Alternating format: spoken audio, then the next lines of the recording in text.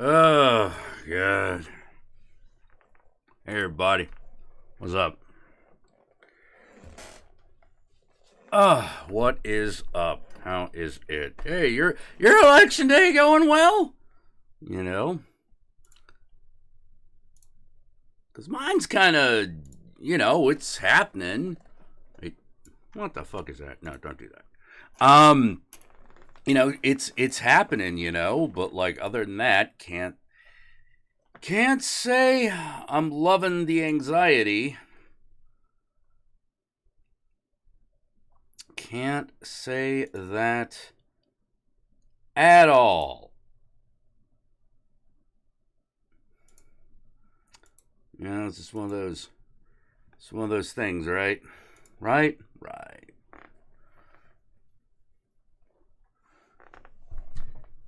Uh, just you know,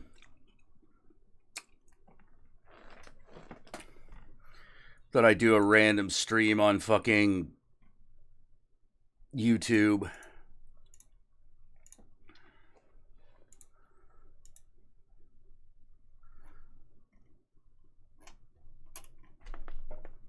Oh, you were worried? Well, thank you. Thank you.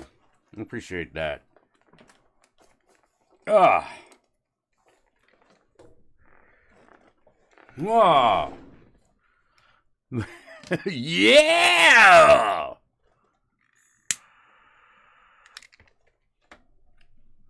Oh, man. Hey, Jim, what's up? How is Texas treating you? I don't think I need this anymore.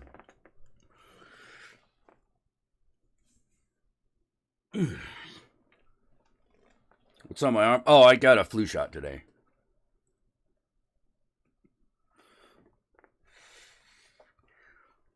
One of those yearly flu shot kind of things. Yeah, I'm still waiting for the apocalypse to happen too. Yeah, well, your chat's showing up.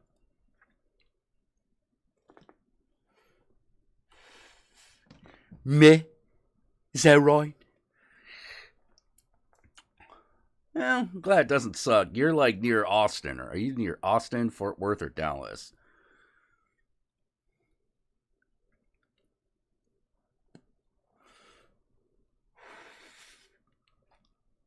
Yeah.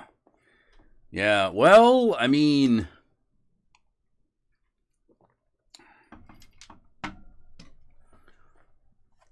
you might be able to come back sooner than you expected because rents are crashing. I feel nervous about tonight. Well, the thing that pisses me off about tonight is that we ain't even gonna know. Oh, hey Yogi, how you doing, man? Hey, do you want to get on? I could use some company.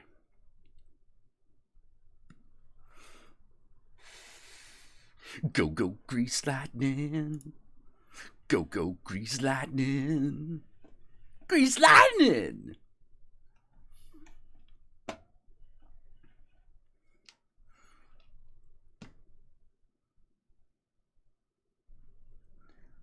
Oh, did I? Holy shit. Oh.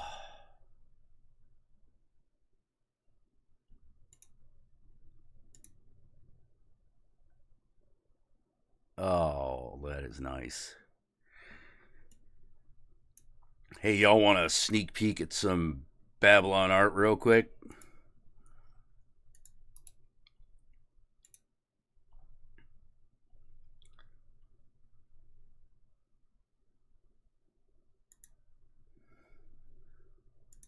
Oh, no, no, no, no, not good enough. Hold on. Gotta resize this mother.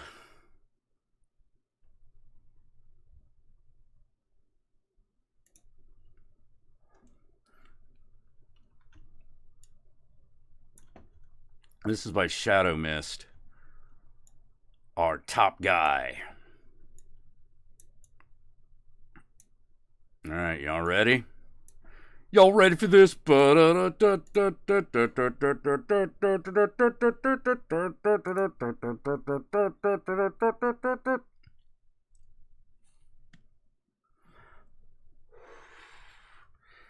what up, yo? All right. What the fuck is this?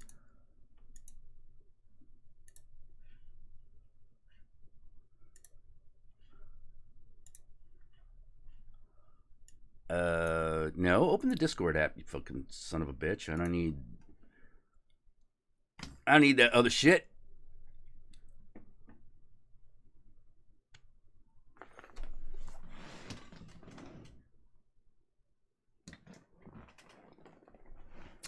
Okay, here we go. Here we go. This is looking a little more promising.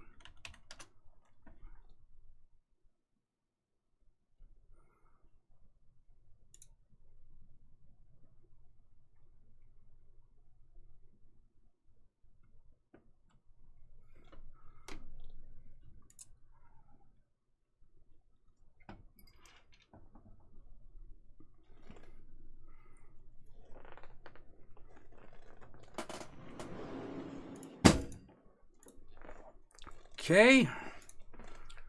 All right, here we go. Just gotta give Han more time. Oh, hey, Flashman, how you doing? That kidney stone scare was a little freaky, but I'm glad you made it. I hope things are continuing to do well.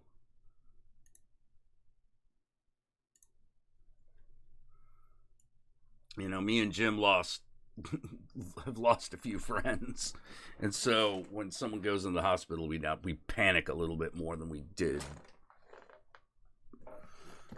back in the day. But what am I talking about back in the day? The time is now. Time is fucking now. Oh, Gravedigger Jones. How's it been? They really should have made a sequel to fucking Cotton Comes Harlem.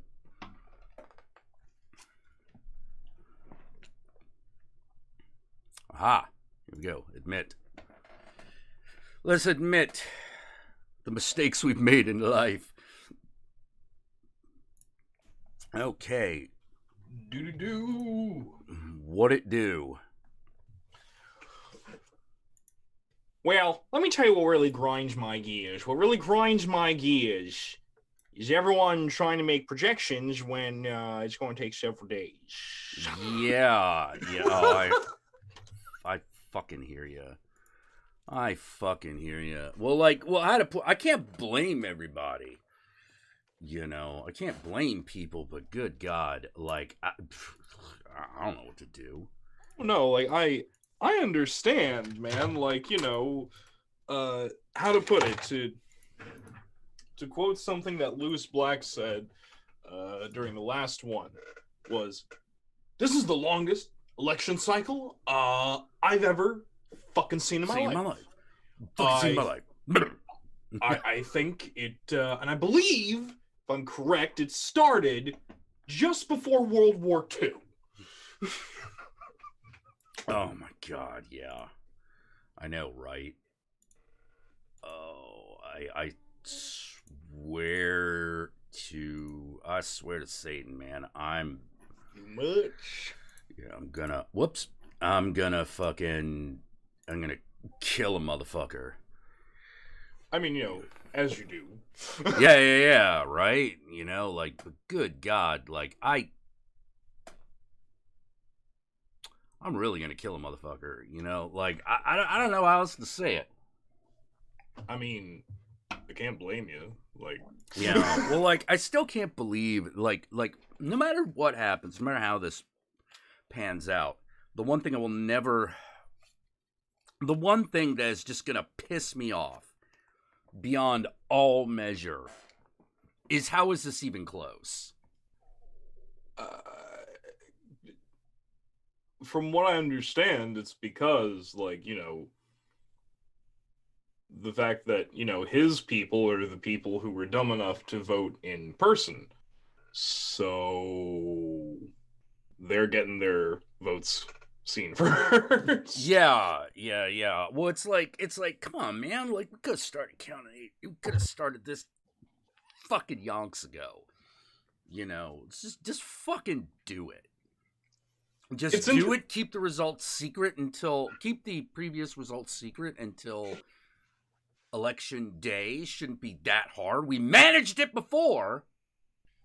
Also, Sun Wizard saying that I look like I'm in a cave of evil and you're here for it. That's awesome. Because, my man, back together at last. Internet's favorite vampire, your favorite werewolf. Whatever that is, whatever you doing. Oh, jeez. Speaking of monsters, I finally got them on the staircase. Did you? I did. I finally got them on the staircase. For those of you who don't know, obviously, we're working on a role-playing game, and the opening... there's some opening... the setting fiction is told in the style of a computer RPG, where basically there's narration, characters are speaking, and there are dialogue options, but the dialogue options are chosen for you because it's print. But I thought it would be funny to have all the alternate things that you could have done hanging on there. Maybe once we get a website going, we could actually have it be actually interactive and have a few things that I couldn't write because they wouldn't fit. See, I'm happy to hear development. I really am. Like, yeah. I'm trying to get this point. I decided that that's what I'm going to do for NaNoWriMo, because I'm not really a novelist. But I'm like, okay, well, why don't I just get this fiction bit done? And that's like that's going to be at least like 20, 40 pages, and then from then on, we can just kind of do the dry. We can do the drier stuff after that, But one of the problems that I fucking sometimes have with role-playing game settings, particularly tabletop ones, is that they don't bring you in. They have a hard time bringing you in. Because, like, how are they gonna do that?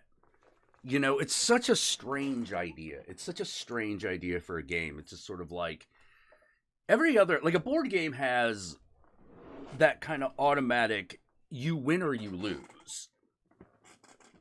Yeah, like the full, how to put it, like when it comes to RPGs, especially tabletop RPGs, that full immersion of experience initially is kind of tricky. Yeah. Because RPGs don't tend to end so much as they stop. Yeah, like, I think, okay, one of my favorite questions I've ever gotten from people who don't play D&D when they find out that I do play D&D, is that, they'll find out, they're like, oh yeah, no, we just had like a campaign night last night, and they'll go, oh cool, who won? Yeah, and you're like, that's not really the... It's like, that's not how this works. Not how that works, yeah. There's a lot more suspension of disbelief that happens, and... Like, well, eventually, hopefully, the party, but... yeah, and one of the problems that I've been having is... How do I explain this world, man? It's a very weird world. It's like ours, but not quite. It's got a lot of extra bits to it. Yeah, you do have to have, like, some really good... You need some really good writing for that kind of shit, like... Yeah. Actually, no, speaking of which, speaking of writing, and speaking of creativity, I've decided to start a new side project. Oh, what's that? I am going to try to write a super cheesy gay romance novella. Oh, there you go. Yeah. How to put it? It's not going to be a Japanese BL novel because I'm not Japanese, but BL boys love. Oh, but okay, it's it's totally gonna have all the tropes of it. I know that I think I know what I'm gonna do because I semi-jokingly figured out the plot in a half-baked statement, and that is every romance novel ever. Right. No, I don't want to upgrade my storage. My storage is fine. God damn it, iPhone! I'm trying to look at shit. Yeah. Well, like, as you're looking for your thing, like the thing with Babylon is Found it. this, which is it's not an easily recognizable genre. It's very weird. Now all role playing games are weird, but some settings establish themselves a little bit easier than others. Like, uh, cyberpunk. You live in the inner city, but there's a lot of high technology and there's cybernetics done. Like that's kind of easy. D&D, it's like, well, it's like Lord of the Rings, done. Not that hard. How do you invite people into a setting that is like, well, it's an urban horror setting, but it's from the perspective of inner city life, Have you? as opposed to like anything else. And the action in the game is supposed to be very, very goony and very weird, but also extremely violent. Have you? How to put it? Like I personally, I would suggest going back to Clive Barker for inspiration. Honestly, to see like how writing wise how he did that both for the film as well as for the series that of books that For in of comics.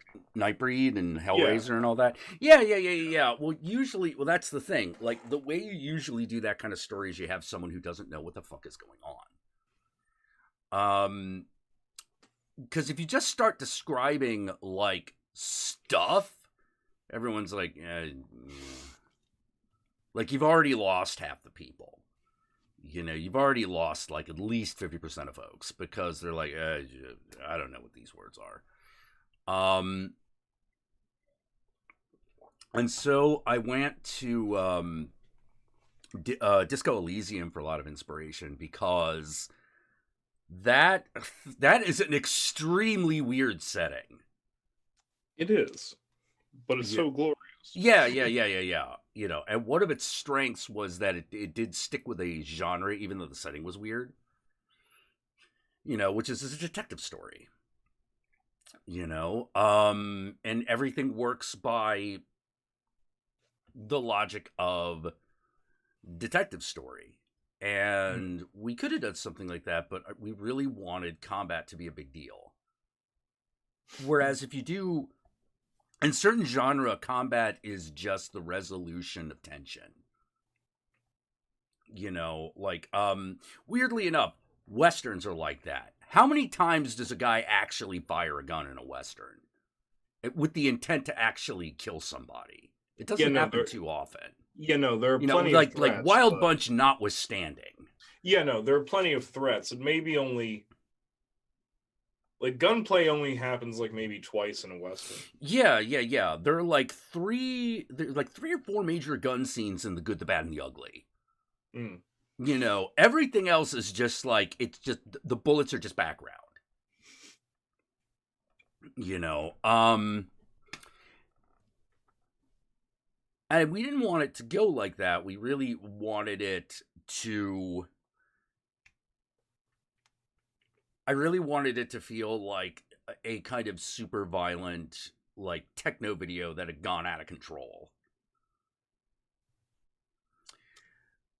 I'm how to put it.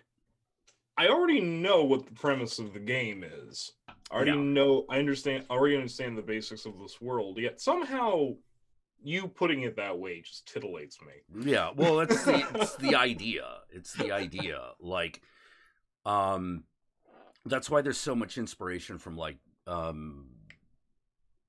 D&D Fifth Edition, because it's a pretty snappy system. You know, obviously we have our own dice convention, but we took that kind of I've taken that kind of design philosophy and just be like, okay, boom, boom, boom, boom, boom. You know, it should be a series of very easy to answer yes or no questions. You know, all the math should be done ahead of time, so you don't have to think about it. So all that you have to think about is this applies, this doesn't. Mm. You know, so that you can, because that's the advantage that fifth ed has. You know, having played it for a while, I'm like, no, it's actually really good at this. Now, it has problems, particularly, but those problems creep in at higher level, which is not something that the majority of players are going to get to. Only about 20% of your players are going to get to that stage. You know, only about 20% of people are going to get 10th level. All right, that's fair. Yeah. You know, I'm in a game that is going to hit 10th level, but we started at 7.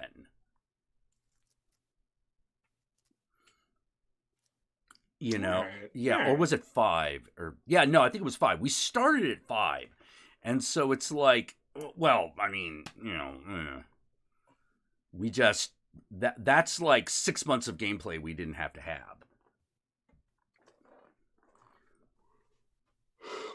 Excuse me, sorry, No, but it's okay.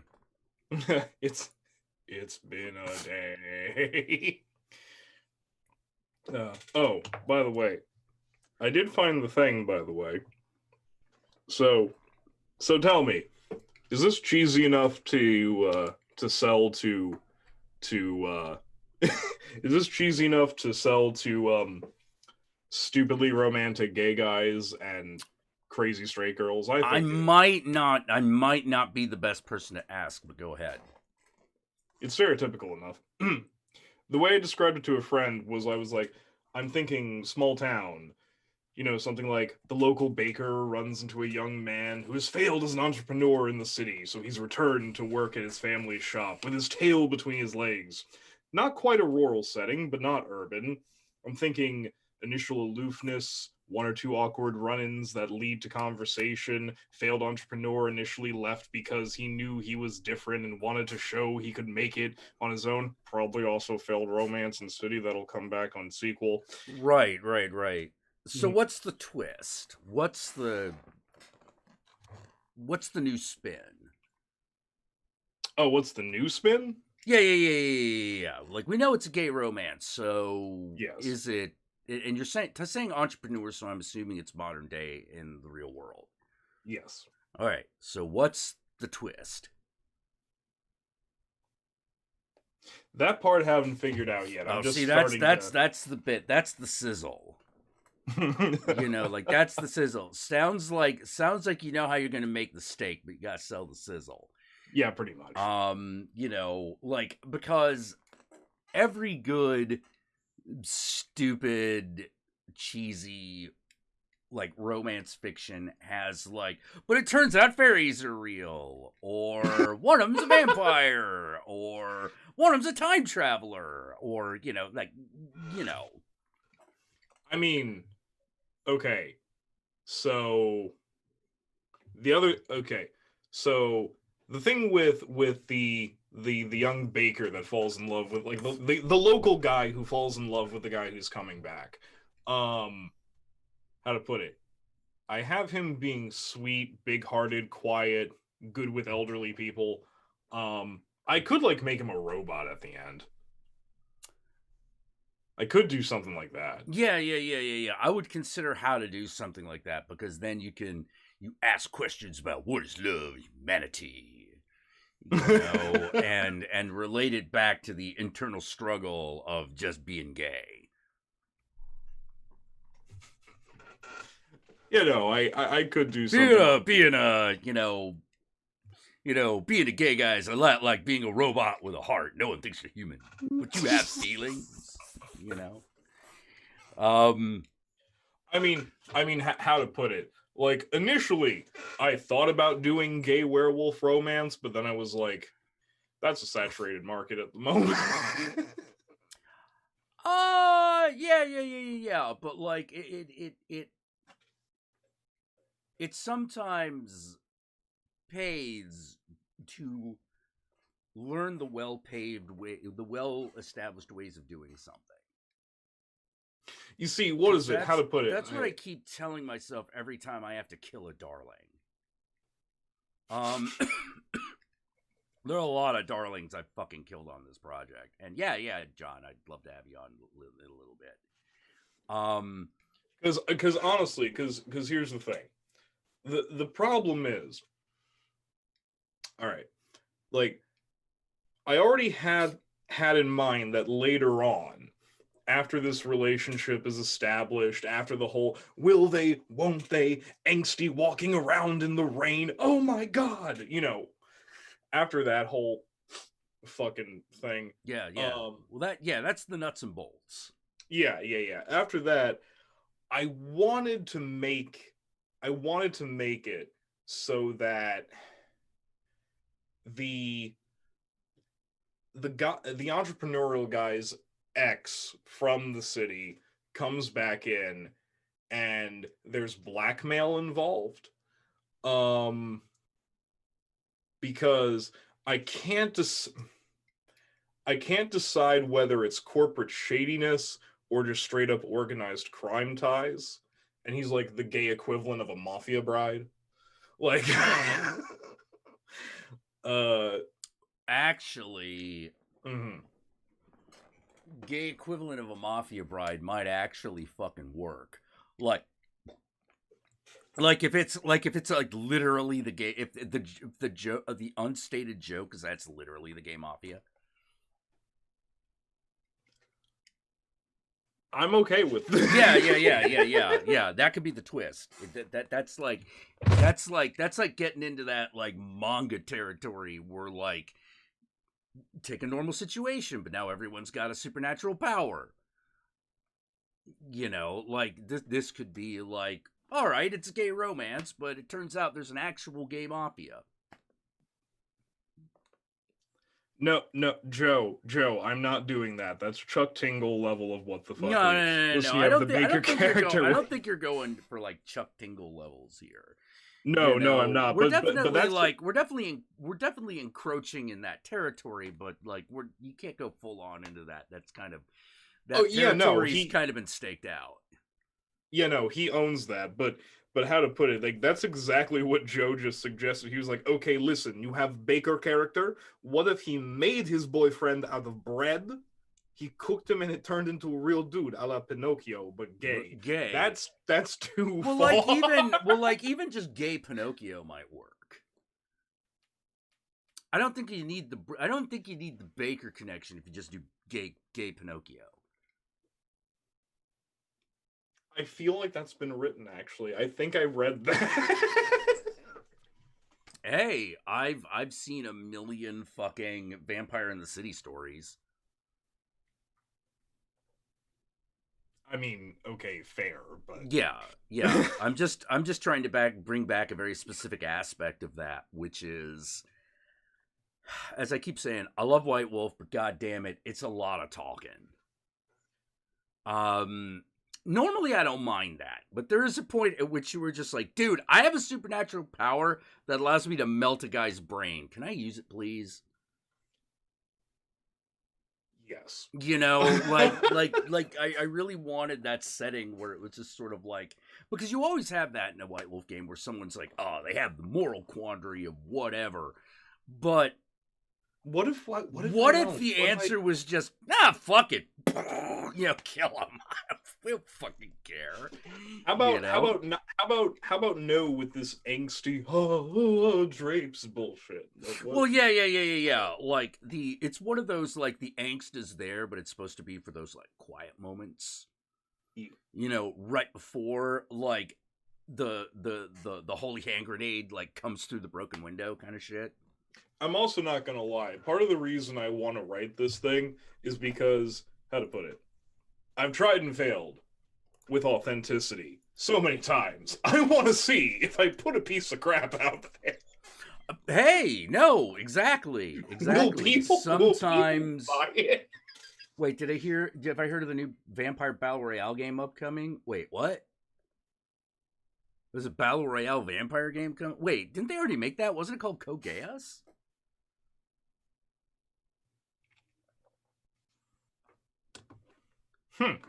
Also, it's never who does something first; it's who does something best. By the way, I'm sad Why? because for some reason my my pen battery just doesn't want to hold a charge. Ooh. And I'm like, no. I've been having a similar problem with my game controller, and it turns out that it hasn't been charging this whole time. No. But now it's charging now because I figured out like, all right, so I'm gonna get myself another drink, and I'm gonna bring John in. It'll be All right. a minute. Yes, be me. Just you, meanie.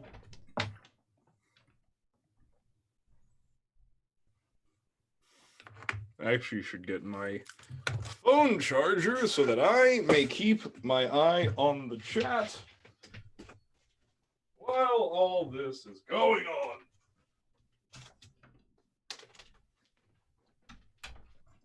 But okay. All right, let's get John in here. Then we're gonna have to do a little shuffling, but should be okay.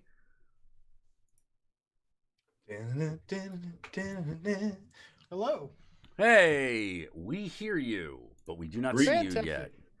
Okay. That might not be on your end. No, your video is coming in, but the stream can't see you. Put it that way. All right. Cool. Yeah. Ba ba ba ba ba. Ba-da-ba. So how are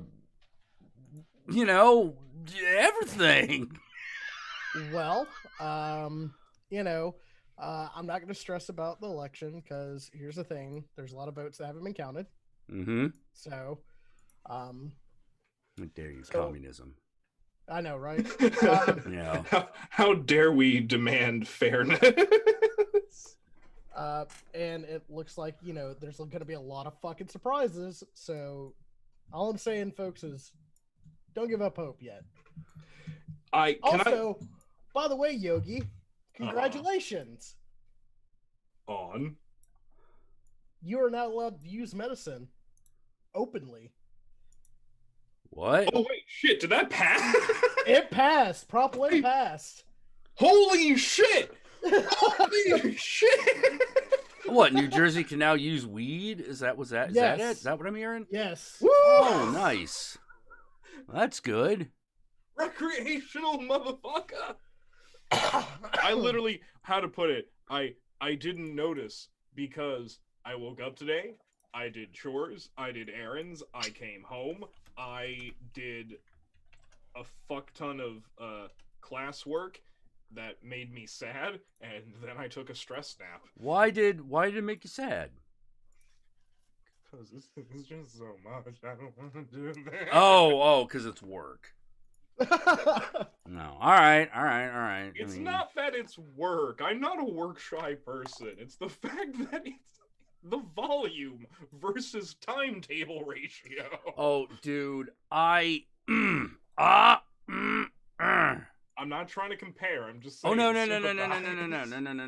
I'm not. I wasn't even. He's having problems with OBS. I know those. I'm having some problems with OBS. Also, I am not like going to. No, it's because I can relate it to something in my own life that happened today that made me want to fucking kill somebody. I feel that. Okay. So here's the sitch. Someone was complaining about STEM classes, and I'm like, well, what are they doing? And I'm thinking like they're like doing some college level shit. No. They're actually doing some very rudimentary how to put it? They're doing some rudimentary like elementary school stuff. And they're mad because they haven't gotten enough instruction from the instructor. And I'm like, but that's the way those classes are.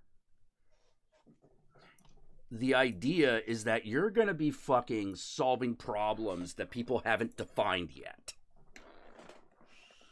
So when they say, build a table, use these materials and everything else, and anything else you can find, what they mean is, get this shit, use all of it to solve the problem of X. And that problem is usually very simple at this level, which is sometimes it's like, build a birdhouse. Right. You know? And then once you build said thing, after the fact, you describe how you solved specific problems, which the instructor asks you. And they're like, well, they didn't give us any parameters. And I'm like, yeah, they did. They said, make a thing using this and whatever you can find in your house. That's engineering. Yeah. That's engineering. They want to see what you do. Now, if this was a college course, here's how this would go down. You would come, you would have your thing, the instructor would look at you for 5 seconds, for 75% of everybody, for 5 seconds and go like, this is the best you could do, and they'll throw it in the garbage. Not good enough. What the hell's wrong with you? You need to be thinking better. And so only the students that come in with the weirdest fucking solutions that technically satisfy these really basic things. Like I said, use all this stuff and whatever you have in the house. But that definitely means you have to use all that stuff. Because that's what they're looking for. This is what they're looking for. How do you make these things into the thing that is completely unrelated? I would think that as long as you could do it, you should pass. At the college level? Yeah. Let me put it this way. At the college level, passing is not the same as doing well. Here's the thing that I think you may be missing. Mm-hmm. It's the part where you described what problems did you come into and how did you fix them. That's what they're actually looking at. Yeah. So if they want you to build a birdhouse, how do birds get in? Where does the bird food go? How did you make sure that this could get where a bird could be? Like stuff like that. Or, for example, a table. If you have to make a table, how did you make sure the table was level? How did you make sure that the table could stand up, when you put food on it? Can you have an idea, a vague idea, build something, and then solve all the problems so that it's useful? Now, in a 3rd grade class, what they're going to do is they're going to go, the difference is really only going to be you tried versus this kid's a genius, mark them. As someone who teaches 3rd grade. Yeah. Like, this is to see how much farther the kid can advance. And that requires imagination. That's what they're looking for. If you want the answer out of the back of the book, it doesn't fucking exist. Not in engineering. Yeah. Not on this level. Like, because we're not talking about, like, electrical engineering. We're not talking about calculating ohms. We're not like talking about resistance. We're not talking about the properties of materials. We are literally just talking about build basic thing. How do you make sure basic thing works? Yeah, because a lot of engineering is without a manual, and you got to have problem solving ability. And it's easier. Can you think on the fly? Can you do? And it is easier to instill that in children than it is in adults. Yeah, because children believe that there's ways to fix things because they haven't been beaten over the head with the fact that it's always going to be broken. Yes. Yes. Like if something's broken on your car, kids will be like, or if a kid's got a broken toy, they'll find ways to try to fix it before they finally admit the damn thing's broke. Yeah. How many Yeah, times? that's what I did. I did that with every Transformer I ever owned. Wait, I unscrewed it, disassembled it, reassembled it, tried to fix parts, tried to figure out what was going to work here. Let me tell you, in those early days, fucking green epoxy would have fucking changed my goddamn life. Look, no, hold on. Guys, we can't,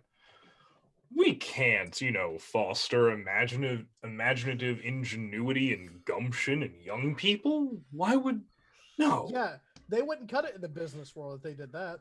Yeah, no, like, they might actually, try to change things. Well, they might actually find better ways of doing it. And, like, especially with 3D printing now, dude. How the fuck is Games Workshop still in business, by the way? Oh, the people buy their models. Yeah, but like, why? If you have a 3D printer, because the people who sculpt the models are really good. Well, let me put it this way: Hero Forge is doing exactly what you're leading up to, and they're doing fine. Yeah. They're doing great. They have an easy. They're basically like, hey, since we can just print shit, why don't we just have people design their own miniatures? And you know what? As someone who has bought minis for a fucking D&D game, that's a lifesaver. Mm-hmm. Why? Because I'm tired of going, well, it kind of looks like what I have in my head. Yeah. And they were actually really, really, really smart, which is what they have online is they have a tool set that anyone can use to make a miniature. And then if you want to pay them, they will print it and ship it to you. That's their model. It's actually very good innovation, honestly. It's a really good one. And Hero Forge has been around for a while. Yeah.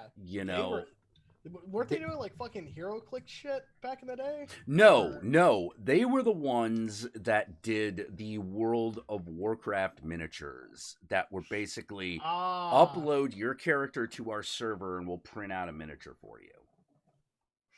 I mean, yeah, first off, that's a great cross section of two markets.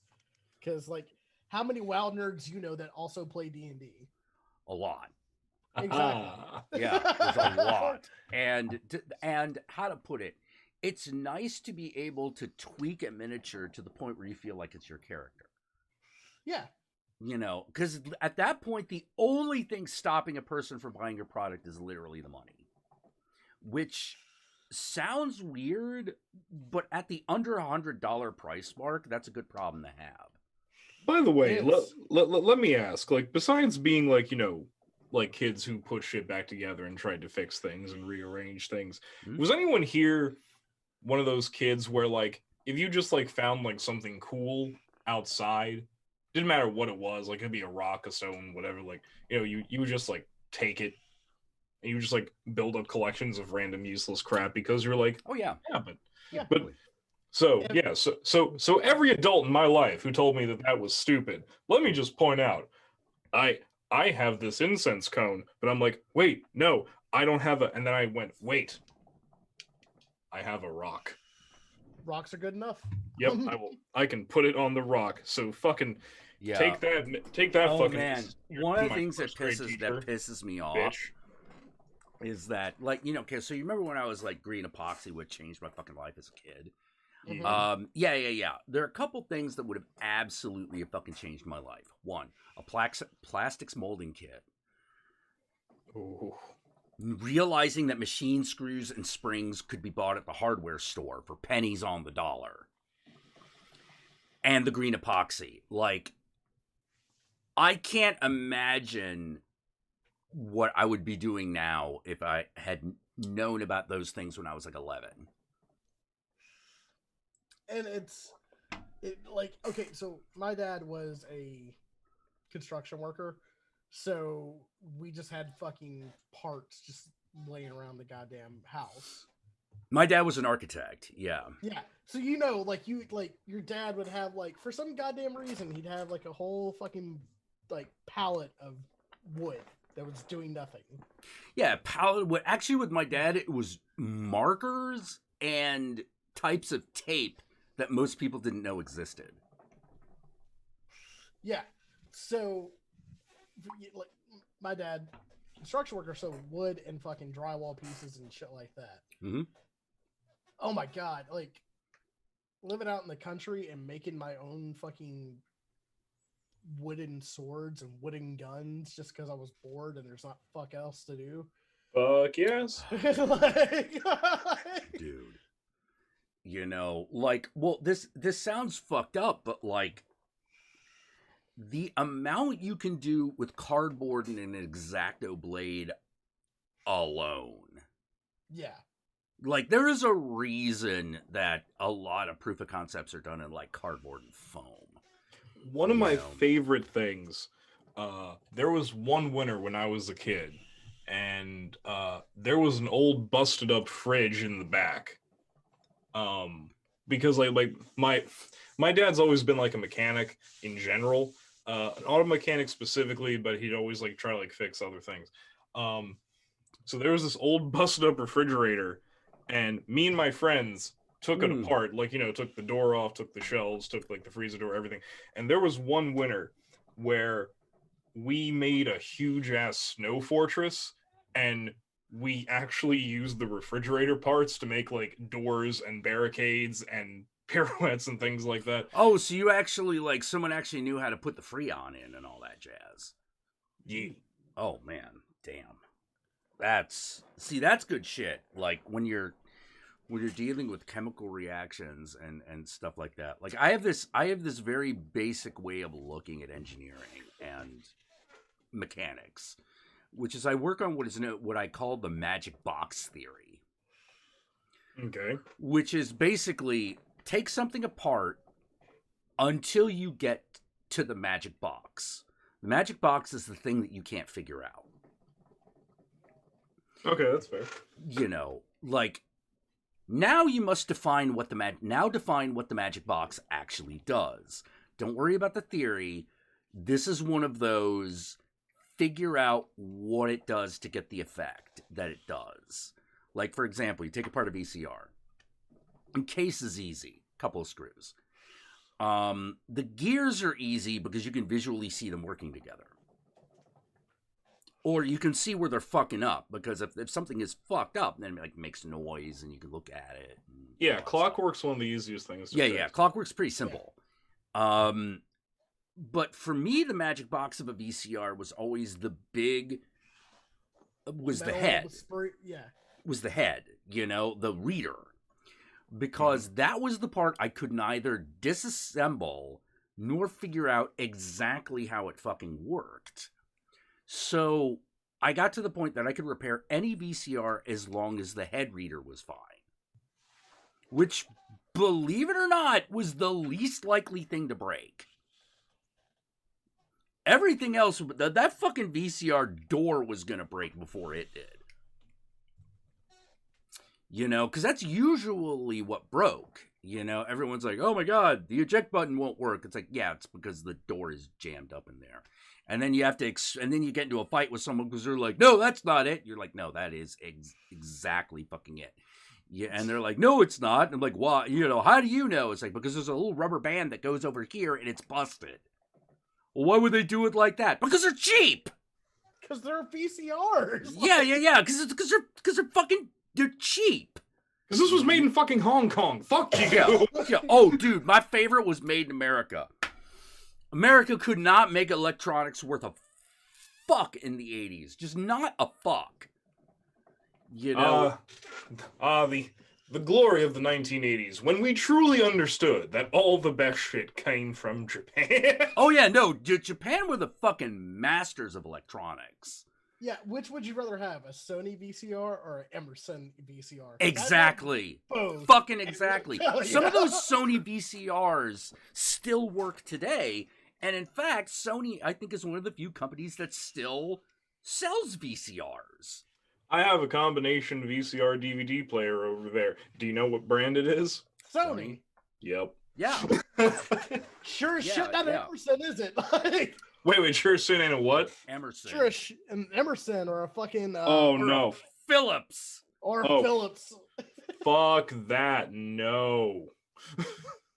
Yeah. You know, like it. Yeah, because I have audio important equipment. because the Japanese market is very, very, very concerned with improvement.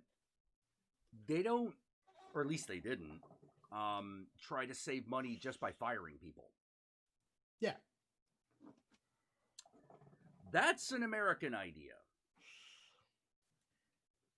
Because it's easy to replace it. Like, you Yeah. could replace people like it's like this constantly.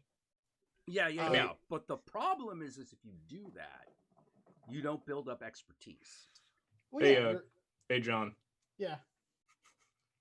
Come on, Clem. It's my turn with the sex box. It's my sex box. And its name is Sony. Do not touch the trim. Anyways, yeah, everyone's like, I can't.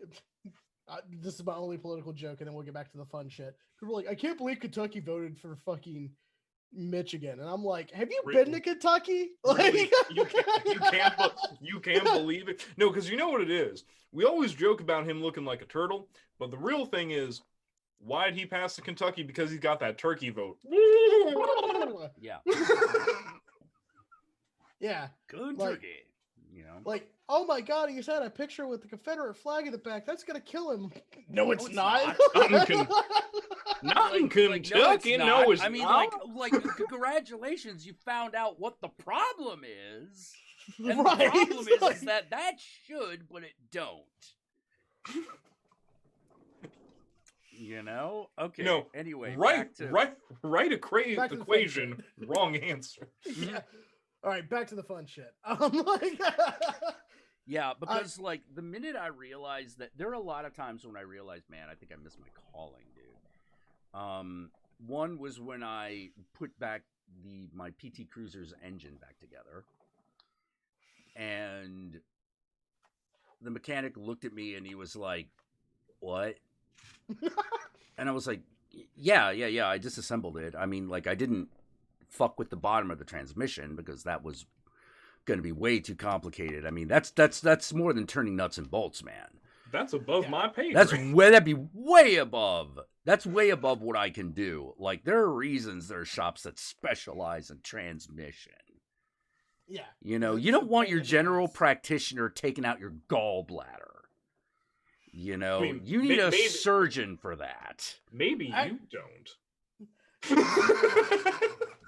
It's actually a better comparison would be you don't want your general practitioner doing open heart surgery because the amount of precision that goes into transmission work, holy shit. Brain surgery is probably an even easier one to explain. Like you don't want a general practitioner doing brain surgery. The general practitioner is smart, but part of his smarts is knowing what he can't do, what he or she can't do. Right. Well, Jack, your problem is you didn't watch enough Rocky Horror Picture Show. Like, you were supposed to be the satanic mechanic. Here's the thing. I think you might actually be right. Because I will never forget, like, fucking Nash talking about, like, his vehicle fucking crapping out on him on a road trip. And the dude telling him, yeah, your tranny is shot, meaning the transmission is dead. Mm-hmm. And I'm like, wait, you drove that into his shop? And he told you that? Wait, hold That's on. a lie and he knows it. Hold on, you can still drive. Transmission ain't shot. That's bullshit. No shit. Yeah. Your transmission is shot. It's over. Like, it is over. Yeah, like, I'm assuming Nash drove this in without shitting his pants, so his transmission's probably working. Well, the fact that he could drive it in at all, it's one of those like, could you put it in park? Yes, then it's not the transmission. Yeah, that's like a transmission dying is that's basically your car doesn't have a heart anymore. It just doesn't work. And I should know. I fucked up enough cars in my life to know what. Well, the thing is if you don't touch a transmission, they're actually really hard to fuck up unless they're built bad. You know, usually a regular mechanic don't fuck with the transmission, they just replace it. Because that's easier. Yeah. Like, fucking... That's the majority of the cost of the car. Yeah. The transmission. Like, if your transmission breaks, that's when you have to do the hard equation of, like, is it worth it? Yeah, is this junk heap time? Because I'll tell you, you go to the fucking junkyard to, like, get parts, most of those cars are transmission died. Everything else is okay. Yeah. You know, that's why a lot of mechanics go to fucking junkyards to buy parts for things that more commonly break. Yeah. Mm-hmm. You know, also if the transmission breaks and the car doesn't blow up, it doesn't necessarily affect everything else. Oh, no, hold on. I've got a car story for you. Do you know what happened to my neighbor 2 weeks ago? What? Well, something from his car got stolen away. What do you think it was? Okay, was it part of the engine? No. Wouldn't be hubcaps. Fuel cap. Useless. Gas cap. Nope. We're thinking drugs, Jack. Oh. Is it a part of the car? It is definitely a part of the car. It's part of what gets done with the waste product of the car. Someone took his muffler? Wait, someone took his muffler? Catalytic converter. What? Someone took the whoa, wait a minute. How did that happen? Oh, did you not know people steal catalytic converters? What kind of car does this guy have where the catalytic converter is that easy to take out? There are certain cars where it's just kind of right there, and they can go under it with a saw and take it away.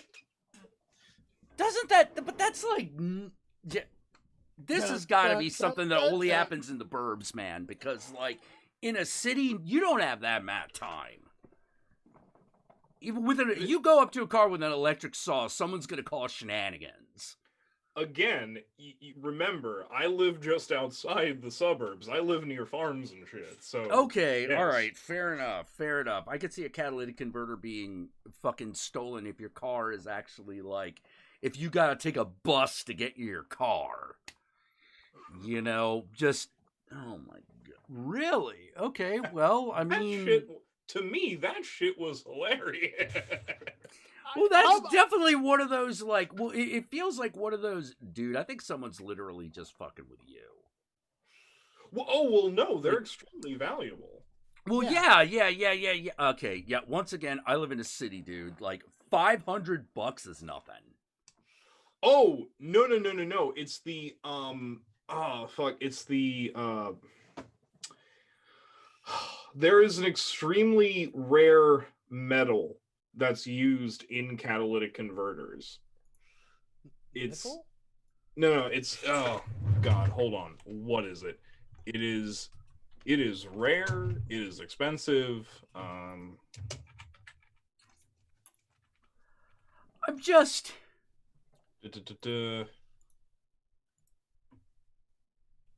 It's I have wondered. No, it's not platinum, even though rhodium. It's because rhodium is used in catalytic converters, and rhodium is extremely valuable. I mean, once again, what I'm saying is, yeah, but in a city, $500 is not worth certain jail time because you're gonna get caught. Jack, do you know how much meth $500 can buy? All right, fair. You know, like, Okay, let's see. Yeah. All right. Okay. Yeah. So, So let me guess. You're talking about the stuff the honeycomb is made out of. Yeah, like literally Okay. an ounce of rhodium is worth $13,100. Well, there can't be that much in a car. Otherwise, the car would cost more than that. No, there's about a gram in a catalytic converter, which is about worth $421. Yeah. I was about to say, like, catalytic converter is about $500. Sorry, looking up videos of catalytic converters because I'm like, what? And I'm realizing, this is something that is just not. This would not be worth it to fucking steal in a city because you get caught. Yeah, no, not in the city, but apparently if you steal enough of them, like how to put it, when cars get sent to like chop shops and shit, like there's a whole market just for catalytic converters because of how much like an ounce of rhodium can get you if you get enough catalytic converters together. Interesting. Why do I know this? Interesting. I didn't know that. Yeah, like No, exactly. Which is why I'm asking, why do I know this? This seems like something you. Well, it seems like it sounds like the kind of crime that's easier to get away with than sticks. Because what are you gonna do in a city? You're gonna open someone's hood. First of all, car alarm's gonna go off. Yeah, but who gives a shit in the city? Yeah. But then you got to go in with the saw, and like I said, someone's gonna call shenanigans. Or at least call the cops because you're waking them up. Yeah. Exactly. It's too much opportunity to get caught. And what are you gonna do? Like, oh, hey, a guy with a miter saw and a fucking catalytic converter. I wonder if that's him. You can't hide that shit under a coat. Well, I mean, if you get a big enough coat. Yeah, no. If you have a trench coat and a very awkward hat, then maybe. Maybe like, what's under that hat, sir? I don't have to tell you. Actually, well, I mean, we can just have a conversation until like you get tired.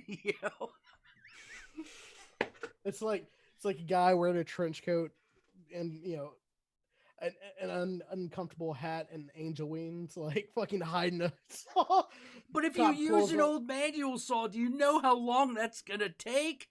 Someone's gonna fucking see that. It's gonna take forever. Yeah, it's gonna take hours. Someone's gonna show up outside of their house smoking the morning cigarette, going, "Dude, what the fuck are you doing? What are you doing?"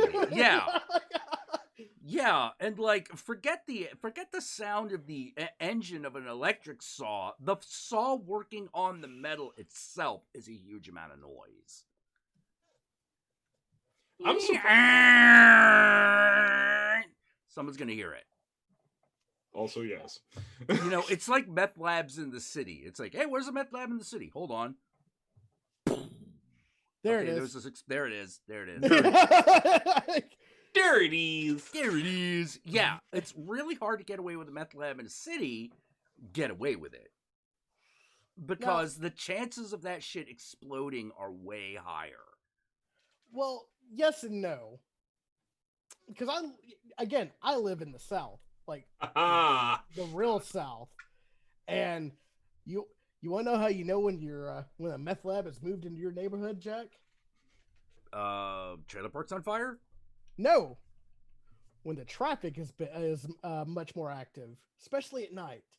Yep. Oh. Yeah. Yeah. So, yeah. Because nobody buys meth, at like 8 or 9 in the morning. Oh, God, no, of course not. Look, well, wouldn't that be a better idea given the trend? You're not thinking like a meth head, Jack. well, yeah, no, Jack. Are you telling me that like part of the reason that a lot of my drug escapades have gone off without a hitch is because I'm just like, all right, let's plan this out. A larger order during the day is better than a smaller order at night.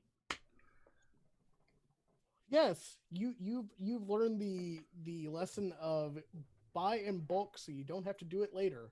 Yeah, exactly. As long as you don't buy too much, like you don't want to be caught with intent to distribute. Right. but yeah, like we also had like the trailers blowing up and shit. But Yeah. it's usually like, especially if you lived where I live, which is like the Shire, but there's tractors. Like you'll just The greatest adventure is Meth Lab today. You know. Actually, I just looked this up. Thieves can remove a catalytic converter in under 2 minutes. Yeah, but it still makes a huge amount of noise. Because apparently, what you need is a wrench. Okay. And a reciprocating saw.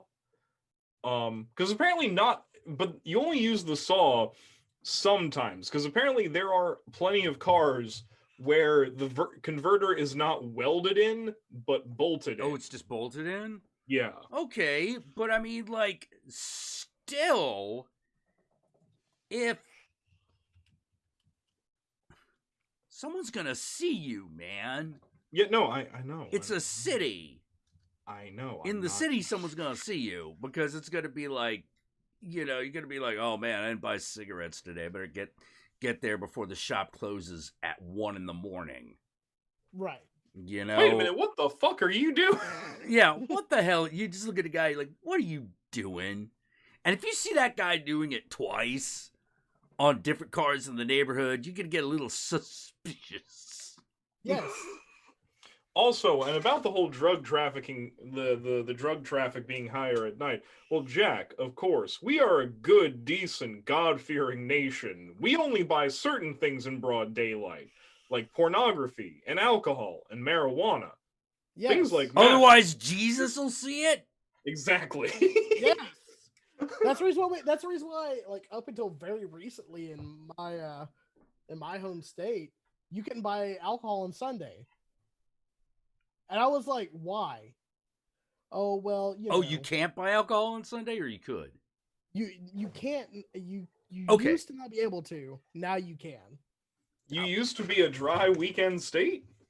Dry Sunday state. You can buy it any other fucking day of the week, but not Sunday, because, you know, that's Jesus's day. That's yeah, the day I believe. Yeah, Georgia for the longest fucking time was the same way. I don't know if it still is.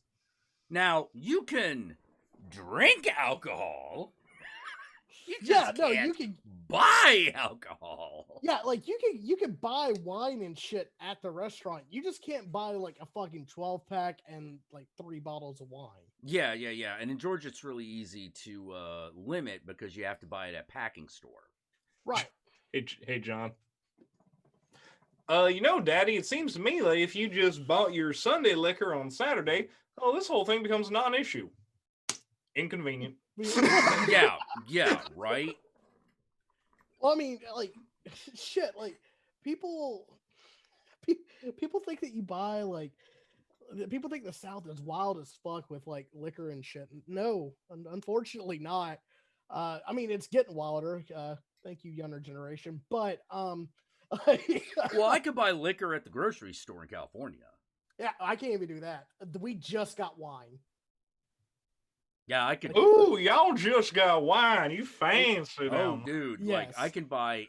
The only question is whether the grocery store has it, not whether or not I can buy it. Yeah, and it's like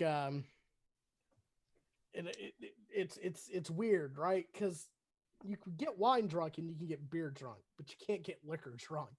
Why is liquor the bad one? Like, because it's the cheapest. It's the largest outset of initial money, but it's also the cheapest drunk.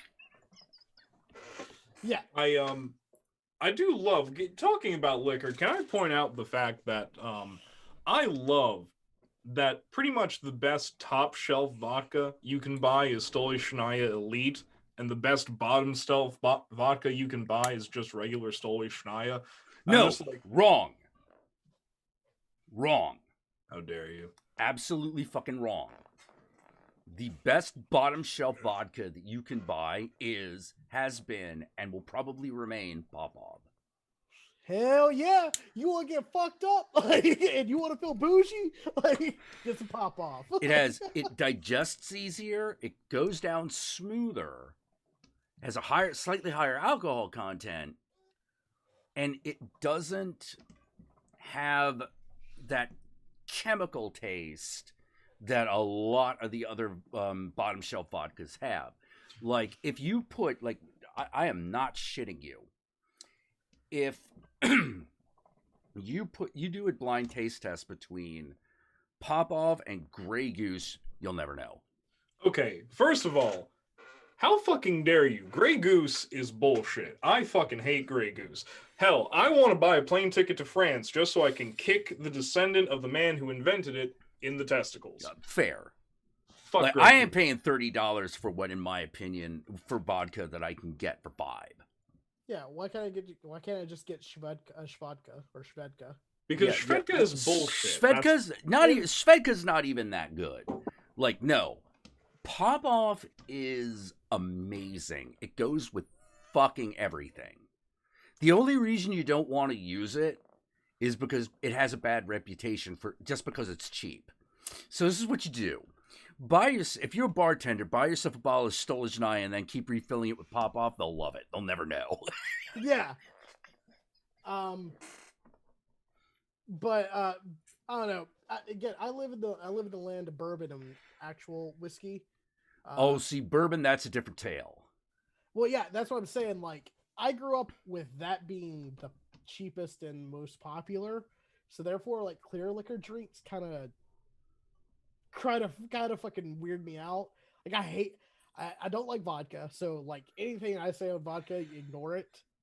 I actually really like vodkas. I like tequilas. I prefer yellow tequilas. For some reason, silver tequilas give me a headache. I don't know what it is. It's probably the sugar. It's something. Yeah. It's something, but it's one of those, like, you give me a bottle of like 18. Like, my favorite tequila is 1800. Now, one of the things that's interesting about tequila is one of those liquors where you can train yourself to notice the difference between individual brands. Yeah. Vodka gets a little harder in some places. You know, you can tell Svedka from Stoli, but like I said, it's nearly impossible to tell Popov from Grey Goose. Right. Okay, that may be true, but here's the thing: those initial 4 points that you said of why Popov is better than Stoli. Yeah. I will only accept 1 out of the 4. Which one? Wait, fuck. What was it you said? You said it tasted smoother. It tastes It tastes smoother. Mm-hmm. It doesn't affect the flavor of anything you mix with it as much. Mm-hmm. It's cheaper by a huge margin. Okay. And it doesn't get you as sick unless you just drink the whole bottle. Right.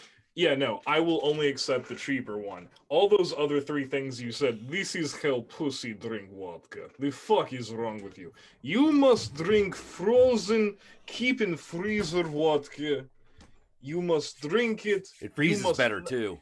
You must not wince whatsoever. And if you get sick, that is because you are weak. Well, let me put it this way: put a bottle of Stoli, put a bottle of Stoli and a bottle of Popov in a fucking freezer. The Stoli bottle will break because so many ice crystals form. Popov won't. I've never had a bottle of Stoli like shatter ever. Well, it still has a higher water content.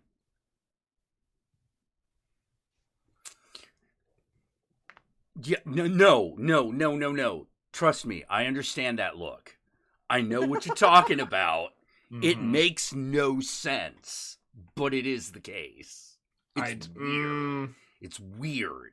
Wait, who makes it? I'm getting to this point where I'm just like, no, who makes this? I forget who makes Popov. I know it's an American product. It's one of the few times. No, I automatically don't trust it.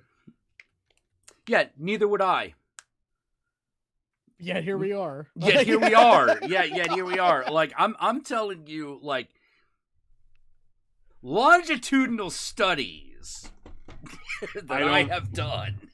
I don't trust this. I don't trust this at all. Also, the whole price thing is weird to me because I can get it cheap here. Mm-hmm. Well, here's the other thing about Popov that a lot of other vodkas don't do. Oh no, I meant Stoli. I can get Stoli cheap here, so How I don't cheap? know. Like what is a 150 bottle cost? Oh, me? It costs about if I was to buy it costs about $10. Yeah, Popov will set you back about 6 or 7. It's not that big of a margin. No, but when it scales up, it does. Like if you get like the fucking, oh god, what did I used to call it? It was the I used to call it the Brontosaurus cock. A sized fucking bottle. That's the 3 liter, I think. You used to call it the Brontosaurus cock. Yeah, get the Brontosaurus cock. Which is funny because Brontosauruses are not real. I know, but yeah, weird. We called it handles. Go give me a handle of this. Yeah, that's exactly what we call it here. Yeah, but no. Trust me. Like, well, but I could get one of the other things is that it's one of the few ones that's actually made with potato. But I could, so it's Stoli, but I could also get I could get a handle of Stoli for $12 as opposed to 10. It's a way better Bloody Mary mix. I'm telling you. You do. Popov is a way better Bloody Mary mix. What is this mixing your vodka bullshit? Oh, what is this? Dude.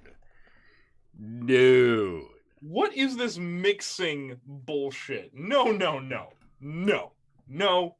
right, you don't believe. No. I know you're gonna be like, nah, I don't believe you. No. Check it out. Oh, no. I believe you when you say it mixes better. Yeah.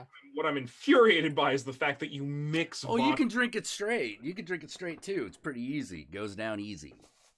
Just the fact that you drink vodka mixed with things makes me mad. I'm not gonna pass up a drink called a Bloody Mary. Fuck you. Fuck you. You drink it straight or you don't drink it at all. No.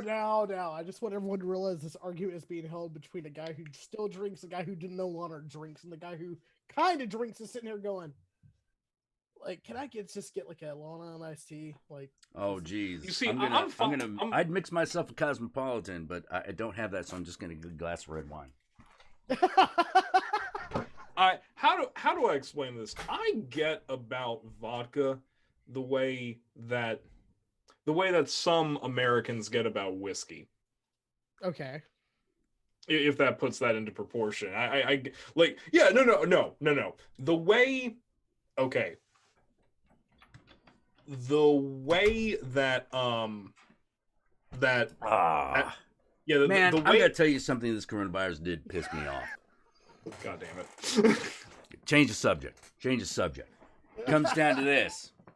You know what they're watching in the other room right now for the billionth time? Endgame. And I'm like, I haven't had a new Marvel movie in how long at this point? Largely because of coronavirus? Fuck that shit. Fucking that's why Trump needs to go. If nothing else,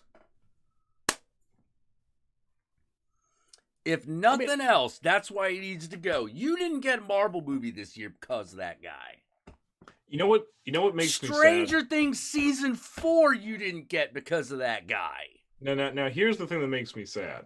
What makes me sad is that if that wasn't a Joe Biden commercial, people would have actually voted more. Dude. I'm just saying. They really should have done that. Someone really should have fucking said that, which is well, the problem is everyone's like, well, coronavirus is fake, man. And I'm like, for what? Oh, to make us wear masks. Why? Stupid. Like, you're just like, to impinge on our freedoms, dude. And I'm like, you're okay. You hate masks, but you were okay with a Patriot Act? Kiss my dick. Kiss my fucking dick, you fucktard. Or my favorite insult recently, I cordially invite you to suck a fart right out of my ass. Ooh. Yeah, well, there were some Marvel movies that were going to come out. Those going to be like, yeah, check that out. You know? Black Widow was one of them. Well, I didn't get to see Candyman on Halloween because of his bullshit. Oh, fuck, that is right. God damn it, now I'm mad again. Yeah. That pissed me the fuck off. I'm sitting there, like, the minute they fucking showed that shadow puppet teaser, I'm sitting there going, like, nah, this is, goddamn it, talk about burying the lead. You should have led with this shit. You should have led with this shit, because this is everything that everyone Shut up and take needs. my money. Yeah. No, take my money right fucking now. Like, it was one of those weird things where I was like, that first Candyman trailer, I was like, look, I know you're trying to do the I got 5 on it thing from fucking Us, but that ain't Candyman. You know, like, if you did this with Tales from the Hood, that would have been fine. That would have been perfect. But this is Candyman. Candyman's got to have that Phantom of the Opera fucking, like, feel to it. That's one of the things that makes it work. That there's like this there's this big, like, almost pompous fucking mythical thing happening in a shitty ghetto. As he slowly comes from the shadows and goes, Be my victim. Be okay. My which is why when they did the Say My Name by Destiny's Child trailer, I was in. Like, they're like, say my name. I was like, holy shit. You down to that and slow it down. It's a fucking horror song for Candyman. They were correct. They were correct. Yeah. It wasn't that bad, but, like, for me it was the Shadow Puppets one. Because I'm sitting there and I'm going, no, this is everything. This is everything. Because I recognized each story. Right. Because I'm like, oh shit, these are all well, except for Candyman. Candyman's made up, but, like, all the other stories in that Shadow Puppet thing, those were real. Wait, Candyman's fake? I thought it was based on true events.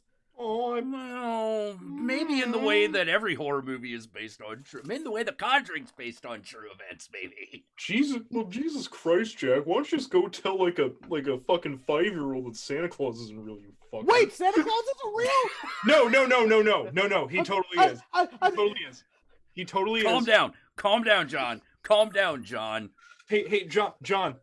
Yeah. Do you know do you know why they took Santa Claus off the Forbes fictional richest people list?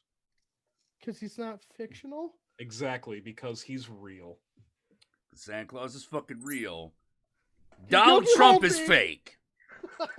Oh my god. Okay, so here's something.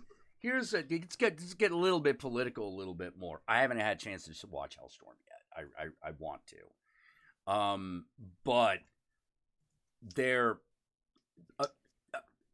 dumb thing about Hellstrom that made me go, I don't know, man, is that they named her Anna rather than Satana. And I'm like, I don't know if you could fucking make this work if you aren't willing to really get into how ridiculous this whole thing is.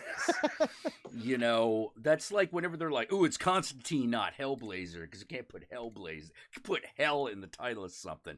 And I'm like, fuck you. No, put hell in the title. It's kind of the fucking point. Created by Alan Moore, and now off we go to fight giant butt fly demons. Come on, man. Like, that's why Doom Patrol succeeded. Because it was just like, all right, we got some retarded stuff happening here. We just have to figure out how to make that for television. I'm going to ruin the soul market of hell. Wait, there's a soul market? It's a soul stock market, and I'm gonna crash it. Yes. What? The Damnation Army? Holy shit.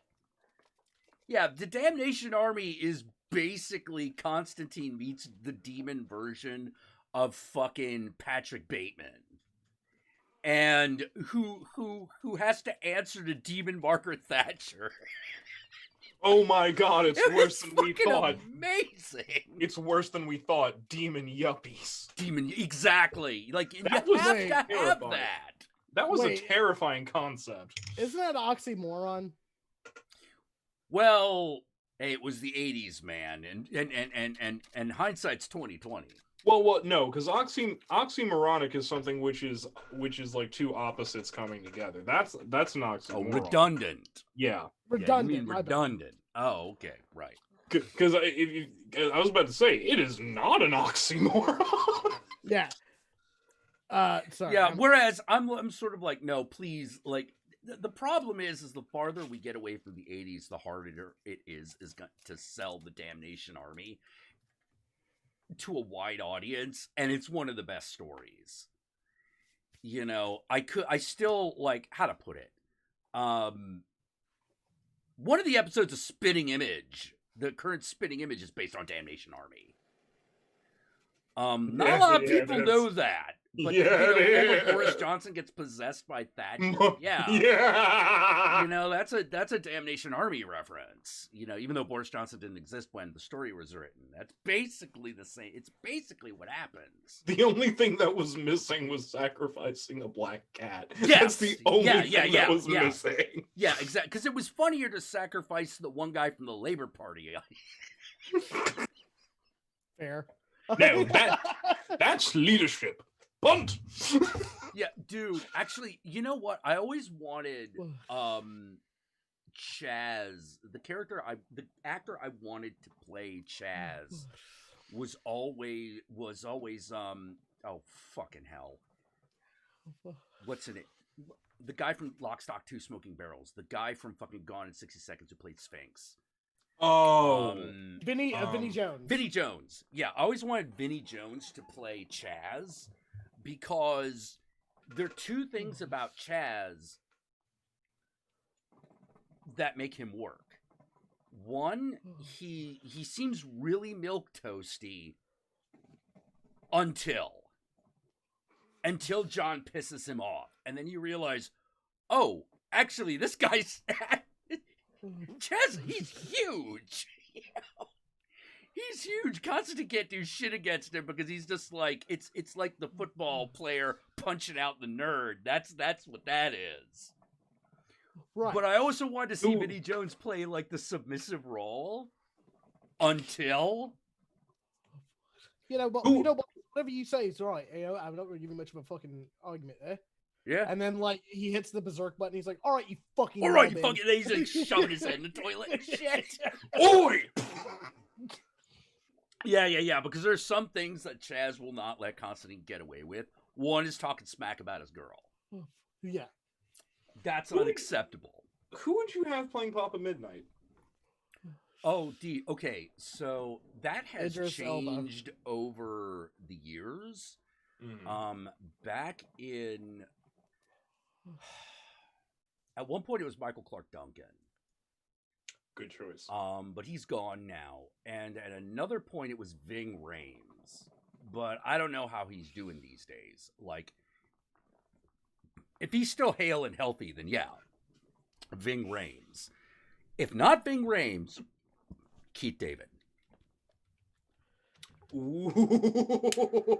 You know, like... I like that. Yeah, just because I love the way in Requiem for a Dream, Keith David says two lines. One where he's like, I didn't take it out for air. And the other when it's just a close-up on his lips, he says, well, Maid Marian. And I'm like, oh, shit. That's what you need for Papa Midnight. You know, you need to be fucking like, oh, shit, this guy's too cool. And he's scary. Okay, did you watch the Constantine TV show? I didn't. You didn't? Okay. I didn't. Well, I didn't see any of the episodes. I saw, like, part of one episode, and I liked it, but I didn't want to, like... knowing what happened to the show, it was like me and Swamp Thing. It's like I don't want to watch the rest of it. It's just gonna break my heart. You know, it broke my heart.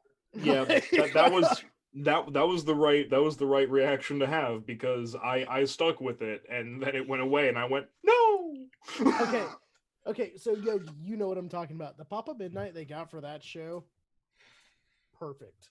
You was. Oh, really? Okay, cool. Wait, Yeah. Ant to Vamp? I'm still crying about Lucifer? Dude, it's on Netflix. Yeah, it's on Netflix. It's on the Better Network. Yeah. Like season 4 and 5 are currently on Netflix. And they're much better. They're way better. They're way better because they don't have to do 26 episodes. They can just do a plot episode and condense and have a greatest hits of fucking stupid crimes that they solve. You know, it's like a season. The Netflix seasons of fucking Lucifer are like, man, it's all the stuff that you loved about the first 3 on Fox without the fluff, without the shit you don't care about. Yeah, without the fucking cop drama bullshit. Yeah. So tell me, what do you truly desire? Yeah. What is it you desire? Oh, dude, when they brought in Michael, what is it you fear? Like, oh shit! I sent you a pic of the guy that played Papa Midnight in the TV show. It's in the Zoom chat. It's in the Zoom chat. Okay. Yep. Wait, I don't see it. Where's the chat? There it is.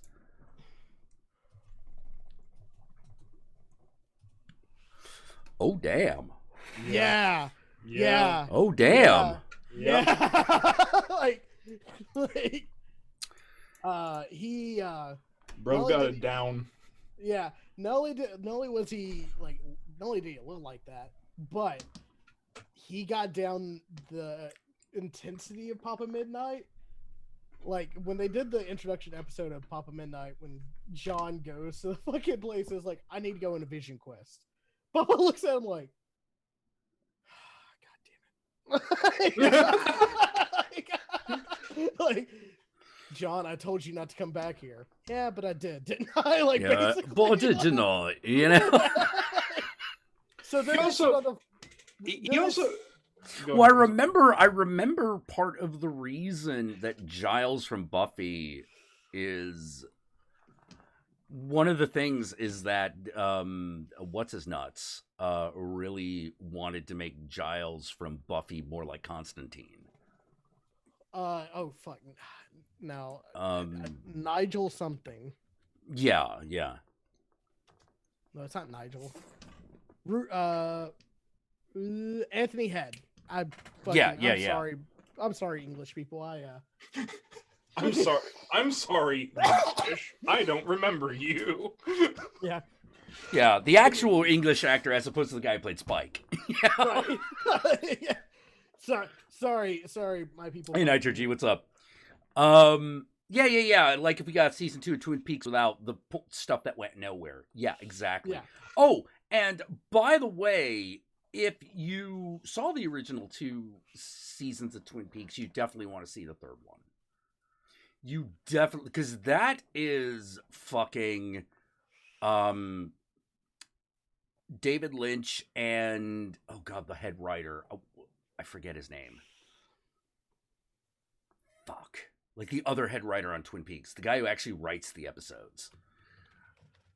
Oh, the guy who takes David Lynch's fucking stream of consciousness and puts it into a somewhat. Well, makes it easier for people to understand. Yeah. Mark Frost. Yeah. No, that third season of fucking Twin Peaks, in my opinion, is Mark Frost's masterpiece. Because like you're sitting there going, "Oh shit, I remember that." Oh shit, I remember. That's what that was all about. Like, no. I don't care if it's retcon. If it's actually a retcon, it's some of the most beautiful retconning you will ever see. You know, it's amazing. Like, I love that third season of Twin Peaks. It's my favorite. Though I gotta ask, is that gum that I really like still gonna come back into style? It does. It does. Good. You know, it also, well, like, how else to put it? There's also a whole thing where it's like, all right, that guy's got a box. So he's got a box. What the fuck is wrong with you? I fucking had a dream about this, man. What do you mean you had a dream about it? I had a dream just like this. Guy had a box.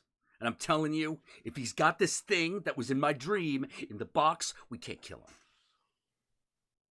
What? No, I'm telling you, man. You gotta trust me on this. There's this one thing in that box. It's just this one thing. We can't fucking kill him. Wait, you telling me we shouldn't off this motherfucker because of some stupid dream you had? I know what I'm saying. But you gotta listen to me. If he's got this one thing in the box, we can't kill him and we gotta listen to him. Trust me. Will you trust me? Just this one thing. Sure. What is it?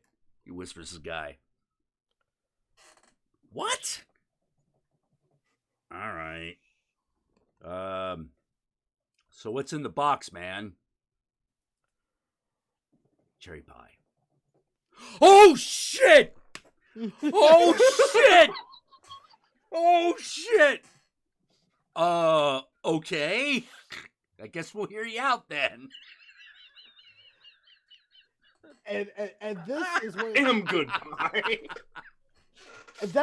And the opposite character of the situation is basically the audience going, okay, what the fuck is the significance of this?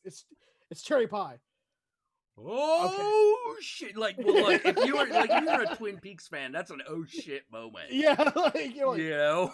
Oh, yeah. It's almost like there was coffee in there. Yeah, oh, good damn good coffee. Coffee. You know, but like, well, it's like when Harry, something that I learned a long time ago. No matter how big, no matter how small, buy yourself a present every day. Even if it's a cup of coffee. Well, like, there was, there's also a moment in the third season where, like, this woman shows around played by Laura Dern. And you're like, who's this bitch? And she, like, seems to know shit that's going on. And she's doing stuff, and then all of a sudden she runs into the FBI agent that David Lynch plays. Oh, Gordon, yeah. Yeah, Gordon. And he says one word, and you're like, oh, fuck! Guess what the word is? I don't know. Diane? Oh, shit. Yeah. No, that third season to Peaks is amazing. Oh, shit. What? Yeah. Now I need to watch this. Okay, no, you should. It's really fucking good. And let me put it this way. Even though it ends on a cliffhanger, it is a cliffhanger leading to something new, so the original Twin Peaks tale is finished. I mean, I was going to watch it anyway because I heard tulpas were involved, so I was going to watch it anyway. But now... Yeah, no, it's really good. Like, I sat there and I was like, yeah, I'll watch like 2 episodes. 7 episodes later, I'm like, I just spent the entire day watching this shit. There are 5 more. I should stop for now and finish tomorrow. No, keep going. Oh, no, but I was like... Jack sitting on the fucking couch, underwear, one black sock, just staring at it. Oh yeah, no, fucking totally. And like, I'm sitting there, like, I knew I had to stop because the episode that I had most recently played, I had passed out during. And I was like, dude, I have been riveted to this set for like fucking 7 hours. And then during hour 8, I passed out. Maybe I'm just tired. I'll put on the episode so I can fall asleep. Oh, dude. Well, the other thing that's really fun, really weird about it is that, everything comes back. Everything. And you're just sitting there like, what? How is everything coming back? And it's because it's fucking Mark Frost and David Lynch's masterpiece. See, I think I could do a 1-seat binge, and I say that because for 3 days straight without stopping, I watched everything. And this is before the 3rd season came out. I watched everything that David Lynch had ever done. Oh, you might be able to make it then, yeah. Without stopping. Like, I'm not gonna lie. When we got to Lost Highway, I was feeling a little peaked, but I was like, no, fuck it, keep going. Lost Highway, to me, was the easiest David Lynch movie to understand. Yeah, it is, actually. Yeah. As long as you can identify where the time fuckiness happens, that movie is really easy to understand. Once you figure that out, you're good. But, oh god, it's also got one of my favorite moments, and I'm just sitting there going like, god damn it, that's the role I want in a movie like this. I did not come in to your house. I do not make it a habit of going where I am not invited. I did. And who are you the hell to stop me? It's like, Jesus Christ. It's like, I would love to, if I was an actor that has a moment I would live for. Like, nope, that's it. I can retire now. I've done everything. Would you have rather done that scene or the monologue from the lighthouse? I would have rather done that scene. Although I love the monologue from the lighthouse, but it just edges it out. You know, simply because it's visual on top of being fucking psychotic. Can I just say, by the way, how much I love my roommate? My roommate hears that I'm having a problem with my vape pen. He goes out at like 2 a.m. to buy me a battery. That's cool. I love my roommate so much. He's an awesome person. Cool. So like within the last hour, he just was like, "Yeah, this fucking thing, man. It's cool." Exactly. Oh, that's nice. That's nice. Bill Pullman is great in that movie as White O.J. Simpson. Wait, what movie are we talking about? I think we're talking about Lost Highway. But wait, O.J. Simpson? What? He doesn't actually kill his wife in that movie. I think maybe that's the joke. All right. OJ didn't do it, man. He was innocent. He was caught in a weird magical time loop. That's what happened. Exactly. I'm not saying David Lynch wouldn't pull some of that shit. I'm just saying I'm not sure I read it that way. I'll have to watch it again with that in mind and see how it fits. Also, also, hey Moth Angel, how you doing, Christina? How you doing? Also, yes, that is very sweet of him to do. A round of applause for my roommate, enabling me in my drug habit. It is fucking... Hey! Not a drug habit anymore. Apparently, the OJ trial was an inspiration for that movie. Oh shit! Did Lynch actually say that? Did Lynch actually say that? Because please, that would be amazing. It's weird because, like I said, I can see it. That just wasn't my read on it. Now that it's out there, I feel like I need to watch the movie again with that in mind, so I can be like, So what does that make Estelle Getty? Well, I was always like, well, he's a spirit of vengeance, and at that point, like, if that's true, then it is Estelle Getty, right?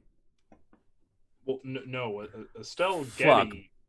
Balthasar Getty. Yeah, Estelle Getty is a tiny Italian woman who's on John's shirt right now.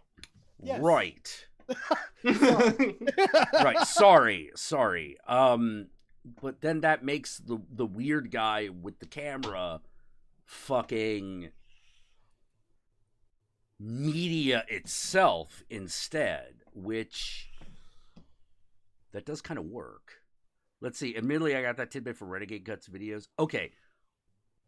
I'll watch that one because I don't usually agree with Renegade Cuts' read on most movies, but I've always 100% agreed with his read on David Lynch films. Oh yeah, no, he gets David Lynch. Yeah, like... I feel like David Lynch is the one guy he could be authoritatively considered an expert on. A lot of other shit that he's done, I'm like, dude, you are so far from the fucking mark. It's fucking ridiculous. You need to call your boy. You know what your problem is? Your problem is you talk about horror movies, but you do not call your horror movie boy to make sure that what you are saying is not complete dog shit. Your problem, sir, you have problem with Marxist analysis.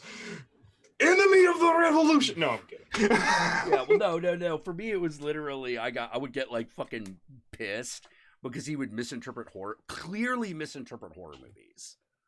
Yeah, well, it'd be more like if Jack was Russian mob boss. My boss here would like to tell you that you're encroaching on his territory, and he requires at least consultation. I need, yeah. I don't need I need a little bit of a tithe here. Like a consultation will do. I'm vehemently, I'm very curious about that. What is it with my comrades not being able to analyze horror films? I've noticed this. Like, I can tell you exactly what it is. Because I want to point this out. If it's a non-horror film, they're usually right. Yeah. If it's a non-horror film, it's usually reasonably spot on. But when it comes to horror, it runs into something that leftism does not know intellectually how to deal with because it avoids it. Okay. Well, masochism. Yeah, I was about to say to an extent. Like, well, yeah, let me put it this way. Not when it comes to art. It has no idea how to deal with masochism in art. I always think that's so weird because, how to put it, like, John and I are both radical leftists, and we get it. Yeah, but you're smarter than the average bear. Hey! Yogi, I'm a bear now. Hey, boo-boo. We're gonna go... Actually, technically, you would I be your cub? We're gonna go steal that picnic basket. Hey, then I'm gonna put on the leather harness. Whoa! Hey, I don't think the ranger will like that, Yogi. Ranger can lick my bum, boo boo. Yogi, why are we wearing these weird leather outfits? Oh, well, you know, it's a special kind of day, and you gotta blend into the crowd. Hey. What kind of crowd are we? Oh my god. Yeah, and now you have unlocked the secret of Yogi and Boo Boo. I still remember that advertising campaign, which is it's Yogi Bear standing in front of Boo Boo, and it says "Good things come in bears," and I'm like, dude, someone did that on purpose. And no one else caught it. I love the Harvey Birdman Attorney at Law episode where Boo Boo is Snaggerdoodle. What was the name of that movie? Like, it wasn't Twitch of the Death Nerve. It was like The Jagged Edge. Yep. Yeah. With the whole thing. The Uniboo-Boo. The Uniboo-Boo. Yeah.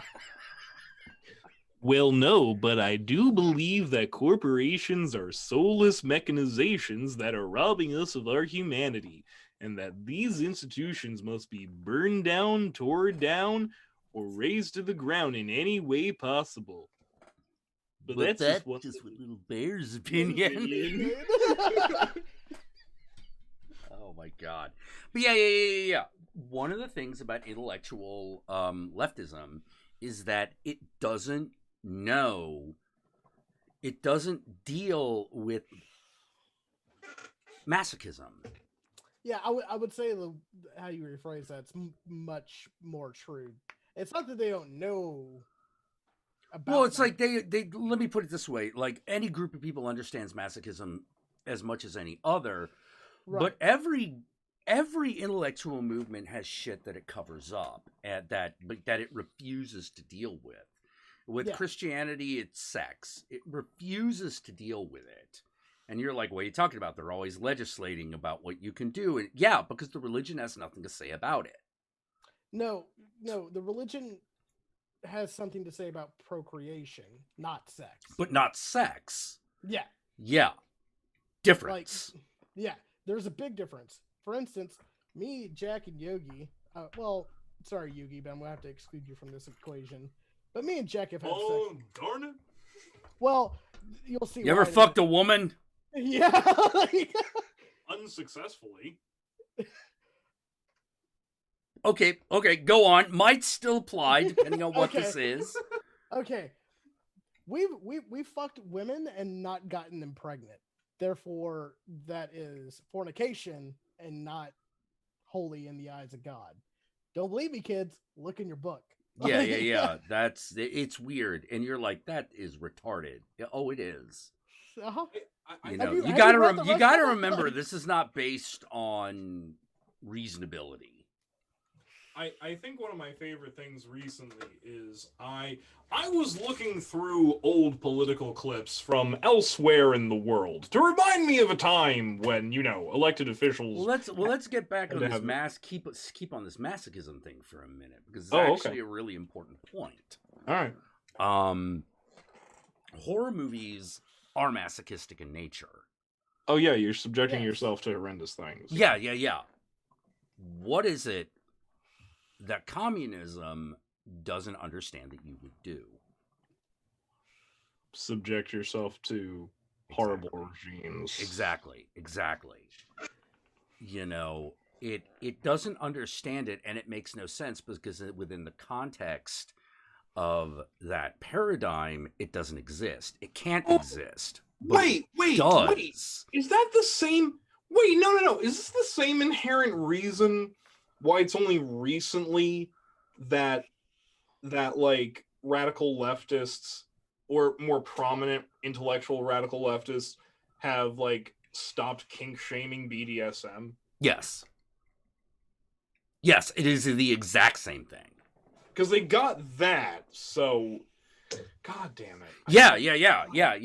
Now you see the pattern. It's invisible. It's some patterns are invisible until you notice them. But it's not how to put it. I get why it's a pattern, but inherently it's incorrect and wrong because there's a difference between engaging in a sadomasochistic interlude, either with a film or a piece of art or another individual on a completely consensual, understanding, safety cord present basis, versus the self-degradation that comes with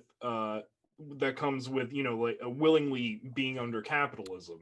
There's an inherent one who understands that or is willing to speak it becomes a college professor.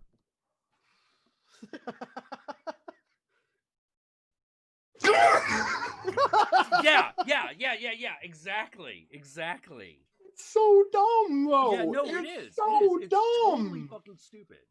It's a huge, amazing blind spot. Because let me put it this way: you don't have to explain that to a Catholic; they just think it's wrong and disgusting. How dare you have enjoyable sex? What the fuck's wrong with you? Well, how dare but everyone understands that, like, oh wait, you have someone whip you because you feel inherently guilty about it. Yeah, okay. Yeah, we get that. That's not the problem. But you come during it, you freak. That is weird. Yeah, and yet the idol, the image, is of the suffering God. And so, like, no, they get it on an emotional level. They understand it because they worship it. It's just making it sexual is weird. Yeah, just making sexual is what freaks them out. So when it comes to, lefty intellectualism, it doesn't know how to deal with masochism, because why would you do that to yourself? And the answer is for essentially emotional and sexual gratification. But then everyone's afraid to talk about that, because then that means everyone on some level really wants to live under some sort of authoritarian boot that tells them what to do, which, I'm going to be honest, yes, they do. Yeah, not everybody, and to varying degrees, and to say nothing of the fact that a lot of people can compartmentalize it. See that, but that's the thing. One, you can compartmentalize it, and two, there's just like this inherent difference between like the inherent difference being like consent and the fact that it's exploration of self. I was about to bring that up. The only difference is that in the sexual situation, if you're doing it right, you can say a word and it's over. Yeah. Or that's how it's supposed to work. Yeah, that's how it's supposed to work. Just like with a horror movie, you can pause it, shut it off, walk out of the theater. Yeah. I mean, we don't, but unless it's really bad. Well, but that's because we're filthy little boys. But I'm not the first one to come up with this hypothesis and this theory. Carol Clover, the author of Men, Women, and Chainsaws, put this forward back in the early 90s. That she was like, the reason that the left doesn't understand horror movies is because the left intellectually as a group refuses to entertain ideas of masochism. And how one could be masochistic and still be an intelligent person. Well, okay. Since we've... Oh, wait. Shit. Yeah. No. It's not that. I was about to say something and then realized that the statement is not as universal as I would want it to be. Was it one of those QED kind of things? It was one of those things of like, okay, acknowledging the fact that there are currently plenty of intellectual leftists who are, who have come around the bend on the other side about BDSM. Mm-hmm. There currently are. So I was going to say, well, maybe this, if this trend continues, then hopefully we'll get to a point where intellectual leftism can cope with horror. It's already doing better than it was in the 90s. I'll tell you that. Yeah. But then I was about to say that, but then I realized something, and that was that, like, Lindsay Ellis not too long ago, I know, she made a... Oh, no. Lindsay Ellis is actually a perfect litmus test. She made a video essay not too long ago where she kind of made fun of the whole, like, alpha omega fanfic play kind of thing going on. Yep. Oh, are you talking about the Wolf books? Yeah, she kind of mocked it a little bit, and I sat there and I went, "Well, what?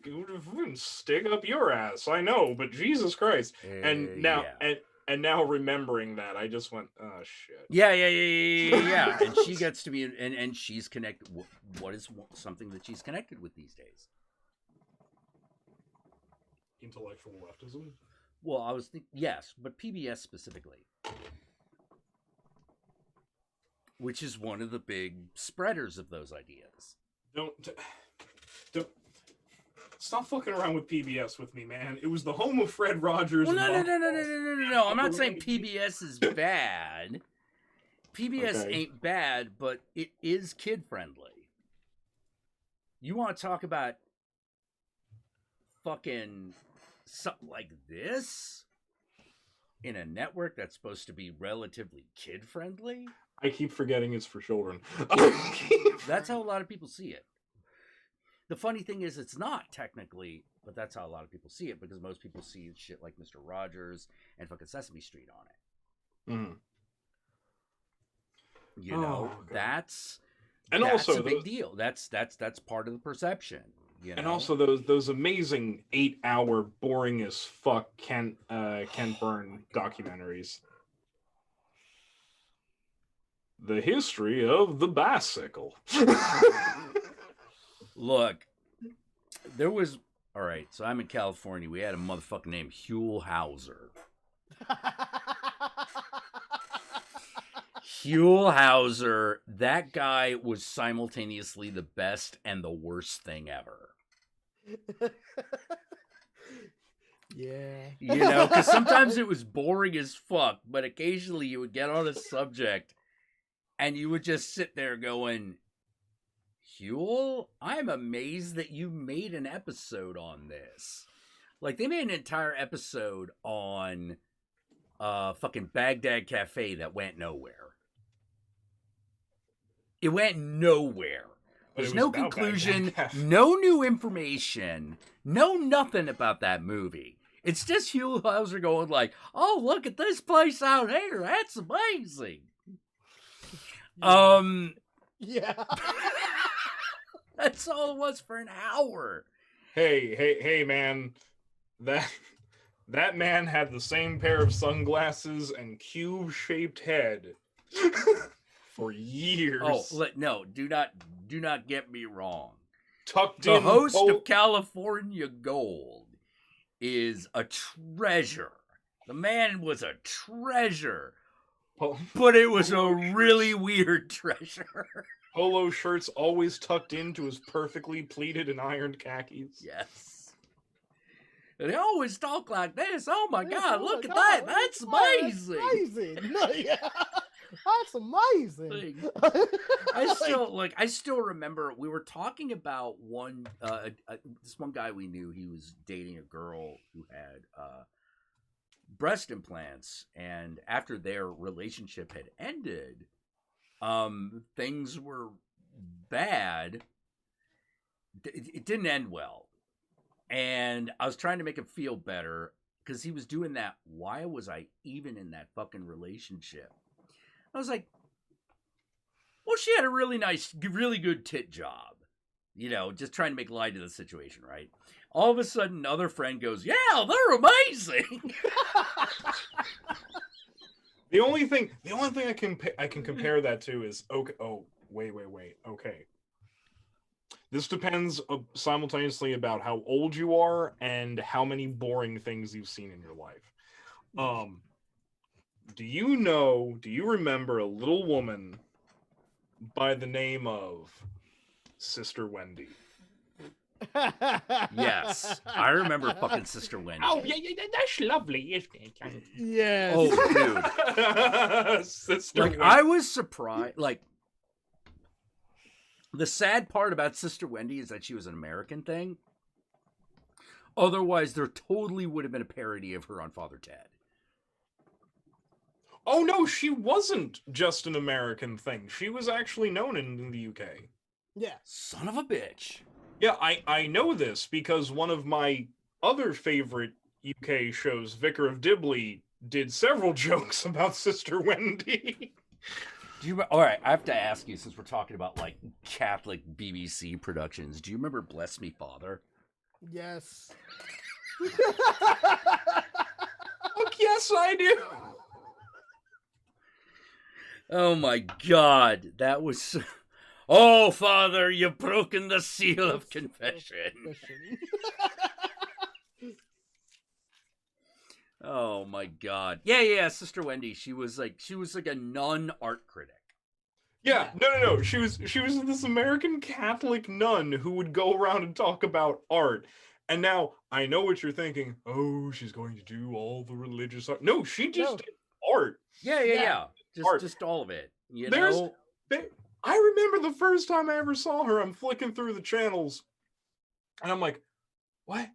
Why is this little, old, giant glassed, buck-toothed nun sitting here pointing at the knockers, like pointing at the tits of the birth of Venus, going, oh, aren't those lovely? Look at them. Yeah.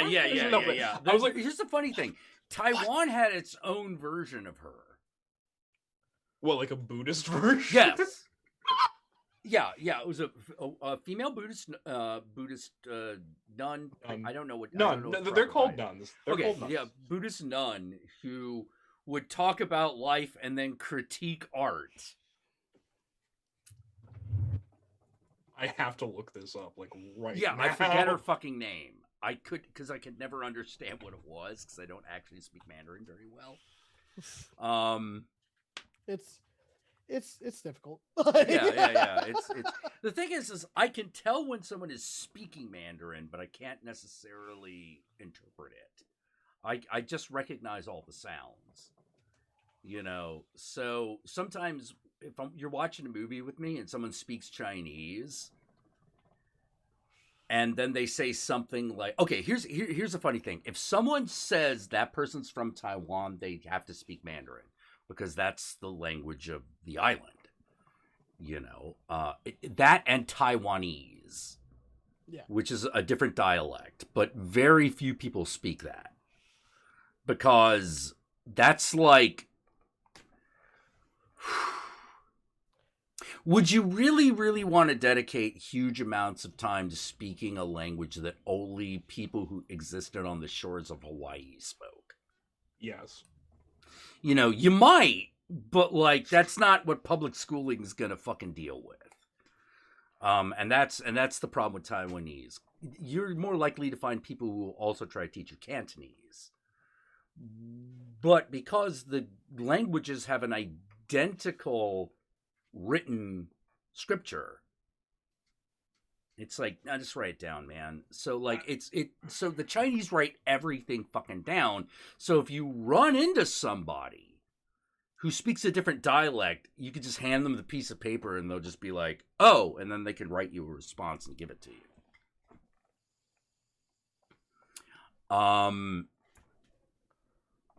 As is one of the ways it is.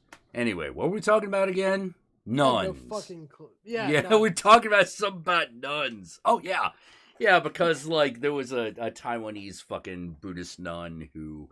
Actually, I'm pretty sure she's Buddhist because she had, like, the orange robe. The red and orange robe. So that would make her Buddhist. I looked for it. I couldn't find her. Yeah. Like, I'm sure if I could remember her name, you would find her, but I can't. To say nothing of the fact that then we would have to get through like the romanization of Mandarin sounds. Wait, what is it? Was this Taipei Times novelist turned nun famous for breaking the mold? Oh, that sounds like that might be her. Jakucho Setoshi? That can't be right. That sounds Japanese. I know. No, this is a Taiwanese nun. Yeah, hold on. Wait a minute.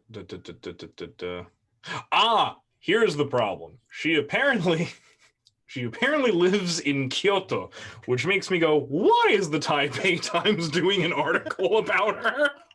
Oh.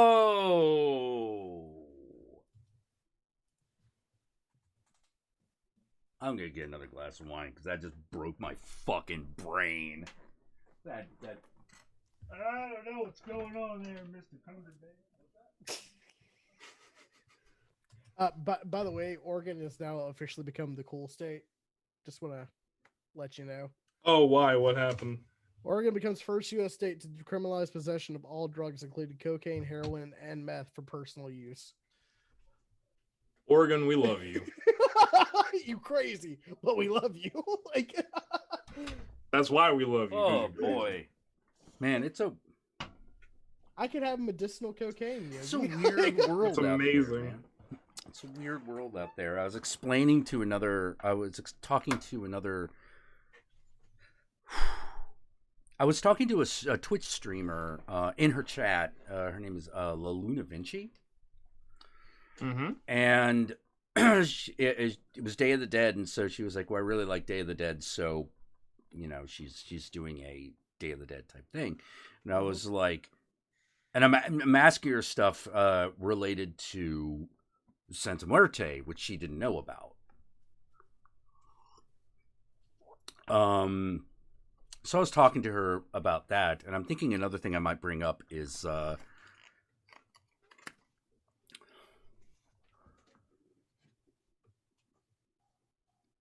God, I'm such an asshole. Baron Samedi's wife, Mama Brigitte. Mama Brigitte. Yeah. Mama Brigitte. I might bring that up because if I assume that because her name was like La Luna, that it might be more Spanish, but she might actually be more Irish. Oh yeah, no, we've talked about this actually. Yeah. How Yeah. Oh shit. Yeah, we have. Yeah, but like, okay, yeah, Bright. I absolutely agree about Bright. Bright is, look, what was Bright? That was someone's script for a Shadowrun movie, and then someone was like, if we shave off these parts of the serial number, we could just make the film. Yeah.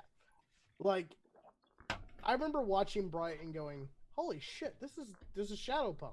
Like, this is Shadowrun. Yeah. Completely, totally. Yeah, there's a fucking trailer where they make fun of that fact. Yeah. Like, and there, like, the discourse over, well, why are all the orcs, ethnic? And I'm like, because you've never played Shadowrun. Yeah. Why. That was the idea. It was a setting where we were going to talk about institutional racism by using fantasy races in a future Earth so that we could talk about it. Yeah, it's like, oh, they made all the orcs gangsters and poor people. Why couldn't they hold positions of power? And it's like, because institutionalized racism exists. No. You ready for this one? You ready for this one? This is the question you should ask. Well, why is that a bad thing? Yeah, why is that a bad thing? Why is it a bad thing to talk about racism through the use of what? No. Why is it a bad thing that they're a gang? They're doing the exact same shit the guys up in the Shiny Towers are doing.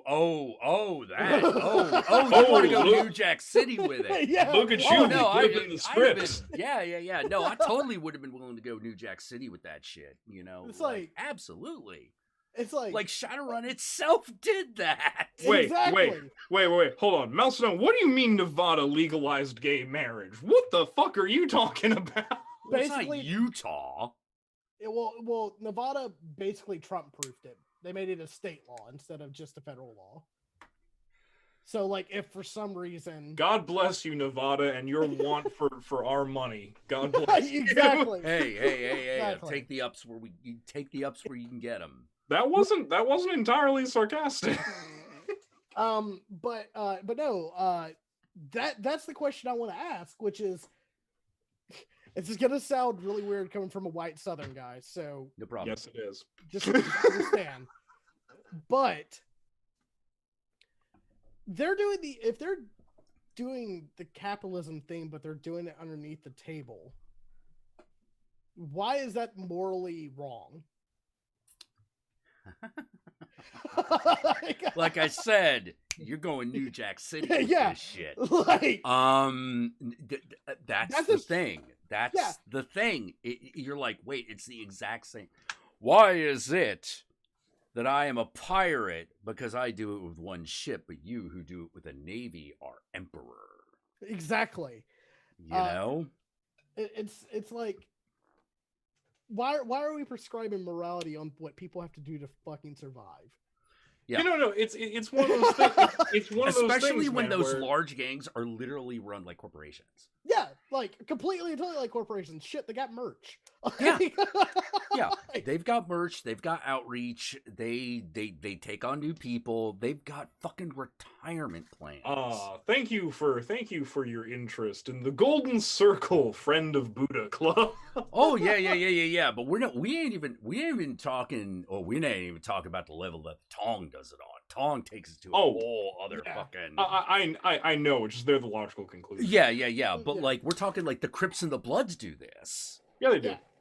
Yeah. They have community projects. They do. Yeah, they absolutely do, because at the end of the day, most of those gangs got one thing in common. Fuck Whitey. Yeah. which I agree with. Yeah. Like it's not hard to see how they got there.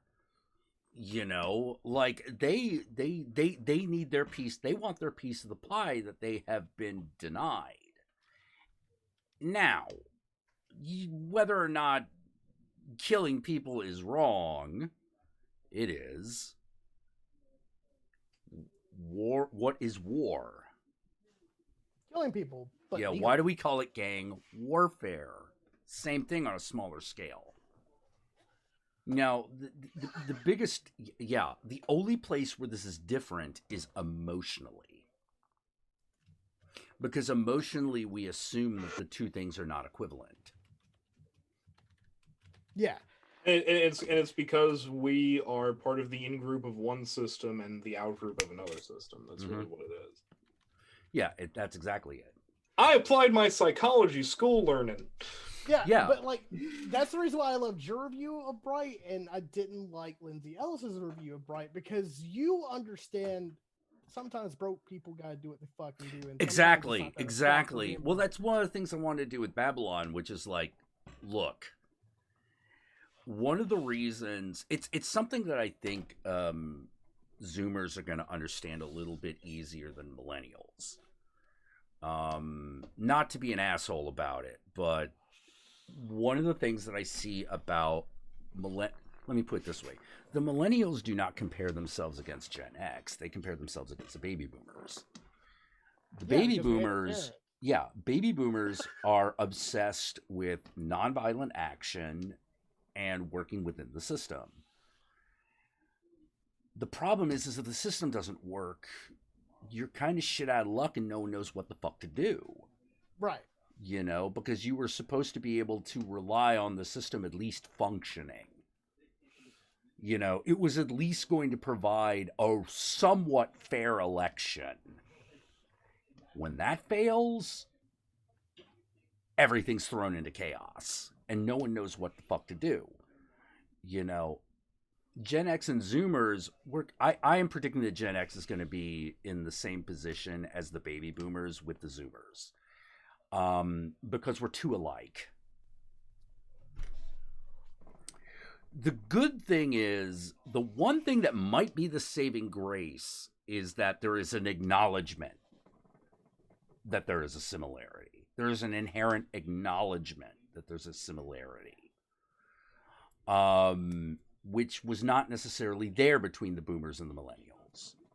That will probably dull the edge of that blade. You know, that will dull the edge of that separation. But it's still going to happen. It just won't be as pronounced. That being said, though, as a millennial who acknowledges that even if, please dear God, Biden wins and Trump goes to court, I know for a fact that fat motherfucker's never going to see an inside of a prison cell. Why? Yeah, I know, right? I know because we ain't that lucky. Yeah, I know the system. We'd even put people in jail that were caught on tape murdering a person. Yeah. Well, it's easy to... another thing I want to bring up between the millennial boomer conflict is it's much easier for the boomers to do this because all the cool boomers are dead. Yeah. Those guys, the cool boomers existed. Most of them are gone. Because drugs. Because everything. Because everything. The only thing I'd say about your statement that I'm not quite entirely sure that I absolutely agree with is like how to put it. I don't think that all millennials don't do the bone picking with Gen X. I think that there are actually a lot of us that do. There are a few, but it's not the conflict that defines the generation. Oh no, fair enough. But like how to put it? That was the... I can't believe I'm going to reference this again, but that was like the main point of like shit like Daria, right? Is that there's a group of you that recognizes both your parents and your grandparents are both full of shit. Oh yeah, totally. But back in the day that Daria was made, almost none of those people were from Gen X. They were all boomers. They were all boomers, the greatest generation. Yep. You know, because remember, Daria's from the 90s. Yeah. Here's where media gets weird, because even though Daria defines the 90s, you have to recognize that what you're looking at is that you're looking at a Gen X projection of their childhood set in what was then the modern day. Yeah, it's like it's the Gen X. It's like the Gen X's ideal projection of a rebellious millennial. Yeah. That, Yeah. Not a bad way of putting it, actually. Yeah, like it's the same generation that had Doug. Like, yeah. Which is why one of the reasons I was so frustrated during that generation, because I was born right in between. I came of age right between the age that would have defined me either as either a proper Gen Xer at the time, because the definition has shifted. yes.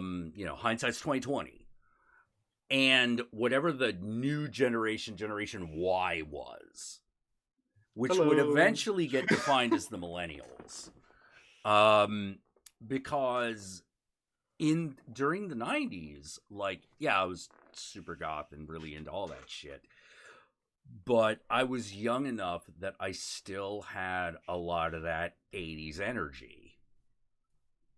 Yeah. You know, which is one of the reasons why, and a lot of people did, it turns out. Like, I mean, it's one of those things that you don't realize that you're a person of your time at the time. Because when you look at something like The Crow, that sits dead center between 90s and 80s aesthetic. Oh yeah, totally. If you watch that film and you're not confused when the fuck it takes place, you don't yeah, because you're like, this feels like a 90s film with some real 80s shit happening here. Yeah, exactly. Exactly.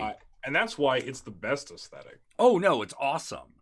You know, it's awesome. And I absolutely mean that thing that I said in the I Spit on Your Grave review, which is The Crow is one of the things that made The Crow amazing is that it directly referenced I Spit on Your Grave in the rape scene. Yeah. It did exactly the same thing. It's cut different, but the intention was exactly the fucking same, and you could tell if you were, you know, if you were a film aficionado. And it's one of the reasons I defend I Spit on Your Grave so much, because I'm like, no, you have to understand that this movie was the first of and defined a subgenre. It defined the genre of rape revenge film, and it's never been topped. Yeah. Never. No one has ever fucking done it as well as that. Well, yeah, and what is the big difference in the rape scene in I Spit on Your Grave and The Crow? Silence. And the person being raped is not the protagonist. Yeah. Oh, that part. Yes. Yeah. Yeah. See, Eric Draven wasn't like having trouble. Like, he wasn't having flashbacks because he was dead. Yeah, he was having. Yeah, he was having flashbacks because of what had happened to his girlfriend. Right. Yep. And like, that's something. And to be fair, that's something that every guy can relate. That every decent guy can relate to. Yeah. Because I hate to say it like this, but I'm judging from the three people here. How many of you know somebody that's been raped? How many how many know more than 2?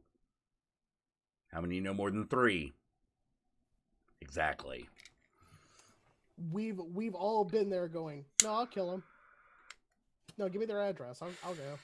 It's what you want to do. Yeah. It's what you fucking want to do, even though you know it's weird because you have this horrible choice, which is, do you do the thing that will emotionally help solve the problem, or do something that might help in the long term, and they're mutually exclusive. Yeah.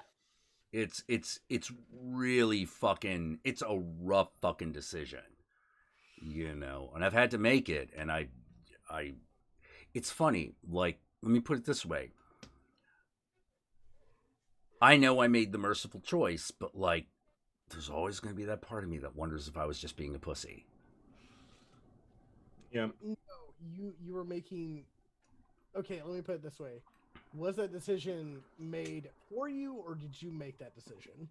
Were you consigned to fucking go forward with the act that you wanted to commit, and then the person said no, it's not worth it? That's kind of what happened. Yeah.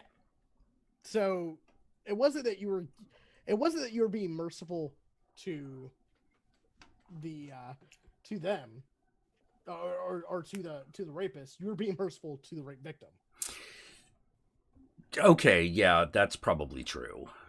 You know, that's probably true. And oh man, that really came into fucking sharp view when I had that one friend who, you know, she disappeared for about a year and no one knew what happened to her. And then when she told us what was going on, we were like, why didn't you tell us? And she's like, because you would have done something about it. And then we're like, no, that's the point. She's like, no. Then one of you might have gotten killed. Right.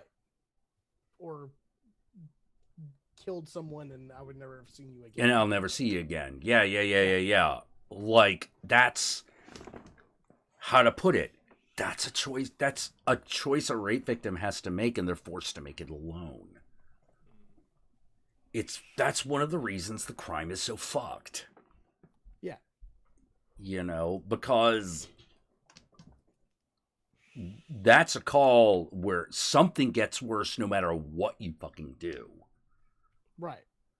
You know, ooh, this is a horrible choice. Yeah. You know? And it gnaws at you because like I said, we've all known someone like it, and we've all made that exact same decision. Why? Because we're here. Yeah. So we've all like felt like, God damn it, you're lucky she's nice. You're lucky she doesn't. Yeah. Well, like it's also. I have a question. Does it count hypothetically if, now let's say hypothetically you did not do anything to the person because the victim asked you not to, and you agreed to that, but hypothetically speaking, you made a couple phone calls to people to convince the gentleman to confess and turn himself in, because otherwise would be way more hazardous to his health than being in the system. Well, that's kind of the Jesus move. Okay. That's a harder trick to pull off. But if you can, good. That's, right, so, you know, that's one of those, not everyone's got the option for that, but like, if you got the option and it worked, whew. Okay. So again, purely hypothetically, if that were to have been something that happened and it worked, probably best scenario. Yeah, that's one of the best scenarios. That's a critical success. Yeah. That's rolling a 20. I mean, you know, like, it's one of those, it's what everyone wants. I just wish it was more possible. I mean, I do like my dice. It's like the DM when you're trying to invoke the rule of cool, just going, listen, if you roll it, I'll let it happen, but there's no fucking way in hell. God damn it. Yeah. All right. It works. Yeah. Well, like, I'll be honest, I've run into people who made the other decision and got away with it. Yeah, there's a lot of them. But the thing is, there were a couple of differences. One was catching them in the act. Yeah. I think at that point it's Well, at that point, you have a moral obligation to do Yeah. something because it's happening right now in front of you. yeah, Undeniable. No other way to interpret it. Yeah. By the I've way- never been in that situation. By the way, Town Eccentric saying, is that the Jersey move, or is that the Jesus move, or the Jersey move? I am not at liberty to discuss. Maybe it's the Jersey Jesus move. You know. Listen, those fine gentlemen in waste management, they work their 9 to 5s, they go home and they kiss their kids. Yeah. So there's no implications. Well, there. let me put it this way: if you have relatives that are,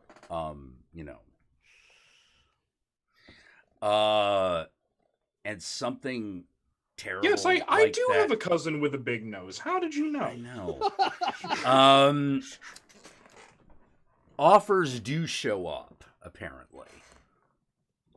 Occasionally. I have had friends who have had to tell relatives, no, don't.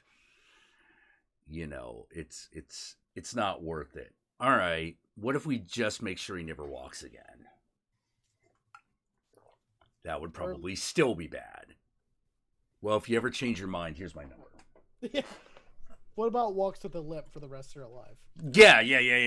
And I was, oh man, I had a friend fucking describe that shit. By the way, the last name of the uncle who offered was Fortunato.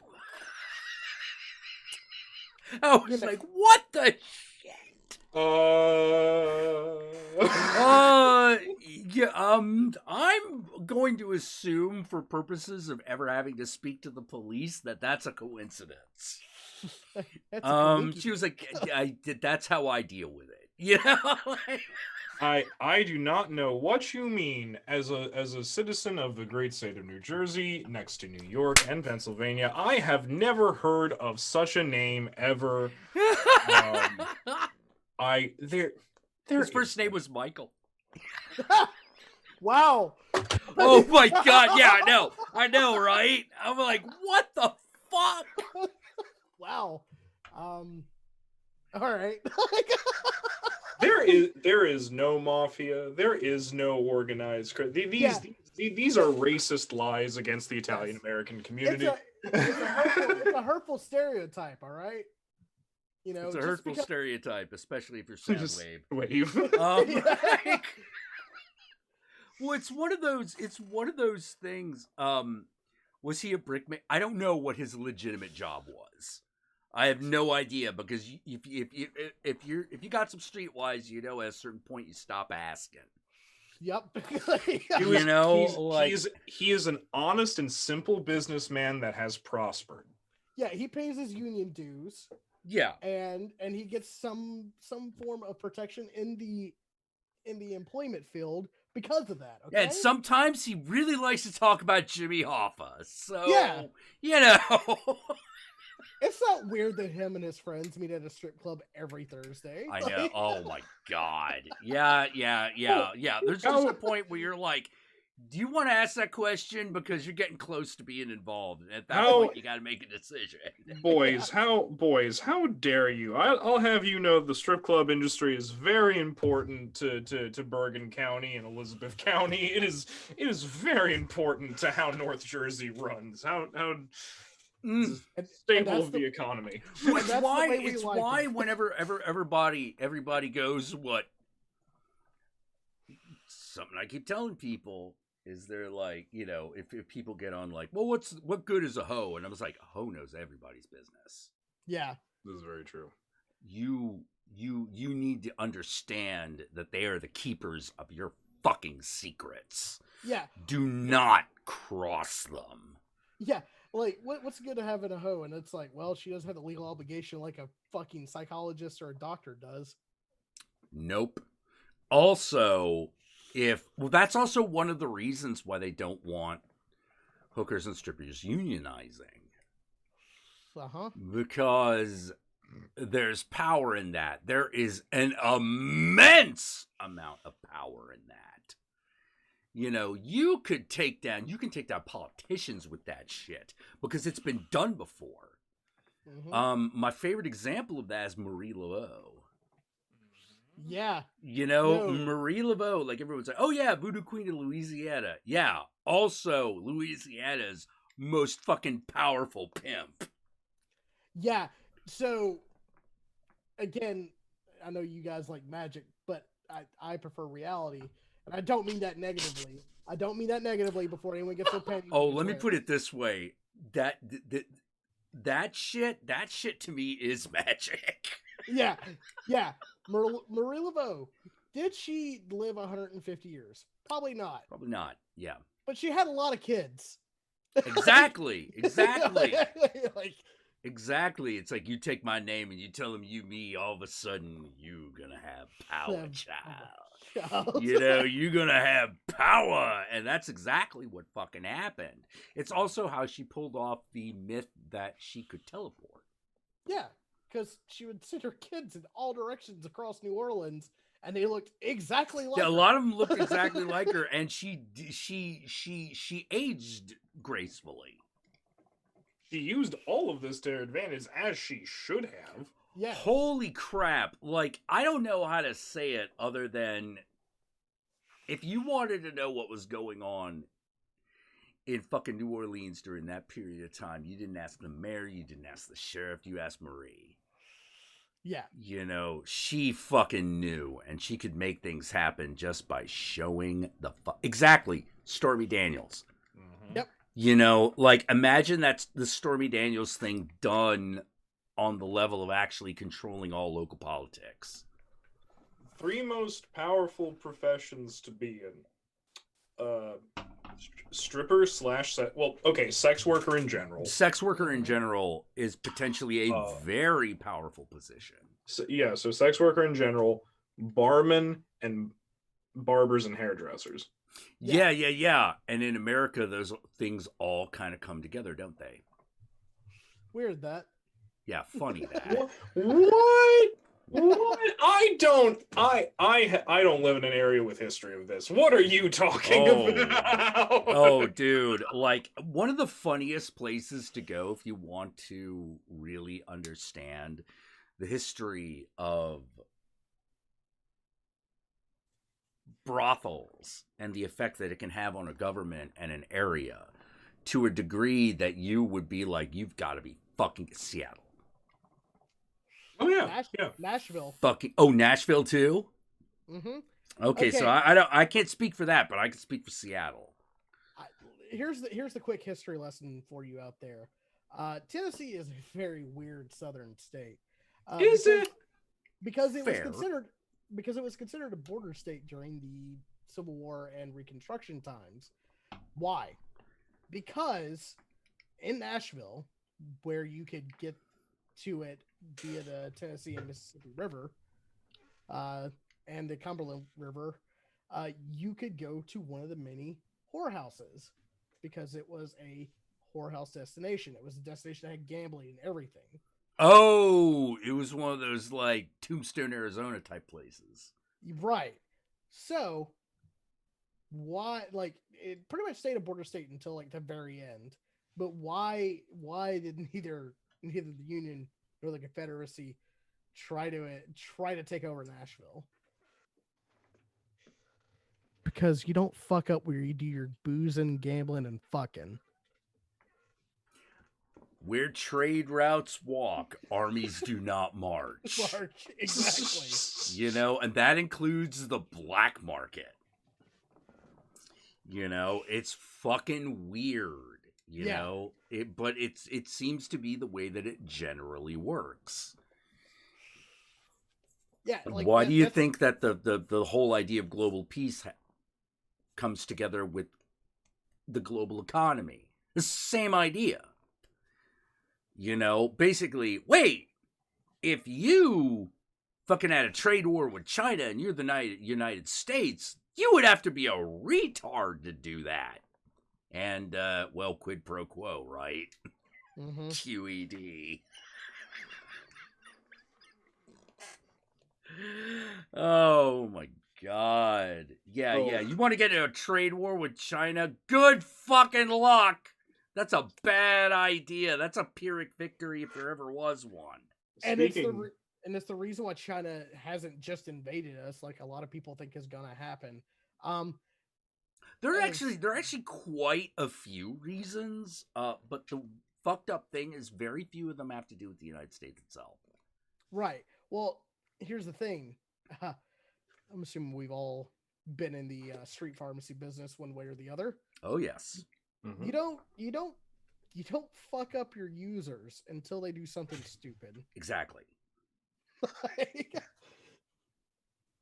You don't crap on your customers unless you got a decent reason.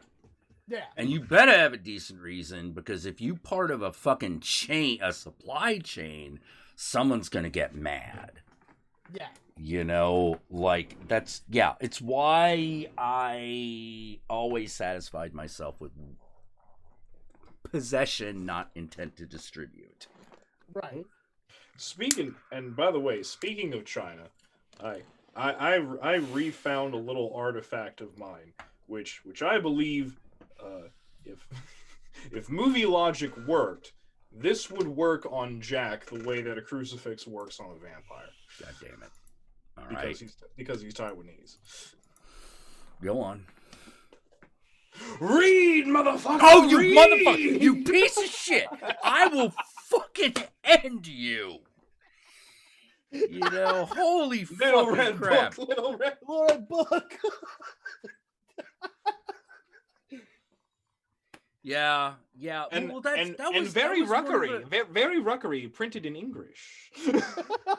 Well, see, that was one of the things. I remember that was one of the issues. It was really hard to explain because it's a nuance, right?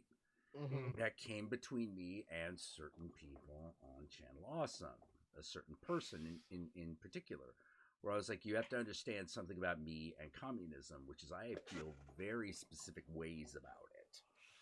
Right. Because of who my family, because of where I come from. Mhm. I'm not going to say, I stopped myself from saying that communism would never work, but I'm not going to say that communism doesn't have specific problems that it needs to learn how to avoid. Oh yeah, no, it's just like any system that way. It really is. But I mean, how to put it? The thing that gets me, and the reason I have this, besides the fact that it was given to me free by the local Leninist Marxist fucking association, and who's gonna refuse a free book, even if it's something I disagree with? I might refuse a copy of the Turner Diaries. I've refused copies of the Gideon's Bible. Oh. My copy you may not refuse, and do you know why? Why? I stole it. Okay, see, that's different. Yeah. Okay, let's have another fun hand raising game. Ready? Who smoked a joint off of Gideon Bible paper? Oh, god damn it. I haven't. That's one of the few things I haven't done. I tore out the page in Leviticus in which like the homosexuality thing was in. I was like, "Fuck you." I think one of mine was in the one Someone stopped me from wiping my ass with it, though. No, it's too thin. Like you're gonna poke through it. Yeah, Dude. It's just like rice paper. Oh, not if you just grab a handful of that shit. Well, yeah, like if you rip out Matthew, you'll be fine. Yeah. No. Like That's the where I was whole at. thing. That's where I was fucking at. And it was at Dragon Con. And oh God, were they there protesting or trying to fucking? No. It was in the hotel room, and then someone said, "Jack, I don't know if those pages are designed to flush. You could back it up and cause a problem." And I'm sitting there like, that's a legitimate concern. That's okay. You and your fucking logic. That's a legitimate concern. But for instance, I now own a copy of 12 Rules of Life, and the reason I own a copy of it is because Jordan Peterson's self-help book. And the reason I was about to say yeah. Oh yeah. Wait, a physical copy? Yeah, I own a physical copy of it now. I didn't pay for that shit. Oh, okay. Fair. Yeah. I was shopping and someone left it in a shopping cart, and I was like, I'm gonna take this because I'm gonna take this because this means information wants to be free. Woo. Yeah. One, yes. I'm like, how to put it? My anarcho-socialist heart says things should be free anyway. I like how you talk. Exactly. What I like your words, Magic Man. But one, that two, I'm just like, hold on, this means I'll have a physical copy to make fun of and reference, because I've read it, just not physically. Oh my god. Like when you get to those diagrams of his, they're like, you realize hilarious. What a poor fucking thinker he actually is. They're fucking hilarious. They don't make any sense, even in the context that he's trying to bring to them. No, and I'm just sitting there going like, oh my fucking god, this is like, oh god. Yeah. And then one of the fucking problems of a free press, man. I have to just admit that this is some shit that's gonna happen. And then on top of that, there was the whole thing of like, okay, so I'll take this for those reasons. Plus, also, someone lost this, and this means no one's gonna buy this twice. Yeah, they should have bought it once. Yeah, they shouldn't have bought it in the first place. I'm protecting very bad. I'm protecting a weaker mind, and it's a bad example of hermeticism. Oh no, it really is. By the way, which I'm not a fan of, but like. By the way, can I point out? I love this. I love that in the front of this, there is his portrait, and it's protected by a little piece of rice paper to keep it. Are you fucking shitting me? Yeah, to keep it. Look, there he is. Wait. Oh, the red book. Oh, okay. All right. Yeah, I thought you were talking about 12 Rules for Life. I was like, are you fucking shitting me? He had that shit made in the size of a hymnal. No, motherfucker. No. Okay. All right. That I already knew. I've already emotionally dealt with. Yeah, that. and so ultimately, my point was the other reason I have this, besides the fact that it was given to me free by the local Marxist-Leninist Association, is that like I have come to realize something, which is that like, okay, so I think it's unfortunate, but I get why they call themselves this. I have in the past couple of years been talking to Black American Maoists. And that's an interesting perspective. Okay. Well, because here's the thing, and I'll ask them, I'm like, well, wait, why do you call yourselves Maoists? Because I'll look at them and I'm like, no. As people who have like are Black radicals and socialist radicals, in America, I don't believe that you would go along with the authoritarianism of Chairman Mao. So I'm curious, I'm like, why would you call yourself Maoist? And the way they describe it to me is like, oh no, we don't agree with a lot of most of what he did. It's more in his revolutionary days, like before like the. Oh, so what you're telling me is someone is too lazy to pick up the works of Sun Yat-sen. Well, no, it's not even that. It's not even that. Much how like it's more specifically he. As much as I dislike him, I have to admit the fact that Mao Zedong did bring to Marxist-Leninist socialism as a concept. He brought theories and concepts that had not yet been there. So he does have unique additions to the philosophy that, separate from everything else he did, are not wrong. You know what I mean? It's one of those things of like, I'll say that they were wrong, because my opinion is that the king needs to have whoever's on the top of the fucking pyramid, if you're going to have a pyramid. That is the higher up you are up on the pyramid, the more it makes sense to hold your feet to the fire. Because the tendency that people have is to let them get away with shit because they're afraid. Oh yeah, no, I totally no, and I agree. Afraid with you. Of change, if nothing else. No, I totally agree with you, and honestly, the people who I've talked to would agree with you too. It's more specifically that, the idea of the revolution, needing constant vigilance is actually something that is that's something that only Mao brought.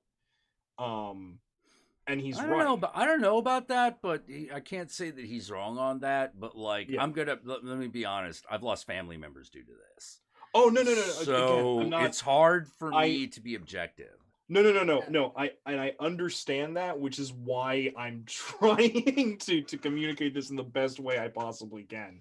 It's so how to put it. I'm willing to say that Mao wasn't always wrong. Yeah, no, okay. That's the other reason why I have this, is because I'm not gonna lie, there have been times where I flipped through it, and don't get me wrong, most of what he said and did is complete fucking horseshit. Yeah. Well, it's the difference between a workers' revolution that has something akin to democracy at its center or authoritarianism. Mm-hmm. You know, like that's the big difference. There are a lot of things about communism that would work if tempered by democracy and capitalism. And I say tempered. I don't like the idea that either one of them move about unfettered, because one leads to authoritarianism, the other leads to a level of corruption that is just impossible to deal with. You know what I think, and John, I think you'd agree with me. You know what we need? Instead of people holding up the little red book, because how to put it, there is something aesthetically pleasing about a tiny red book. There is just something aesthetically pleasing about this. So can we get a copy of either Conquest of Bread or the Bread Book like this? Because then people will take us seriously. Yeah, no, yeah. Well, like how to put it, like there are a couple of problems that always need to be contended with no matter what the system is. Right. One is the consolidation of power. And for any reason, you have to contend with it. And it's hard. It's really, really, really difficult, because sometimes the person that accumulates power wields it very well. Yeah. It can be wielded in a just way. It's just that it also opens the doors up to all the really unjust ways. Yep. You can't just have it's one of those, you can't just have the good without the bad. And I think that's one of the things that is perennially frustrating. It's like freedom. Yeah. Freedom has the same issue. It's like, does freedom need limits? Well, in a way, yeah, it does. But it doesn't need them to the point where normal people are gonna care, because the freedoms that you're talking about that you have to limit are the freedom to like kill people. Mm-hmm. Yeah, which me and Yogi are both anarcho-socialist. Okay, the key phrase there is anarcho, which is anarchist. A decentralized exactly form of government. John, one day our beards will be as great as Kropotkin's himself. Yeah, the only problem I really have with that, the only issue I really have with that, because there was a large period of time when I would have considered myself exactly the same. Right. But there was a problem that I could never get around, which is how to effectively get people behind large public works. Because that's something that you need. Okay. Yeah. Two examples. Mm-hmm. The National Highway System. Mm-hmm. Yeah, that's a great example. And this one's more personal to me, but the TVA, the Tennessee Valley Association. Okay, I'm not. I have no knowledge of Okay. that. So The TVA was, correct me if I'm wrong on this, Yogi, but I think it was either started by FDR or it was started by Truman. I can't fucking remember. I want to say it was Truman, but it might have been. I can't. Yeah. I think it was Truman. Yeah. So the TVA basically started building dams. Wait, no. That's Roosevelt. That is Roosevelt. That's Roosevelt. Okay. So the TVA started building dams in Tennessee to build hydroelectric power. That's the reason why our electric bills here are really not that fucking bad, especially the more rural you get. And the way you get people behind it is that you not only give them a job that they can have that pays well and has great benefits for years, but you also give them a goal to accomplish. And it's the reason why employment in this country has went to shit. It's the reason why there are a lot of disenfranchised workers. What's your fucking end goal? What do you hope to accomplish working at like a fucking retail store or yeah, you just push product. Yeah, you just hope to get a paycheck. That's literally it. Yeah, it's one of those things where, like, how to put it, when it comes to, and Kropotkin and many others do talk about this, but like if you're talking about getting people invested in large scale public works, it's that old Marxist axiom of like, by defeating the issue of alienation, you defeat a lot of reservations about such public works projects. Which is, if you not can... necessarily.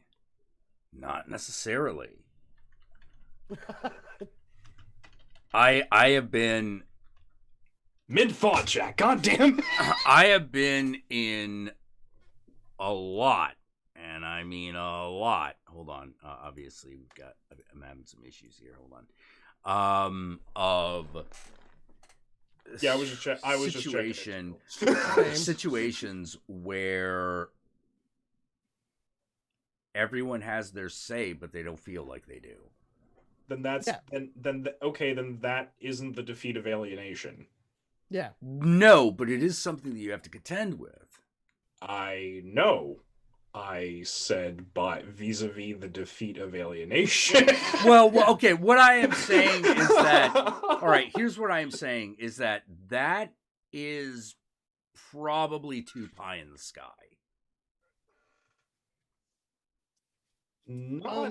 I disagree because, again, I'm not really sure. You might be able to do it.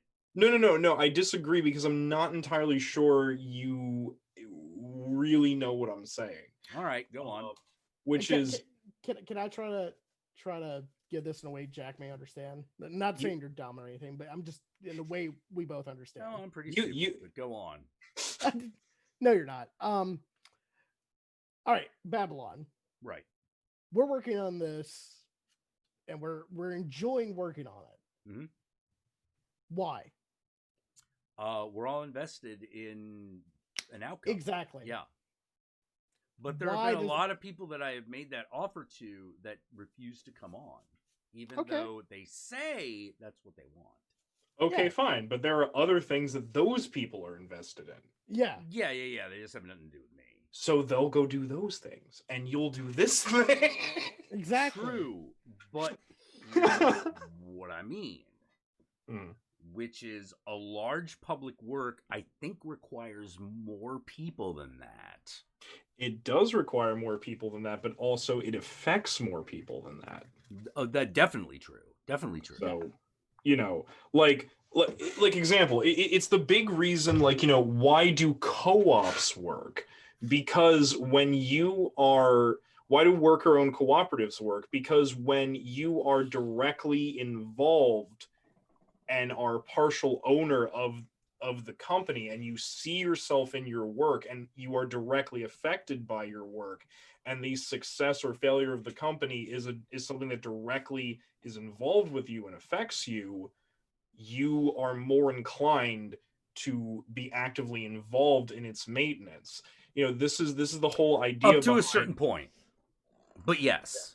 Yes, but up to a certain point, and I point that out because that's true no matter what system you use, and so it always has to be acknowledged. Yes. Okay. Fair enough. But how to put it? Things like authoritarian communism and most to all forms of capital. Well, no, just capitalism. Yeah, capitalism is not. Yeah. What? Yeah. It's the one thing it's definitely not about is rule of law. Yeah, no, exactly. But that's the thing with both capitalism as well as authoritarian communism and hyper authoritarian socialism is that it does alienate you from your work. You don't see yourself in that. You don't feel connected. You don't feel connected to that. Like, what is it?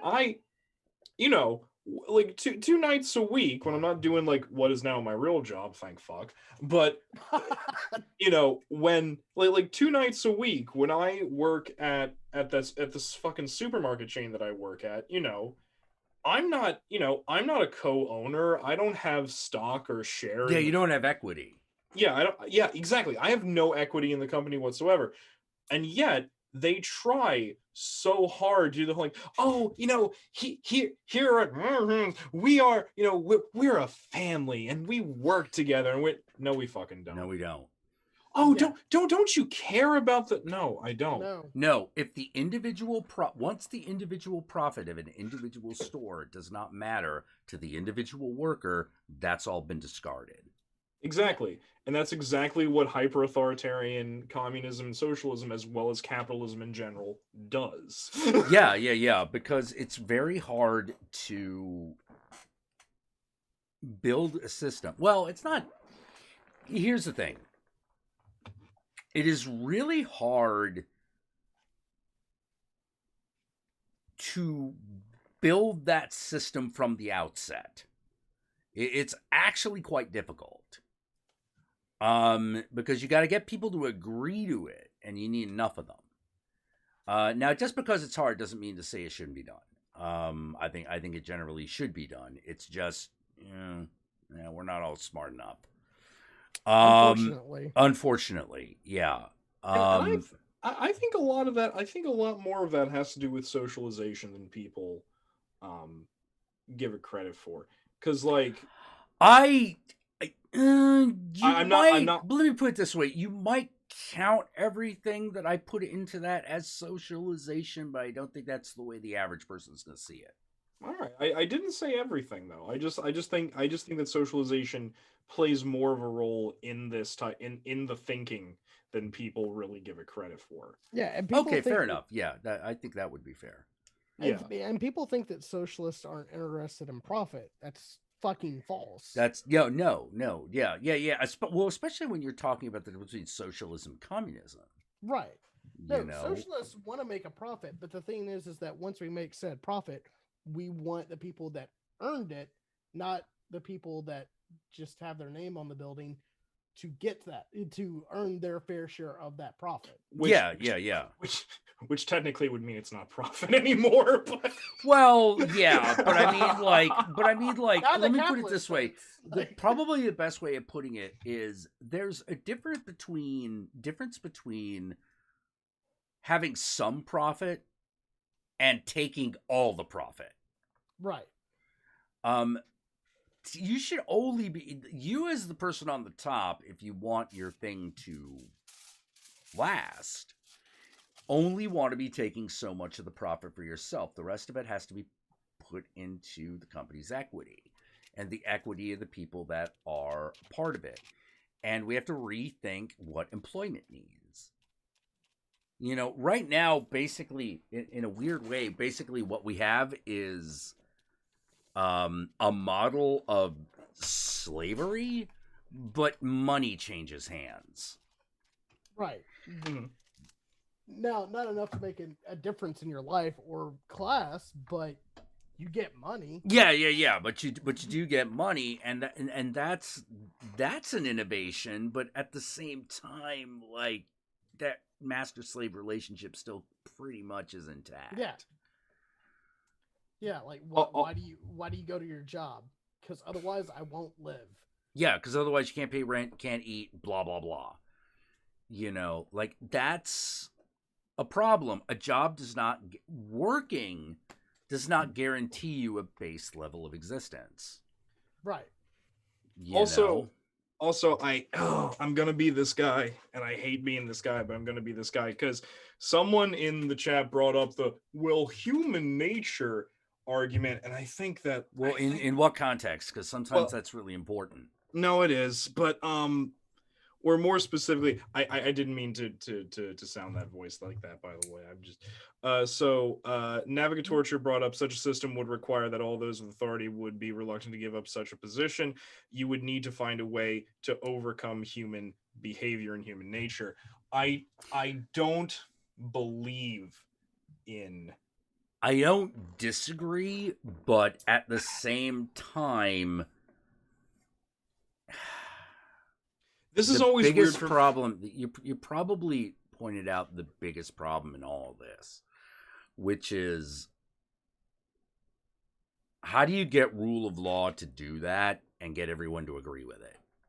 Yeah, no, it's one of those like weird things where like every time the human nature or human behavior argument gets brought up, like, and people think I'm fucking crazy when I say this, and I know people here are going to think I'm crazy as I say it, but I don't really believe in quote unquote human nature as this solid thing that people portray it as. I don't really. Yeah, no, I don't fucking believe it. I do in large swaths and in generalities and percentages. I mean, look, I believe that what can be defined as human nature, specifically human nature, what makes us human and different specifically from other like species on the evolutionary chain, is our ability to be self-aware, our self-awareness. That I believe is the okay. So once you get past basic instinct, like once you get past the basic instincts, like the instinct of the here and now. Yeah. Once you get past that, all that really is human nature is to be self-aware and conscious and observant. Yeah, but isn't that kind of also against the nature of Buddha? No, his whole thing is being self-aware and conscious and observant. All right, fair enough. All right, fair enough. That's his whole thing. Yeah. So that's the thing. I don't believe that there is I believe anything past basic survival instinct, and that is just shit that gets added on that is not intrinsically or inherently part of the human being. So how to put it, the whole concept of like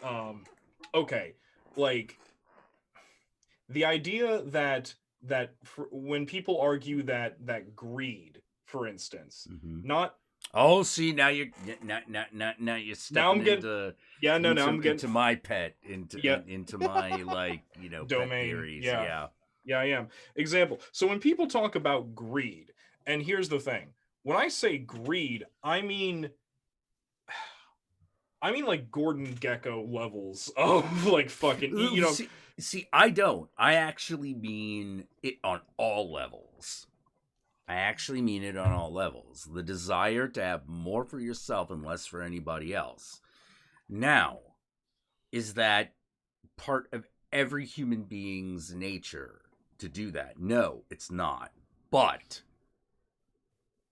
that's the reflex, that's the instinct, that's the thing that you must contend with. You see, there's a part of that, though, that I don't necessarily believe is inherently the instinct, which is less for everyone else. I don't think that that's really part of it. I think the instinct is you having the amount that you want. I don't really think. You don't think that's what greed is? Having that be something that is out of balance? if you're saying that greed can only be defined as the desire for the imbalance of I have more and you have less, and I am happy about the fact that I have more and you have less, then yeah, I would say I don't believe that greed is natural then. Oh, see, I would absolutely disagree with that. Which is I fine. think that's an extremely natural instinct for some people. For a lot of people, actually. It's not necessarily universal. You see, okay, but here's my question though. What do you mean by natural in this case? Because I really don't think that, the human being in the wild, left to its own devices, really thinks about it that way. I don't think so. Animals think about it that way.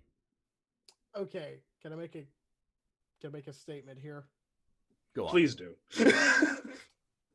Watch. The time you spend with kids makes you realize this whole human nature argument is bullshit. And I'm talking about like kids, not like teenagers or preteens. Right. You're talking about like toddlers and stuff. 4 to 8. Yeah, okay. Notice how, like, especially when they're younger, they are more willing to share stuff. Yes. Like, they don't like give you everything. They keep a little bit for themselves and then give other stuff to other people. Yeah. Yeah. That's the human nature argument in of itself, which is, well, do they learn these things, or is that just inherent inside of them? Ooh. I think is getting into like if you put it that way, that's getting into an ultimate question I'm not willing to entertain in the context of this argument. That's exactly what I'm talking about, though. When people say greed is natural, you're saying that greed is inherent, something that exists like that within the human being. And I ultimately disagree, because especially if we're going to think of it as like, no, I have to have everything, you have nothing, or I have enough and you don't. Again, going with John's example there, like, kids don't even necessarily do it that way until they're socialized to do it that way. Right.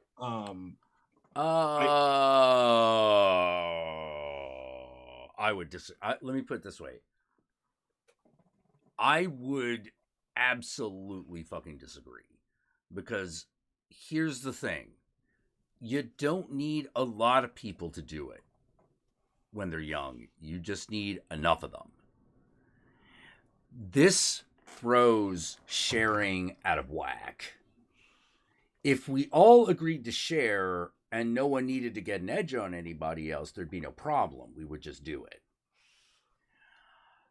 The problem is that there's always going to be somebody or a percentage of the population that is going to try to get that edge at the expense of someone else, because that's what pushes the little happy button inside the brain.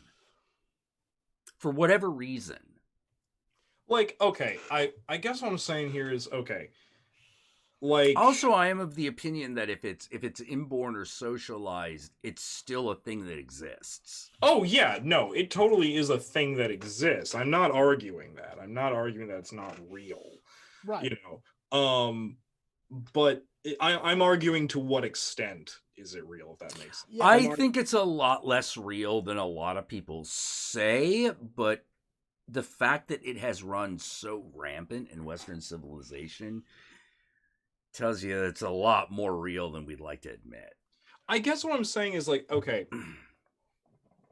here's an example, right? Mm-hmm. If in a completely wild, non-socialized situation, mm-hmm. Let's say that you are, you're harvesting food, mm-hmm. right? And you are aware that your storehouse of food needs to be kept up. Mm-hmm. I will totally concede to the idea that you go out and get as much as you possibly can.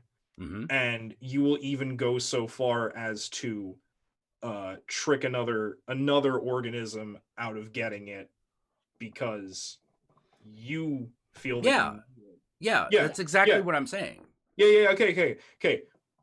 I'll concede to that because that's absolutely true. However, specifically the idea that I'm sorry, I'm having one of those issues where like I know cognitively what I want to project. It's the my words. Well, let me step on something that's not you right in the bud. What's this about worrying about females? What the fuck are you talking about? That's the way out, baby.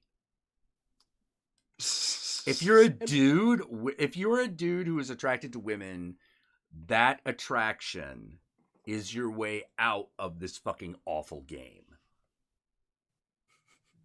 But okay, yeah. So I will totally concede to that because that's completely true. But the fundamental thing there, I believe that mechanism is operating on the idea that it's operating on this basis of you're an organism that doesn't necessarily know that you have enough. Hey, Yogi. A lot of people I know are working too damn hard for girls, man. Yeah, because they're doing the wrong thing. Yeah.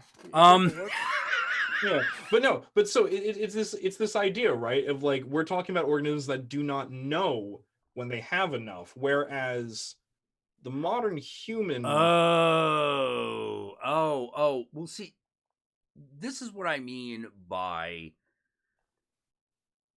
If you're asking me if we could do it another way, the answer is yes. But I think that the impulses would need to be a little bit adjusted.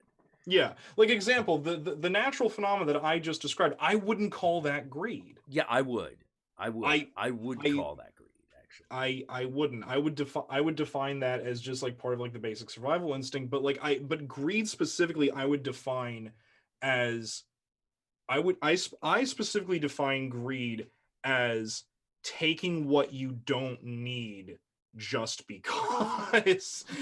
Fair enough. Like, well, that's what works for us at the level that human civilization is at. Yeah, but which is what I'm worried about. But it's based on that other instinct.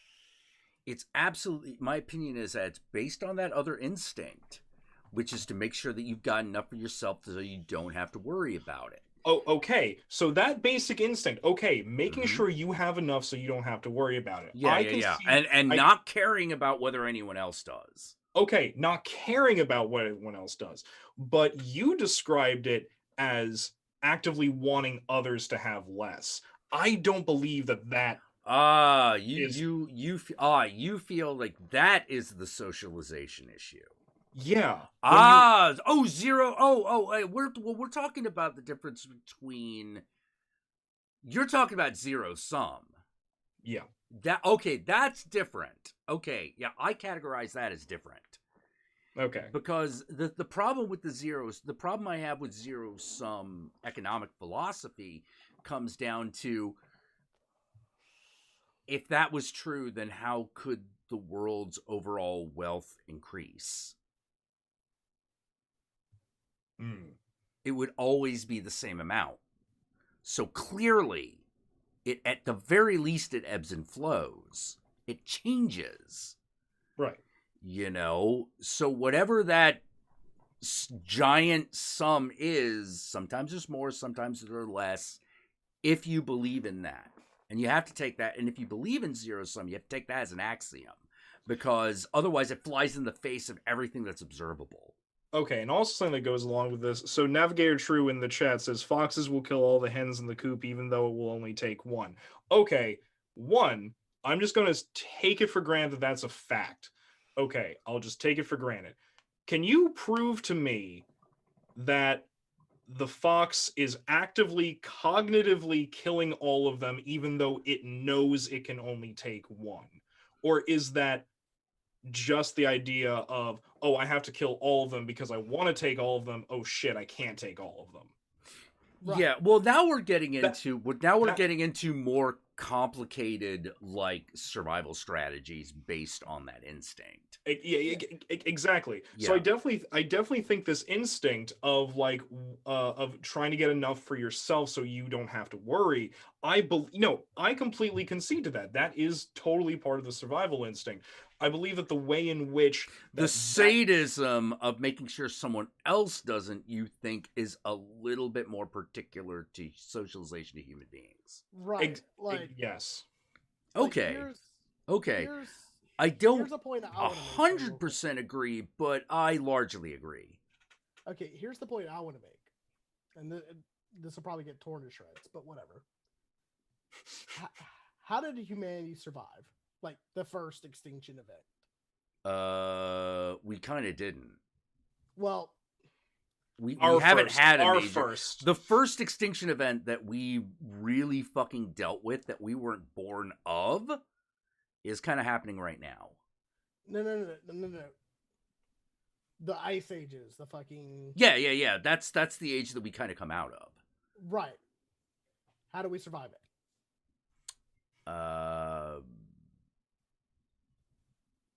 Not sure what you're getting at, so go ahead. We understood that we could not survive alone. Ah, okay. Yeah. Mm-hmm. That, like, when me and Yogi are talking about greed, we're talking about individual greed. We're not talking about community greed. Yeah. Like, if...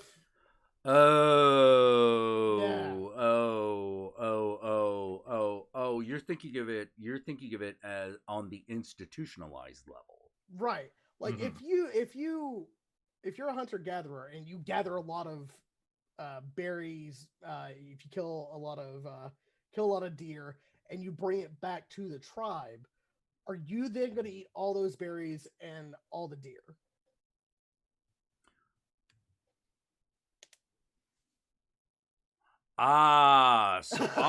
Okay.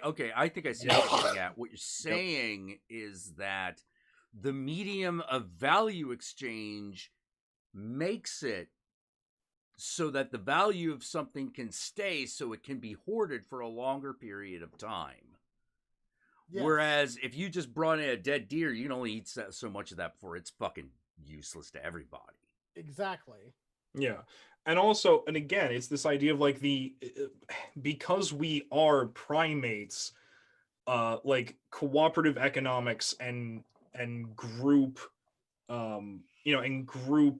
mutual power structure is very much part of our ancestral DNA. That is very much part of our instinct. Well, let me put it this way. If you wanted to say something like altruism is also an instinct, I would agree.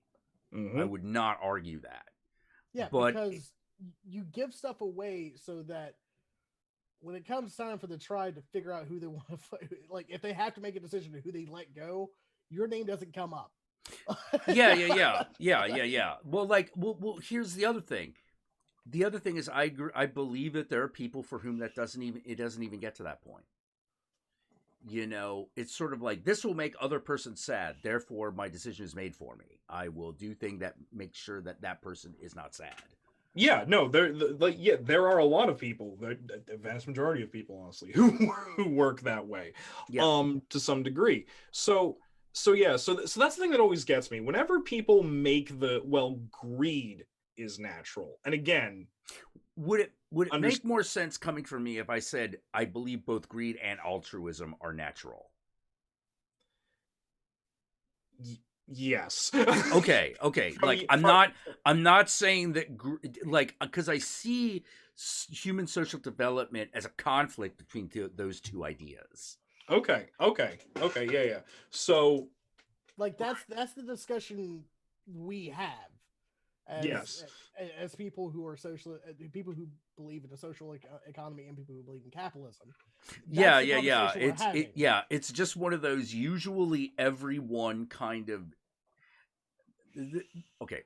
One of the problems I have with communist theory is has literally to do with the fact that usually what happens is it begins and ends with Marx.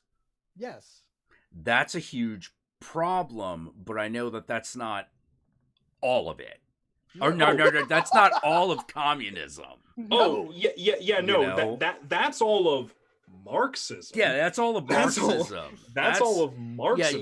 Yeah, trying to use Marxism when describing communism or even socialism is kind of like trying to interpret the Bible as a fundamentalist. It doesn't quite work. Yeah, no, the problem is, all you non-comrades, he's the only fucking one you know. Yeah. All right, He's the- I'd be willing to. Yeah, I'll cop to that. Yeah, there are really only like two communists that I know of, and fathers of communist thought that I really know of. One of them being Marx, the other being Mao. And You're leaving out a lot of good people there. oh no, that's not a great cross section. Yeah. And one of the problems that I have, and if those two were in a room, they would fucking hate each oh other. No, they would never agree. They would not agree whatsoever, because Marx was very anti-authoritarian. Yeah, he's super anti-authoritarian. But if you get beyond, the funny thing is that a lot of my disagreements with Marx have nothing to do with the socialist economic policy. It has to do with a lot of the other shit. Because I'm like, well, I see the value of doing things this way, especially when it comes to specific projects. Specific societal projects like healthcare. Socialism sounds like a great idea for healthcare. Like remove the profit motive, remove the stress of having to worry about whether you helping someone is somehow screwing yourself. My god, like that's amazing. It also sounds like you agree with using a basic socialistic understanding for the economic model as well. Oh, absolutely. Yeah. It's like it's one of those.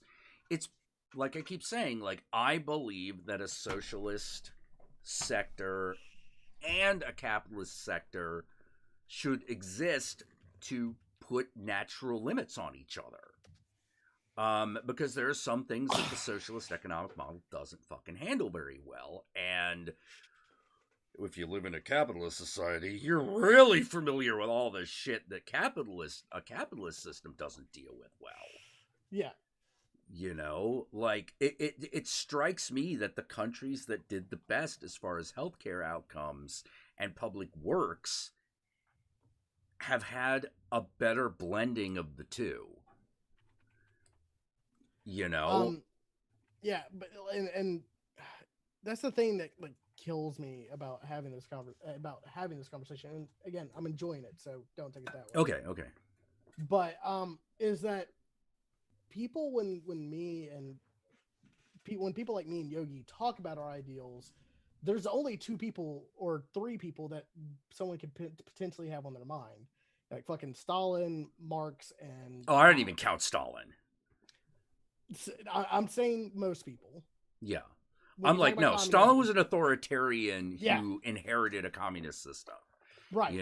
Like, clearly, most people who like communism are not talking about Stalin. You'd be surprised. Oh shit. That's too bad. Fucking tankies! All right, fair enough. You bring that up. I'm like, oh, yeah. All right, good point. Yeah. But me and Yogi are more specifically talking about people like Kropotkin and fucking Emma Goldman and like those are the people that me and Yogi. I mean, even Trotsky was closer to our ideals.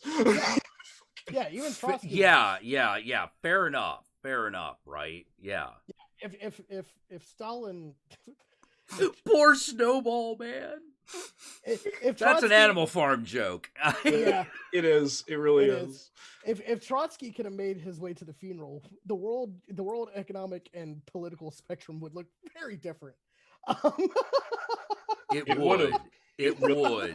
Like if fucking Stalin hadn't like stabbed him in the back with that shriveled up little arm of his. Do you want to know something? Do you want to know something amazing?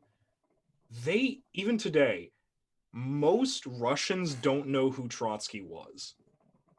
Yeah, he got erased.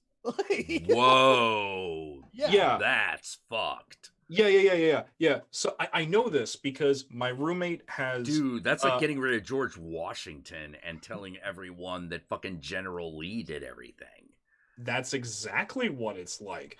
I know this because because my roommate has friends that he went to school with, because he went to a private school, who are Russian nationals. And when they found out that he was roommates with an outspoken like socialist or communist, they got a little suspicious. They're like, what you know, they're a little suspicious. And he said, well, he's more like Trotsky. And they went, who is this? And so we had to explain to them. Shit. Americans had to explain to Russians who Trotsky was. Oh man, that's fucked. This is the reason why real socialists go read your fucking theory. Yeah. I would have thought that I would have thought that Trotsky would have been like required reading. Nope. Oh boy. I mean, shit. If I had it my way, to hell with the Little Red Book. Sorry, Yogi. But no. I agree. I just have it for the novelty. To hell with the Little Red Book. We need to start reading like shit from Kropotkin and Emma Goldman. Like that's what socialists. Conquest of Bread. Conquest of Bread. Like that's what we need to read, because that's where you could that's what convinced me. All right, I'll check that out specifically to see what, if anything, they say about the arts, because that was one of my big points of contention with Marx. Oh no, say a lot. Oh yeah, anarcho-socialists, we believe in the arts. We say that capitalism kills the arts. Yes, it does, because it focuses it in this one specific way, and that specific way is advertisement and propaganda, and that's a problem. You know what's funny is that that's actually how I knew I could start to talk to you about this kind of stuff, Jack. When you started to explain to me your gripes with the professional art world, oh yeah, in the back of my mind, I suddenly just went, oh, those are literally all the problems that we have with it. Well, yeah, yeah, because when you get down to it, it's like there is a lot of the value of art has nothing to do with material value that can be measured. Yeah. So the only thing that you can really use it for in a capitalist or authoritarian society is either advertising or propaganda. Whereas that's like cutting out the bad parts of the apple and eating that. Well, yeah, because and also, how to put it, the same, even beyond, even just like more basic than that, is okay, how does capitalism Navatorture, I can actually that question I can actually answer, but it won't be a satisfying one. Yeah. It's not a satisfying answer, but there is an answer. How can anarchism have a structure? And the answer is by being very adaptable. Yeah, that's that. Like, yeah, anarchism. Okay, the thing you need to get rid of is that if you in your mind connect anarchism to chaos, you need to take that and throw that connection out, because that's not what anarchists believe. I think I actually really liked how actually, once again, the setting Shadowrun, they had like rebranded that. Like, this is one group that had rebranded anarchism in Berlin, and they called it the Flux State. And I was like, that's a really good way of explaining it. Now,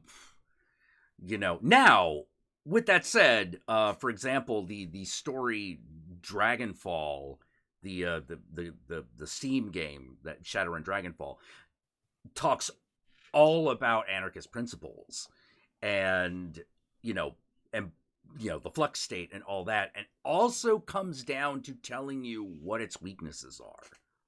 Yeah. Like it, we understand that there are weaknesses to our ideology. Yeah, and the biggest one is what happens when you face an authoritarian regime with a superior military. Yeah, that's a big deal. Yeah, Okay, isn't it a non-organized collective? No, there is organization. Oh no, there's organization, but the organization does not hinge upon tradition. Yeah. Yeah, like anarchism because anarchism. The one of the most central tenets of anarchism is flattened hierarchies. We believe that as anarchists, we believe that once you create a centralized hierarchical power structure, you automatically create the architecture of oppression. Yeah. Once you create a professional hierarchical ruling structure. Exactly. You know, so it can be hierarchical as long as it's not professional. You know, and it can be professional as long as it's not hierarchical. So, like, how to put it? A big thing in anarchism is unjustified power structure. So if you have a hierarchy, you have to justify to an anarchist that it's necessary. If you cannot logically defend its necessity, it's suspect. Yeah. One of the funny thing is that the biggest impediment to an anarcho state is habit. Habit's your enemy. And that is a really hard fucking thing to teach people.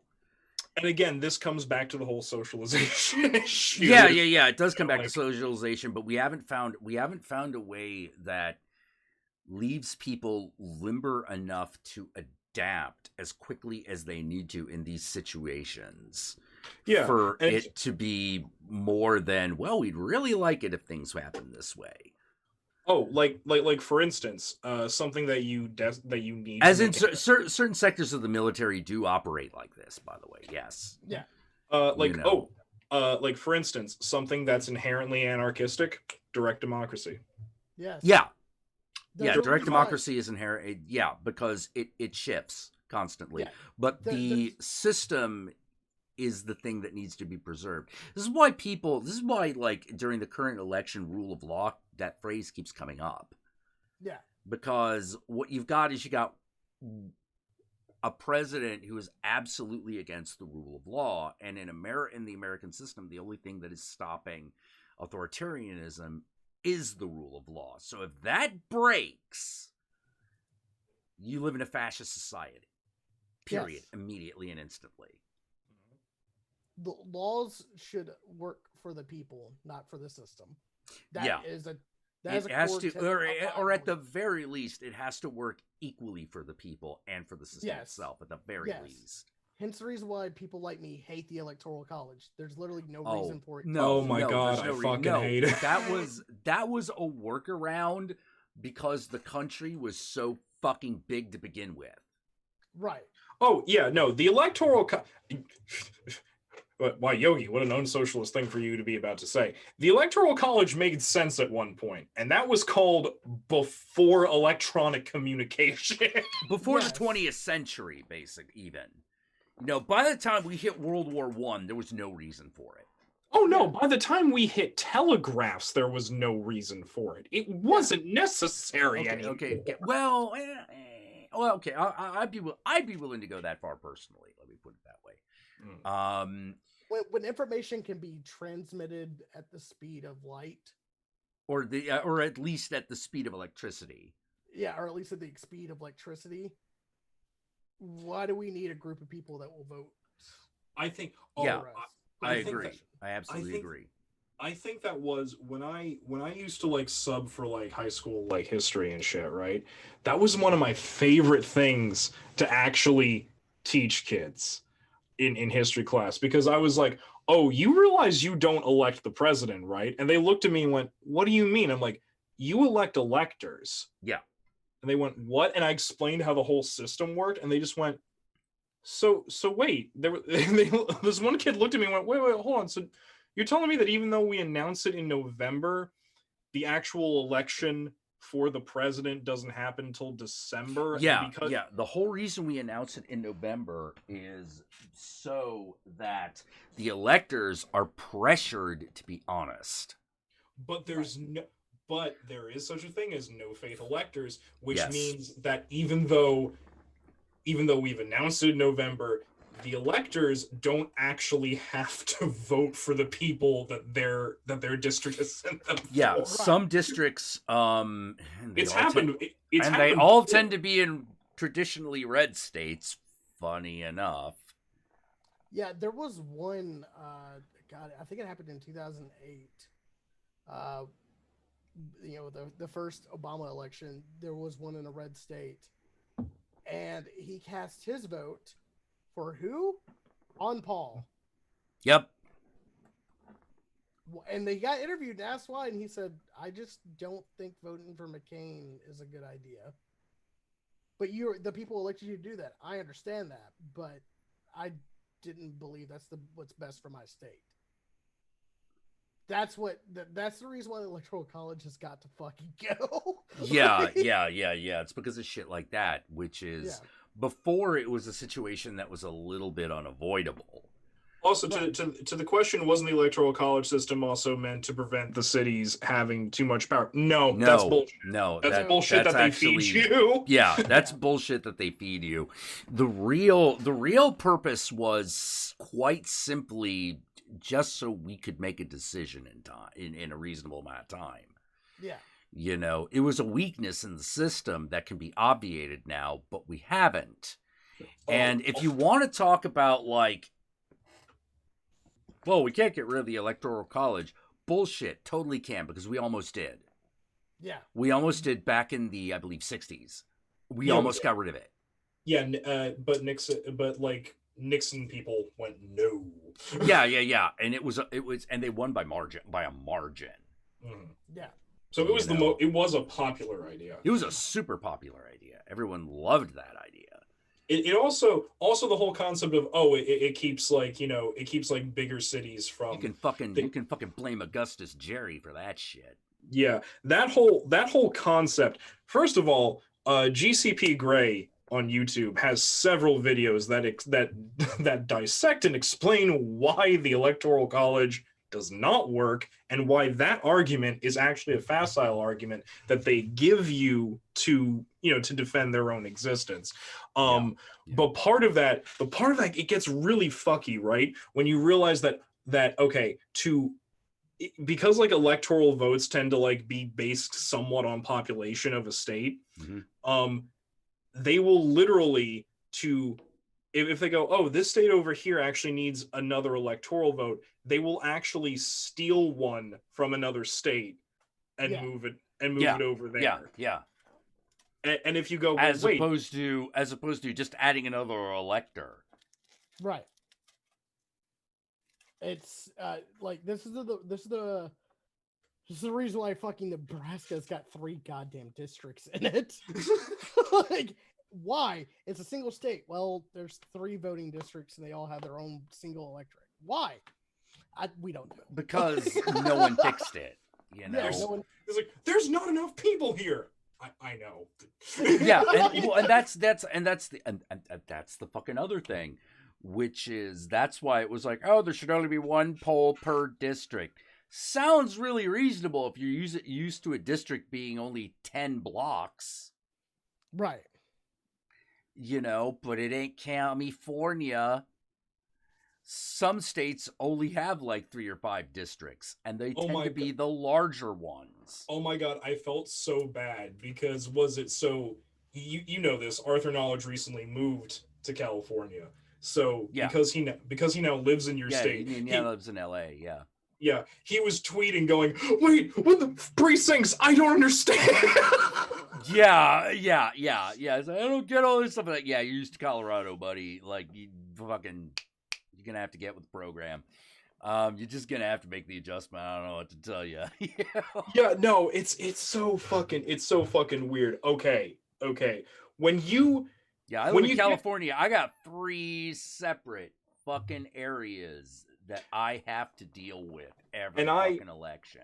And I'll tell you this right now. I dare anyone who actually knows how this system in this country works to tell me otherwise. I dare anyone who actually knows about this tell me otherwise. Cuban legislative branch makes way more sense than ours, and it runs way more smoothly and is way more democratic. Oh, I actually don't know much about the Cuban system on that level. It's a direct democracy. Yeah. God damn it. I know, right? Oh, yeah, no, what, like, how to put it? I'll be honest with you. After maybe the first 10, 15 years of Castro, of like Fidel Castro, like being a leader, most of the things that you hear bad about Cuba are propaganda. Yeah. Yeah, I wouldn't be for, too surprised. Like let me put it this way. I always understood that part of the reason that America and Cuba were at odds with each other was because of Russia or the USSR. Because back in the day, you know. Well, how to put it? I always love the story that we teach in school about the Cuban Missile Crisis, and I'm just like, oh, you mean the 11 days? Yeah. I'm just like, oh, you mean that thing that we started? Yeah. What do you mean? Yeah. Because we put nuclear warheads in Turkey pointed at Russia. Yep. Without any provocation. We just did that. And then Russia went, what the fuck? And then they put nuclear warheads in Cuba pointed at us. Yeah. It was a tit for tat situation. Yeah, it's world politics on the international stage is fucking weird. Yeah, you know. See, okay, and Navigator True saying that here in the UK it's the first past the post with MP. Yeah, no, I don't like first past the post either. I prefer that the mixed partisan one. All right, we're getting into UK politics. That means I gotta take a leak. No, we won't get there. I'll please be back. But please pee. We won't go there, but please pee. Which, by the way, your boyfriend brought up a very good point. Mm-hmm. Which is the idea of electing people to elect people to elect people is part of the reason anarchism is a thing. Yes. What do anarchists want? We want a system that is not only functional but efficient. Yeah. So that's the thing. And this is something I meant to say earlier, because we believe in flattening hierarchies as much as possible, we recognize that there is a point at which hierarchy does become necessary. For instance, in battle, or if you're a captain on a ship, sometimes in government, sometimes it is necessary if things are happening. We recognize that, but we want to flatten hierarchies as much as possible and decentralize power as much as possible, so no one person has an overwhelming power over others. Now, to do that requires the implementation of highly structured, organized systems to make that work. Yeah, it's like building a skyscraper. You have to have machines that work efficiently to build said skyscraper. And once you're done building it, the cranes don't just stay there forever. They can go away now. They go away because now we have building. It's here. Well, what happens if the building needs repairs? We'll bring back the cranes. They're not a permanent fixture. Yeah, I know in the UK that's a hard thing to fucking fathom, but it's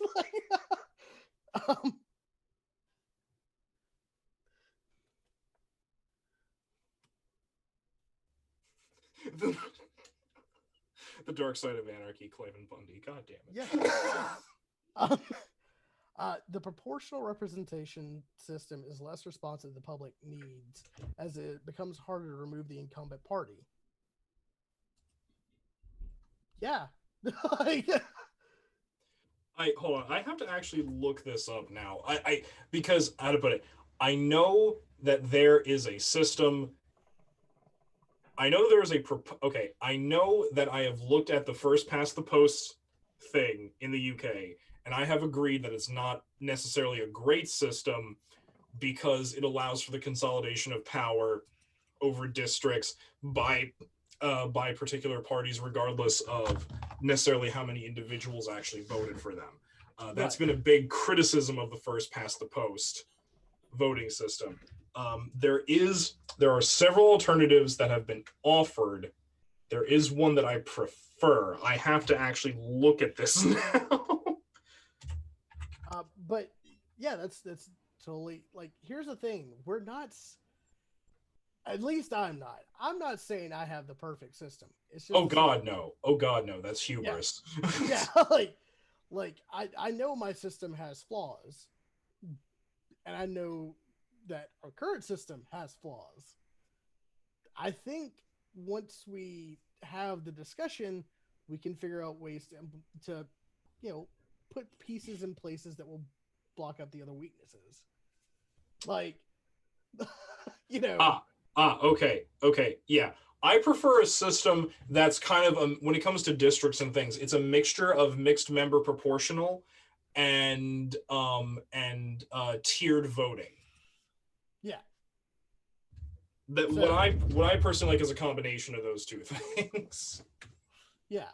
Like my biggest thing is like as an anarcho-socialist is when the government no longer represents the people, what's the purpose of the government?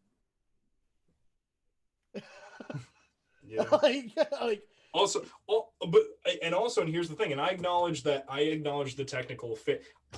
Okay, I'm going to put a pin in that because I'm going to wait for Jack to come back, because I said most of what you hear about Cuba is propaganda, and he went, "Oh, really?" So I kind of want to, yeah. because this goes back to that. But yeah, no, like, yeah, no, there's a reason most Cubans are pretty happy. Yeah. in Cuba. Yeah, like same with Vietnam. But you know, we didn't have that conversation yet. I get the feeling. All right, let's get serious. Okay. So, Let's get serious. Would you put your brain in a robot body? Yes. This depends. Do I get the hydraulic penis? What if the answer's no? Then you need to explore with me what the other pleasure options are. All right. Because if I can feel no pleasure, there's no point to living. But remember, you only get to be 5'4". But you'll have the strength of 5 gorillas. I'm down. I mean, I'm not too far away from that, so. Hey, man, like, clothes will fit. I'm fine. Oh man. Okay. But yeah, so when I was talking about Cuba a little while ago. So yeah, so with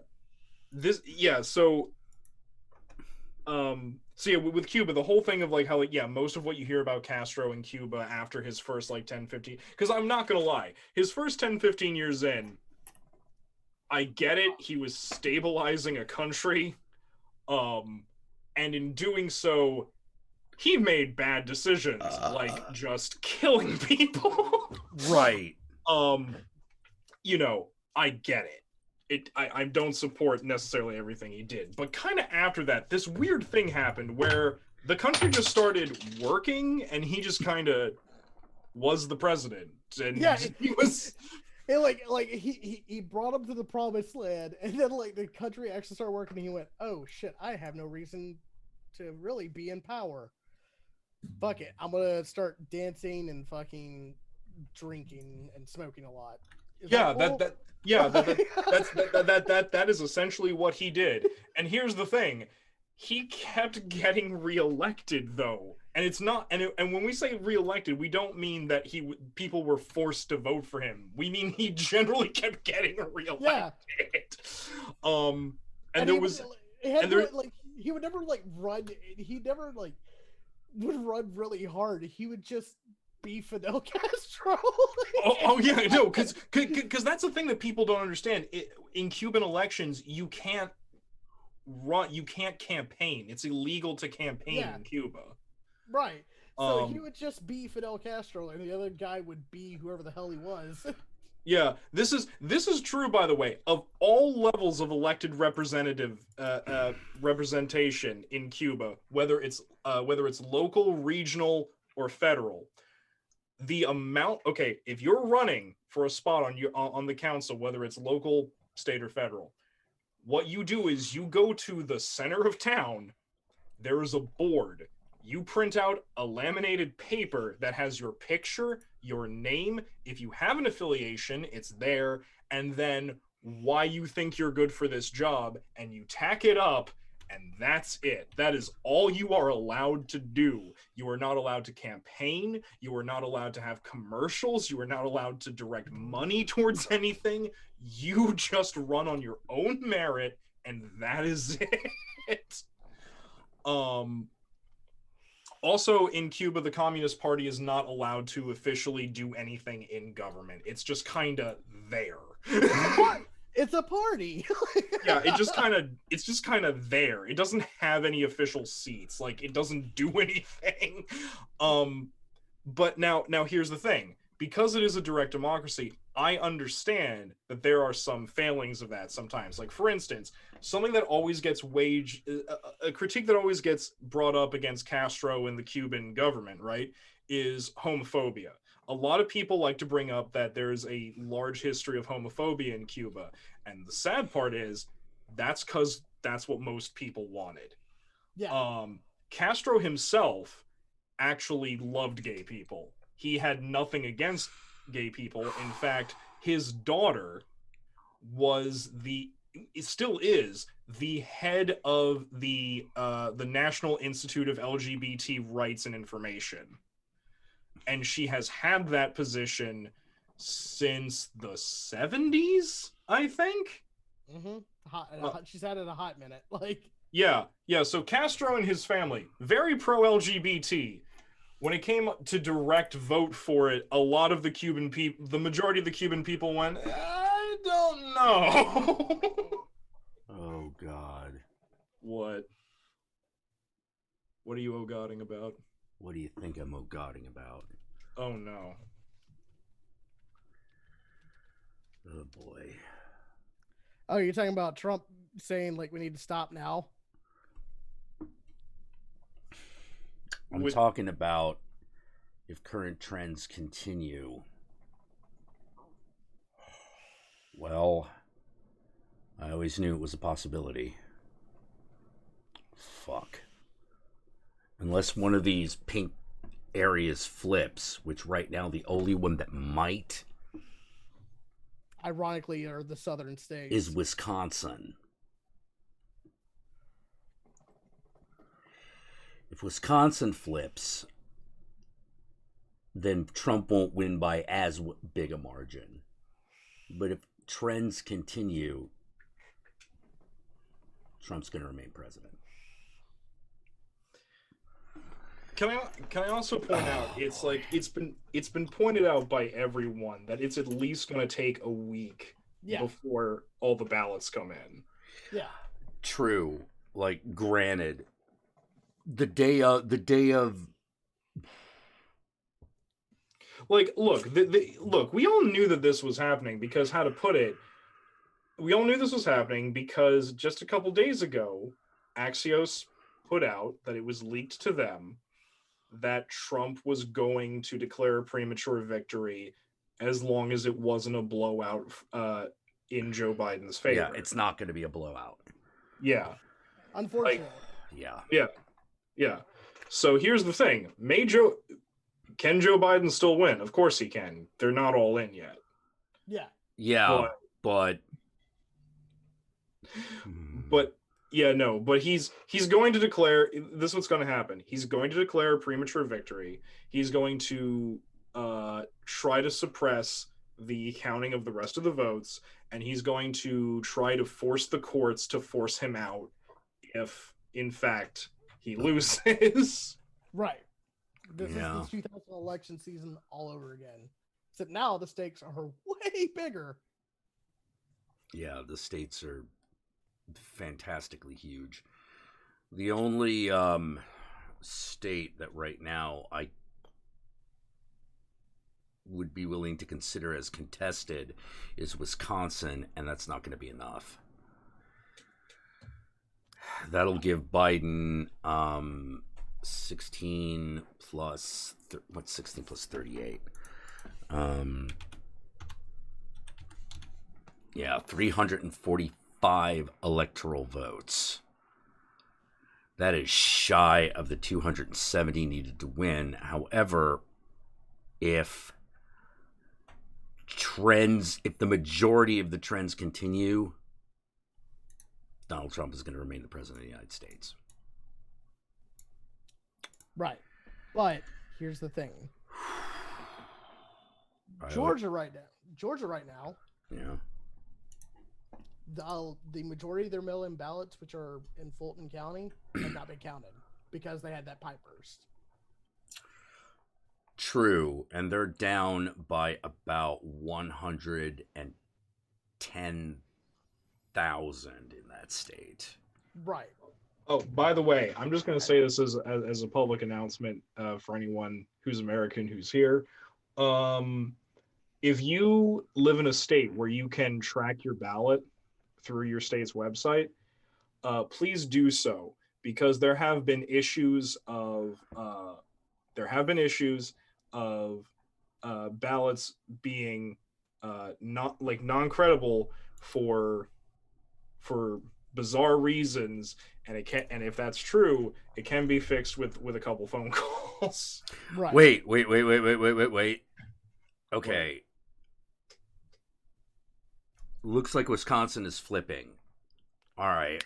So, unfortunately, that's still not enough. It's not, but... Oh, yeah, it just turned blue. Yeah.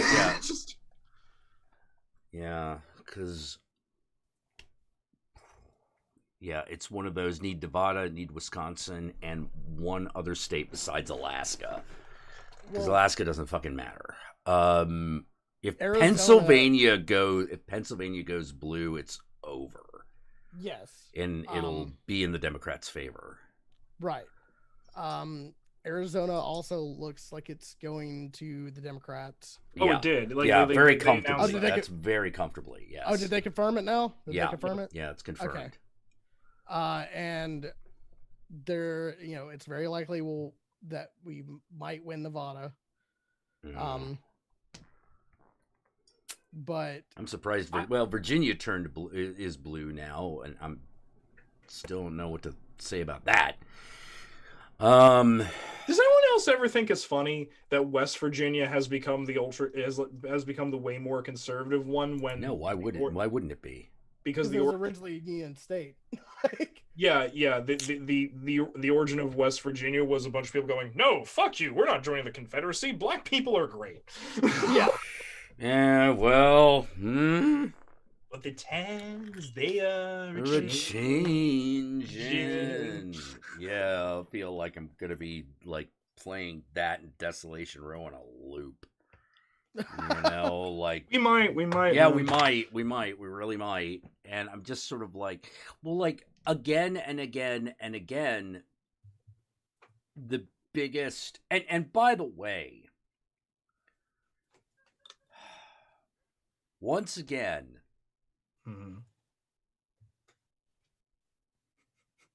we're dealing with a Republican that has a lead that the popular vote does not bear out. Exactly, and this is the reason why, kids, we fucking hate the electoral college. Yeah, because the whole idea that electoral colleges make sure that cities can't decide elections. Okay, cool. Why the fuck does Iowa get to decide one then? Yeah. What is Iowa? What is Michigan? What is Illinois? People live in Michigan, but Iowa? Yeah, Iowa a little less so. I was born in Saginaw, Michigan. And oh God, let's see. Oh, yeah, this is not looking good at all. Oh well. Fuck. We had a good run of it. Well, I'm not. How to put it? I'm not willing to admit defeat until every fucking vote is counted. Yeah, because there's would be nice. Yeah, because there's also a chance. I'm not saying it's great. I'm just saying there's a chance. There's a chance a lot of these states will also potentially flip. Like, if is possible. Yeah, once the mail-in ballots have been counted, which is the reason why he's pushing for the election to be called tonight. Tonight, yeah. Even though Nancy Pelosi and various other people have said, no, we're not fucking doing that. Right. Yeah. Look, you can make fun of Nancy Pelosi all you want. I love how little she gives a fuck for his bullshit. Yeah. Well, that's like the one good thing about her, right? Yeah. You know, Literally the one good thing. Yeah, it's the only thing we've been able to count on her for, you know. And so far, Democrats are leading in the House, and How's the Senate looking? Senate is dead even right now, almost. Yeah, Senate's like dead even. Currently, the Republicans have 47, Democrats have 45, but Washington, California, Nevada, Utah, North Dakota, Montana, Wisconsin, Indiana, Ohio, Pennsylvania. Yeah, and that's Senate, so that's New York. Still anyone's race. Yeah, like all those states I listed have not been counted yet for Senate. Or Hawaii. Hawaii hasn't either. Oh. 300,000 ballots went missing. Yeah, I'm not surprised. That would determine the election in most of the states that are remaining. Not all of them, but most of them. Wouldn't it be fucking hilarious? Okay, because I'm really surprised that Arizona and New Mexico went blue. I'm super surprised. I'm flat out fucking shocked. I'm not. Those are states that are defined by the presence of the military. Yeah, and they usually vote red. Yeah. To be fair. But the military hates Trump. You know? To some extent, yes, but not to a complete extent. Active duty people hate in those Trump. areas? Yeah. I'm fucking shocked that Joe Biden did as well as he did in Texas. Like, I know, right? Like, all right. Like, also, I gotta ask, hey babe, when you said there go my anxiety levels, was it 'cause you're worried about me? Aw, that's cute. For me, I can't even say it's wrong, you know? Like, that's the problem. No, it's not wrong. I'm trying to be nice, but well, okay. Well, like, I'm starting to settle it. Like, I feel like an asshole for saying this, but I am settling into the idea that later in my life, I might have to be a fixer just to make ends meet. I have no problem abandoning my home country if I need to.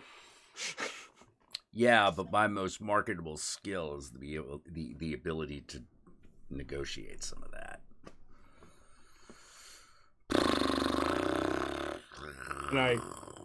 And I say that because, hey, my people don't have a home. We live everywhere. My biggest problem is I don't bow before. I don't bow before the council very well. You know, if the Prosperity Council asks me to bow, it's not going to be very gracefully. You know, Oh boy, man, I still can't believe that it's even close. Like, this should be done. You're right. If you're thinking of the fact, I wanted to say this the last election period, but I'll be honest with you, I wasn't really into the count's court at that point. But I want to say this now. All right. Stop being surprised that America's racist. We've been racist forever. Oh, you're not wrong on that. You're not wrong on that. Stop being surprised by it. If you're surprised by it, you're fucking naive. Yeah, you haven't been paying attention. It's, oh boy, I was just kind of.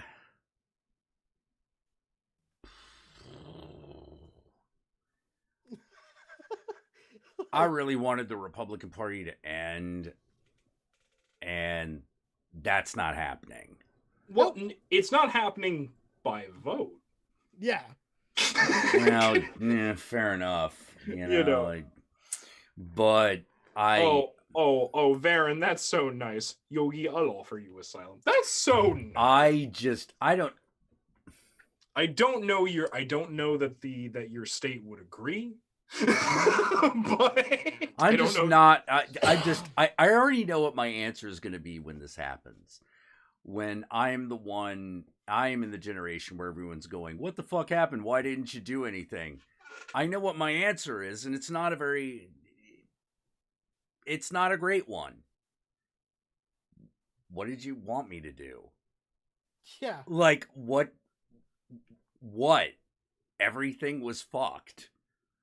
You know, like, what exactly were you expecting? What fucking master plan could we have fucking, unleashed? Because when you've got some kind of master plan, you be sure to tell me, huh?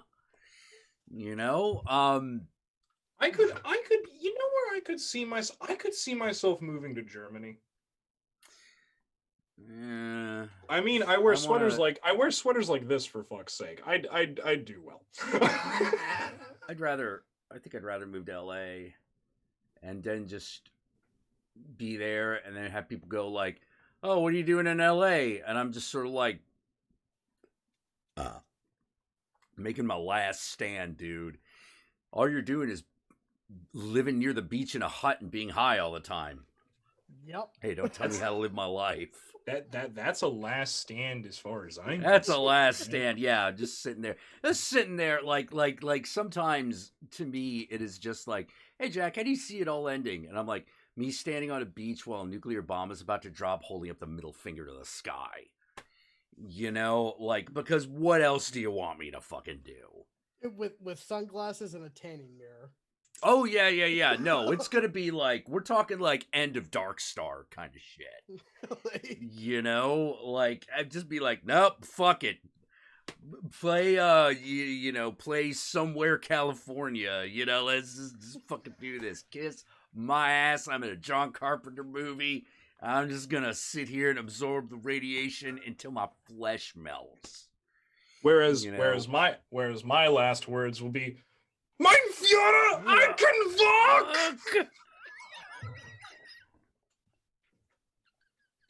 walk!" Mine, yeah, no, my last words are most likely going to be "fuck you." On that kind of, depending on who I'm around, like. I think mine's gonna be well shit. Well shit. Well fuck. Yeah. That sounds about right. Let's see. Navigator True, you talked about being human. You could try London. You know what? You get rid of Boris Johnson and take back that whole Brexit thing, and you got a deal.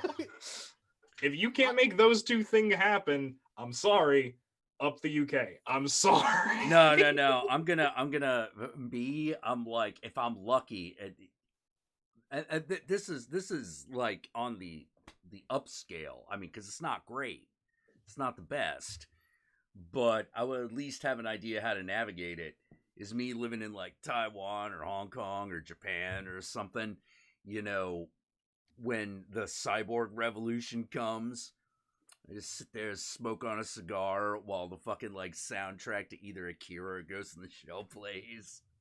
And I'm just like random asshole number 5 sitting in a bar. Nyaba ganina.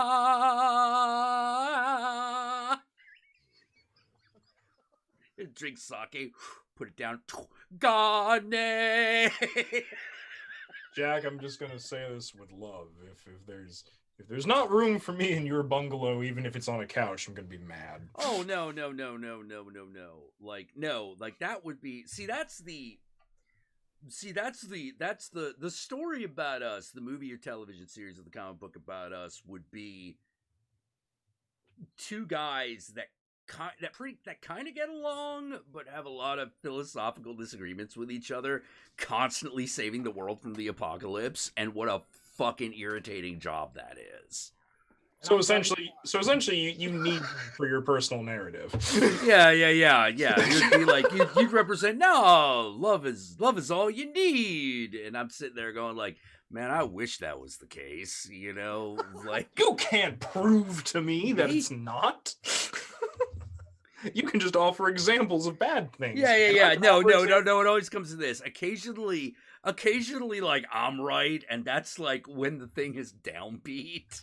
You're like, oh, I guess you were right this time. Yeah, I don't want to be, but yeah, And then there are times when humanity, man, they'll let you down. And then there will be times where I'm right. And and you'll look at me and you go, haha, there is my God, sir. And you'll just go. And there I am driving the car. Just yeah. Like, guys, y'all agree more than you fucking think. Stop fighting. Shut up. Stop by, lick a stove.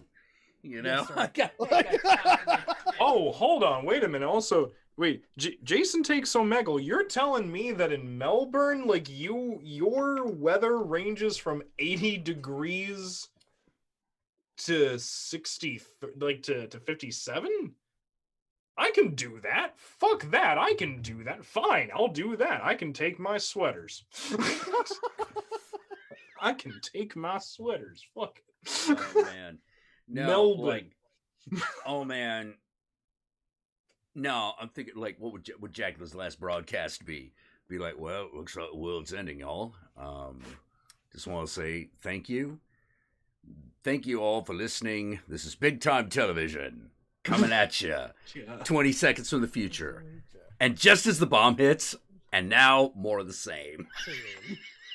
I'd like to think that my final like sign off would be like some type of like welcome to Night Vale kind of shit. Yeah. I still stand by my impression of Night Vale, which is like there are a lot of great ideas. I just wish that they had like come together a little bit better, because like every time I listen to it, I feel like a college student listening to something intended for first graders. Yeah, it's weird, isn't it? Yeah. I'm like, I think I'm literally like, I don't want to say too sophisticated, but I think I might be too experienced for this to like this is the equivalent of like being legitimately freaked out by scary stories to tell in the dark. Yeah. And you're like, well, I mean, yeah, that was good when I was 7, but like, well, I mean, what you got now? Well, here's the thing. I would hold that view if it weren't for the fact that it's mostly a comedy. So I'm just like, okay. True. Well, like, how to put it? There are a lot of really great moments, but they generally have to do with Keshik the cat. Koshak is amazing. Koshak the cat. Yeah. So because it's just the idea that, like, I just became enchanted with the idea that you go into the washing room and it's just this cat floating there going, ow. And because I love the idea. This is one of the things about Babylon. I love the idea of the truly absurd just being a thing that you deal with. Yeah. I can't help it. I'm there for the love story between Cecil and Carlos. I think they're adorable, and I love them. I didn't get that far. And I love, oh god, and I love the concept of Hiram McDaniels, the literal five-headed dragon who ran for mayor.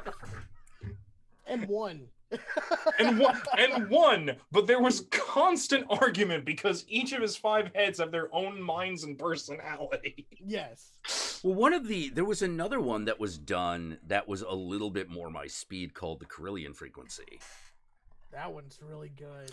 Yeah, that one is really fucking freaky because there is... What they did when they took that show to Netflix was really interesting, because in the original show, basically what you had was you just had your radio guy and music. But what the Netflix show does is it tells a story that is happening when the DJ has his microphone off and what he's dealing with. So he's like, we have a suspicious looking character running around, and some people have seen what some are reporting as a cougar in the area.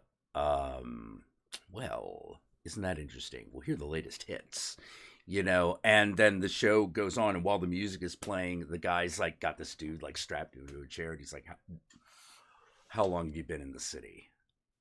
You know, it's like, I came here 4 days ago. Wrong. You've been here a week.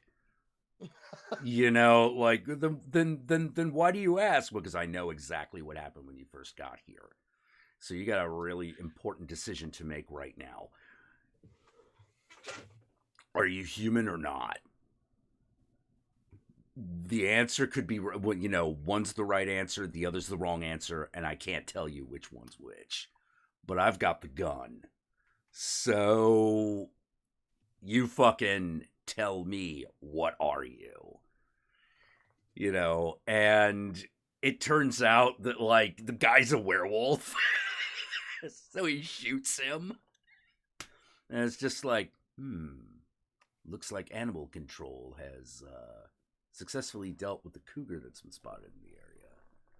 And it's sort of like, oh, man, that's kind of cool. It's That's cool. beautiful. There's also an episode where the whole joke is every call in that he gets is referencing a Stephen King story. Yeah. You know, or he's just sort of like, no, that's The Shining. I'm not here for this kind of stuff. And what happens during the music interlude of that one's real interesting. You know, because it's one of those, it's the tale of the things unsaid, which made it really cool. Another one of my favorites was, what made you think we were vampires? Ooh. Yeah. Oh my God. Like, that one is freaky. You know, because that's about a woman trapped in a fucking, trapped in a hotel room. You know, and that's also one of the ones where the DJ has nothing to do with the events, but he knows what's going on. This sounds like fun. I need to. Oh, it is. that. It is. The Oh, Kirlian yeah, frequency is great. actually quite good. I need to watch/listen to this. Yeah, yeah. They're only about like 4 or 6 episodes. This is not that big. Yeah. I found it after I got disenfranchised with Welcome to Nightville because I kind of figured out that nothing was ever going to be actually resolved. That's a problem, yeah.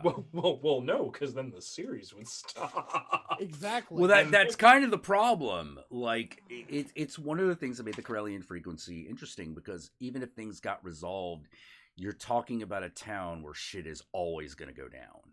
Yeah. So your only constant is the DJ. You know, it's really weird, because, like, I don't know. Again, I don't know what it is about Night Vale specifically, but Night Vale is literally the only, like, technically unending anything that I approve of. I usually hate things like that. Like I remember. Okay, when it comes to manga, right? I remember a friend of mine once said, "Oh, here's issue 1 of Bleach. You should really read this." And I said, "Wait, how many of these are there?" "Well, there are this many." "That's a lot." "Yeah."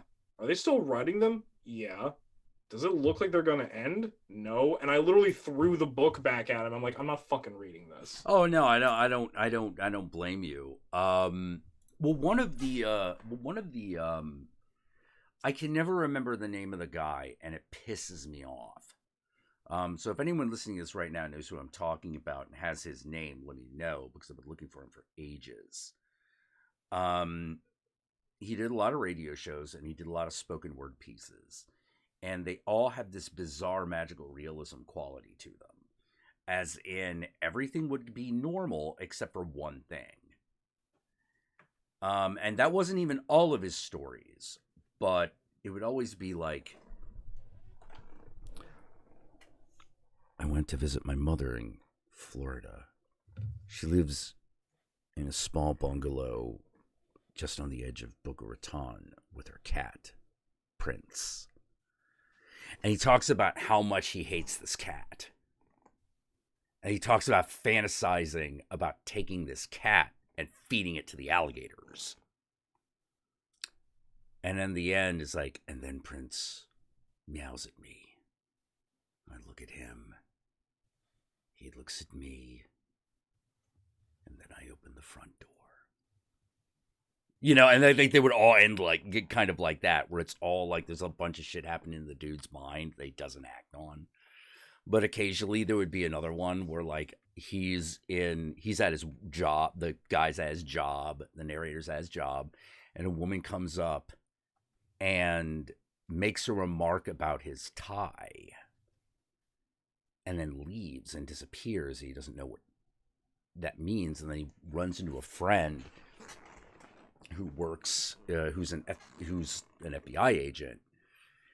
He's like, yeah, I had this weird thing happen to me the other day. His friend goes, she mentioned your tie? Yeah, she did. Burn it. Well, what do you mean burn it? This is a tie my dad gave you. It's just a tie. But then why is it so important? Listen to me or don't.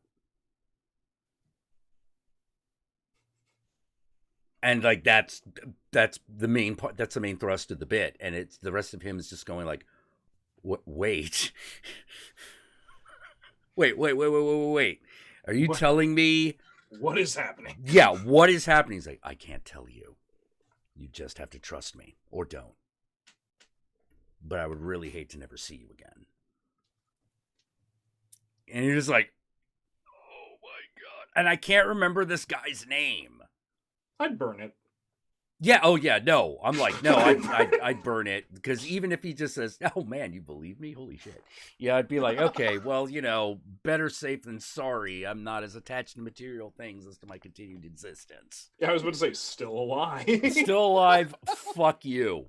You know. Yeah, it's like what like Brad, the midget comedian Brad Williams said. It's like, why you got that bright orange flag on the back of your head in this snowstorm? Fuck you, I'm gonna live. Oh, man. Oh, God. Oh, but yeah, no. Hey, I have a question. Hey, John. Yeah, what's up? Okay. Hypothetical. If you were president of the United States, what executive order would you sign into existence that is kind of stupid, but actually important? Or at least actually a good idea. Okay. This one you'll like. I probably will. That all American history books come with the entire story told, not just the story that that a certain textbook manufacturer wants to tell. That we will standardize the American history textbook, and it will not be American exceptionalism. It will be the history as is and as it should be. You see, I do like that. That's not kind of stupid though. Like that's actually very noble. Oh, do you want crazy? Like, okay, example. Mine would be, I would sign an executive order saying, nope, metric system now. Okay, all right. Okay, so you're talking about Mad King shit, basically. Yeah, you know, how to put it. Me saying that as president, that would be kind of fucking out of nowhere. At the same time, the country would be better off on metric. Okay, here's mine. Wednesday is canceled. I like it. Explain. Wednesday is canceled? There's no longer a Wednesday. Why the fuck do you need a Wednesday? What's the fucking point of it? What do we do with that 24 hours then? Whatever the fuck you want. It's just pre-Thursday. You're just going to start calling it pre-Thursday? Well, do you enjoy calling it Wednesday? Listen, we're talking about Mad King shit here. I know it's stupid. I know it's but like, God damn it! See, I have an answer that I think is actually potentially useful. Well, again, same. I think the metric one is potentially useful. Yeah. That's potentially mine. Would be that any action involving the military in a foreign nation that lasts over 2 weeks must be approved by Congress. Well, the funny thing about that is there's a reason why we don't use that anymore. It's a conflict, not a war, Jack. Yeah, I know, but no, I'm saying any action by the American military in a foreign nation. He's making it so broad that they can't bullshit Yeah, it. yeah, exactly. Like, you have to, if you want, like, anything else, or I'd be willing to go so far as to say,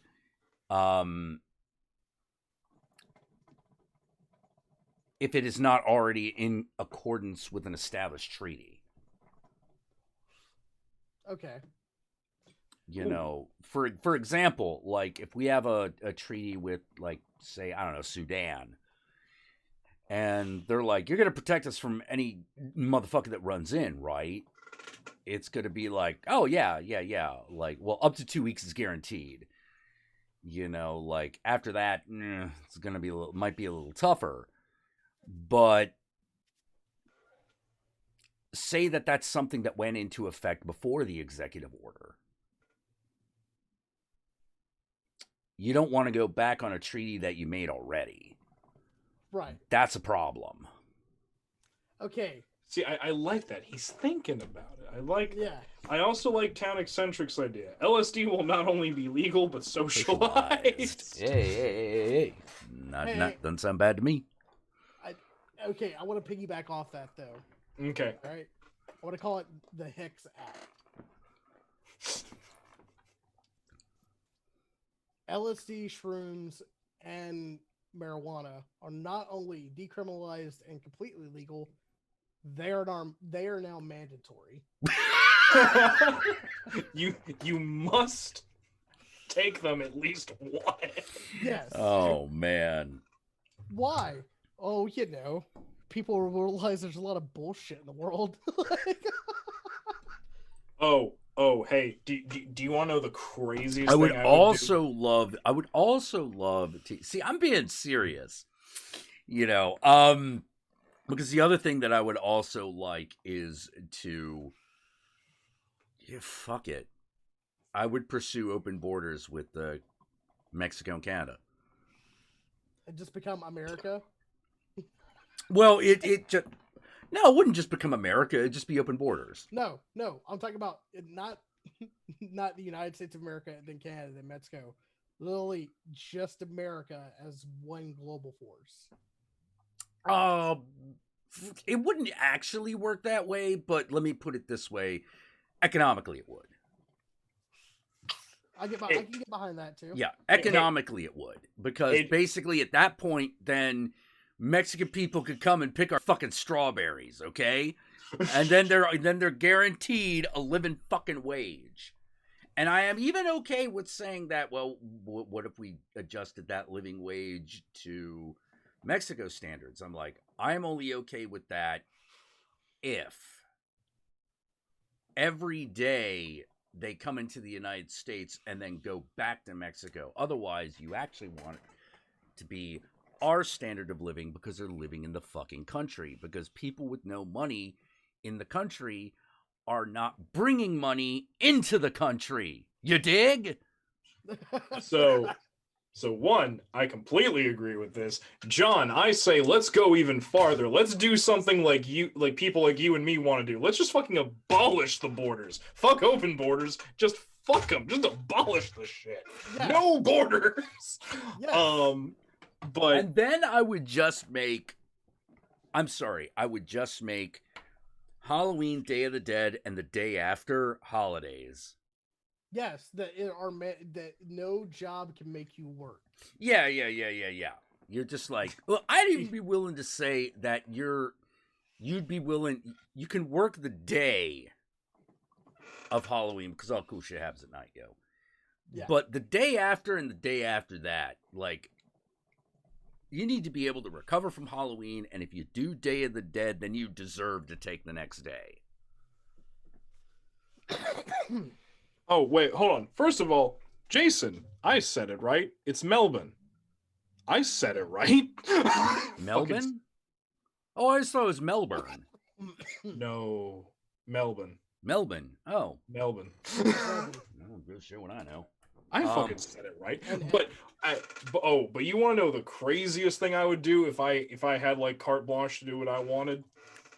I would I would institute some crazy shit, right?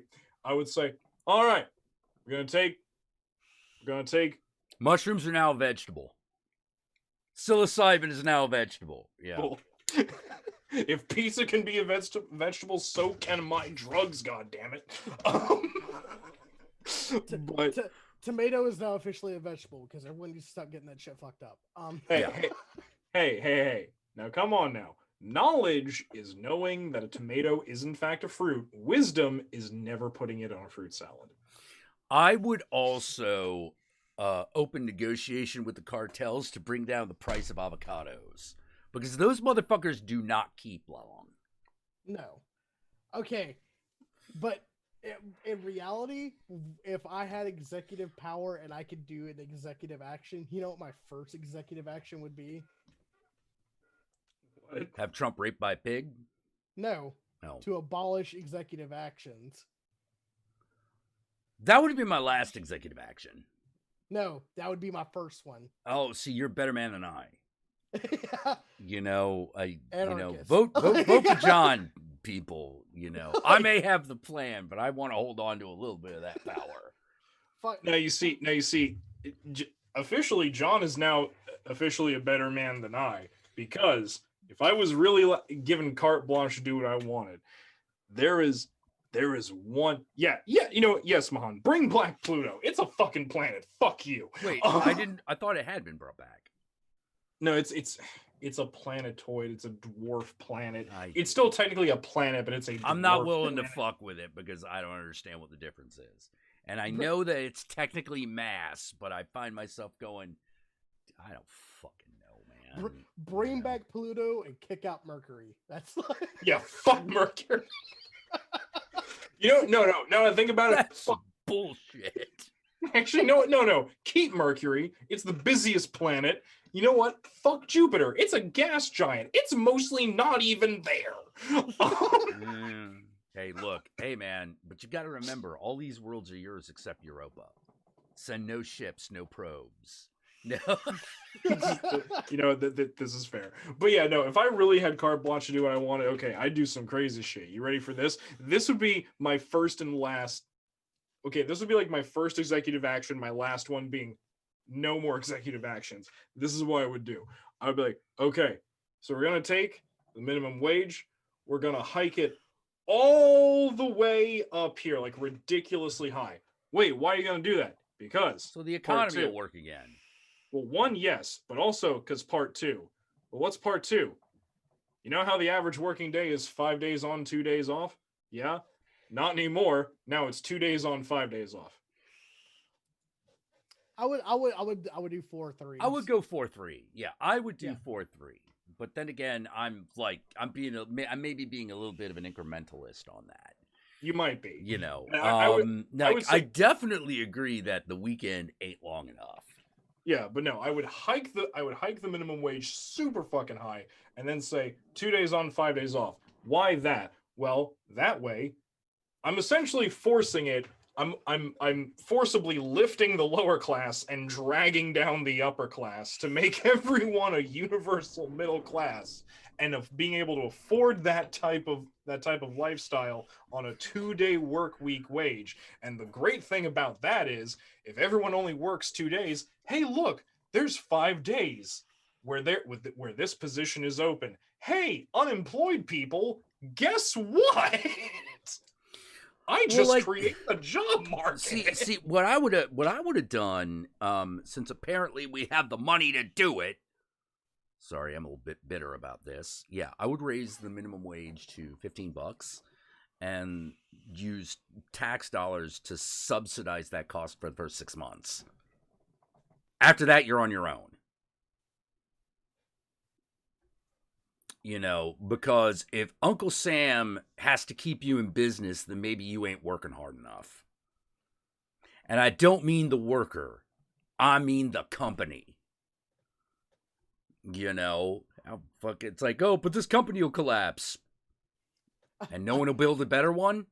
Is that what you're saying? That you're not going to build a better one? Then why are you in business in the first place, fucker? Do it again! Do it again. Like, G's over. You know, like I'm tired of shit like GE sucking, you fucking just eating up government money that they don't fucking use to pay people. Fuck your government subsidies. Yeah. It's like if you have a government subsidy, then that is supposed to be for a real reason, not because you suck. Oh yeah, no. I would totally If I was, I would totally make it. No.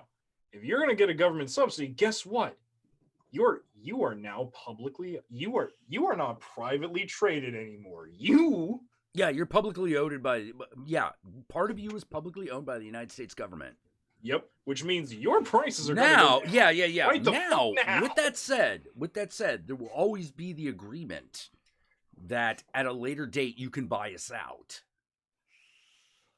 But you have to pay back all the money we fucking gave you first. All of it. I don't even need to charge you motherfuckers interest. You know, but you've got to pay it.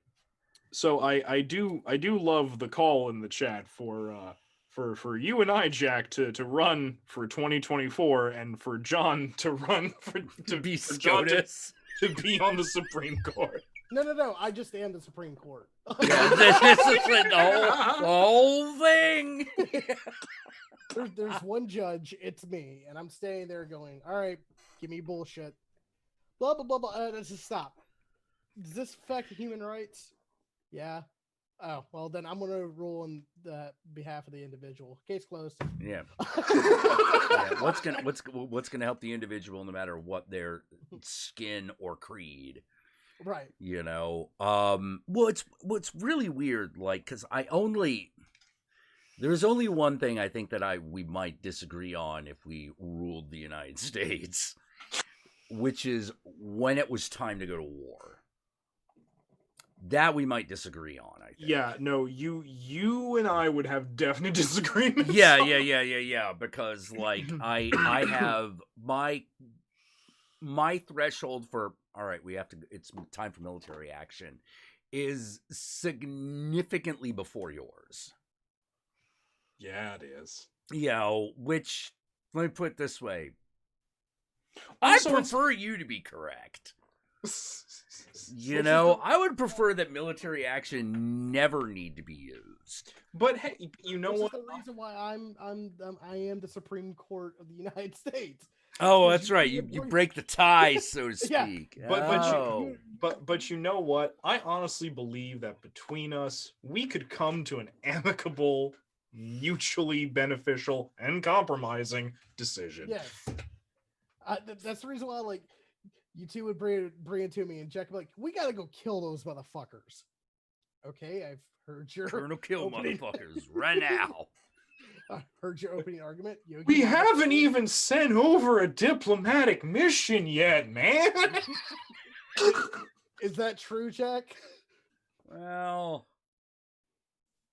Your Honor, there's no time for that.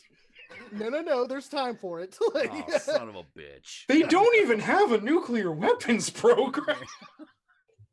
Wait, I'm not saying nuke them. I'm just saying send troops in. Why are we sending troops in? Jack, is this an old grudge you're trying to settle? No. It's mainland China, man. Yogi, is this a grudge he's trying to settle? It's mainland China, Your Honor. Sorry, I have to roll on behalf of Yogi. Son of a bitch. Wait, you have to rule in my favor? Fuck yeah, invasion. Let's do this. Oh, God. But also, can we get rid of president and vice president? Can we just be co-presidents? Well, here's the funny thing. I'm actually of the opinion that might actually be not a bad idea. Yay! Yeah. To have, like, I definitely wouldn't want to get rid of vice president, but I would be better with splitting executive power. Like the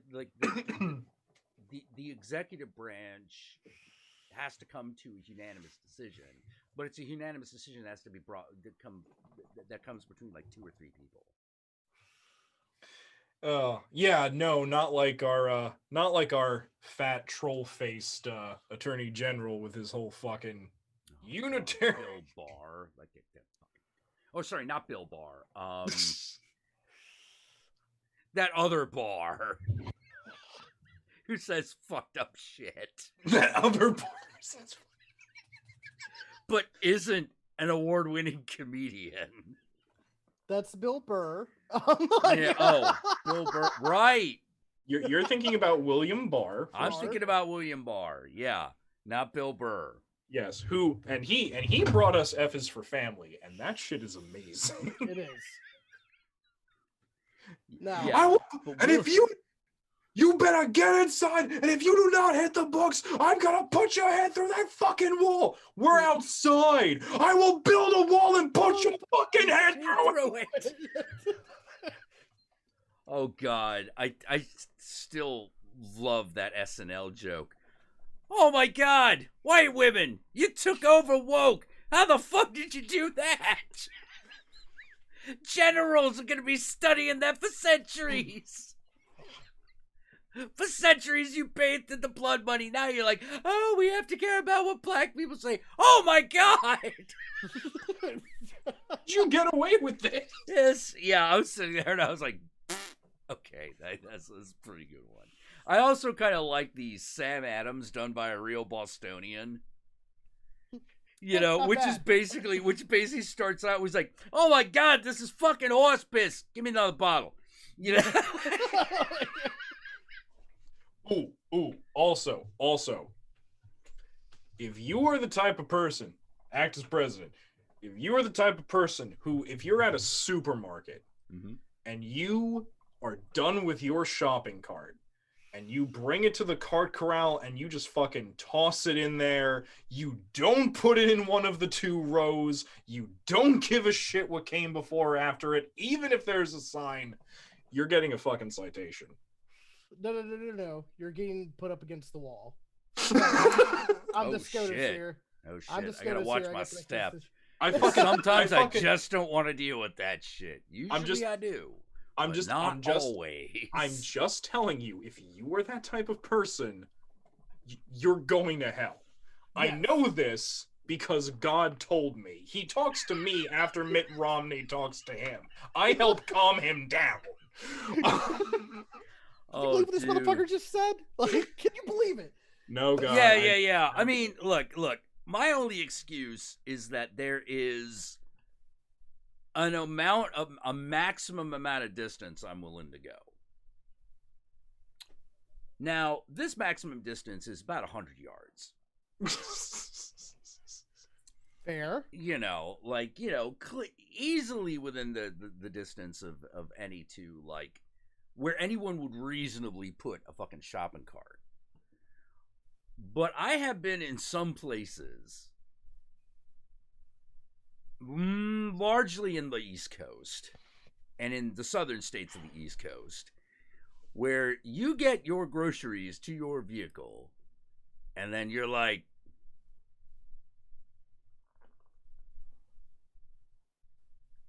where the fuck is the fucking shopping cart corral?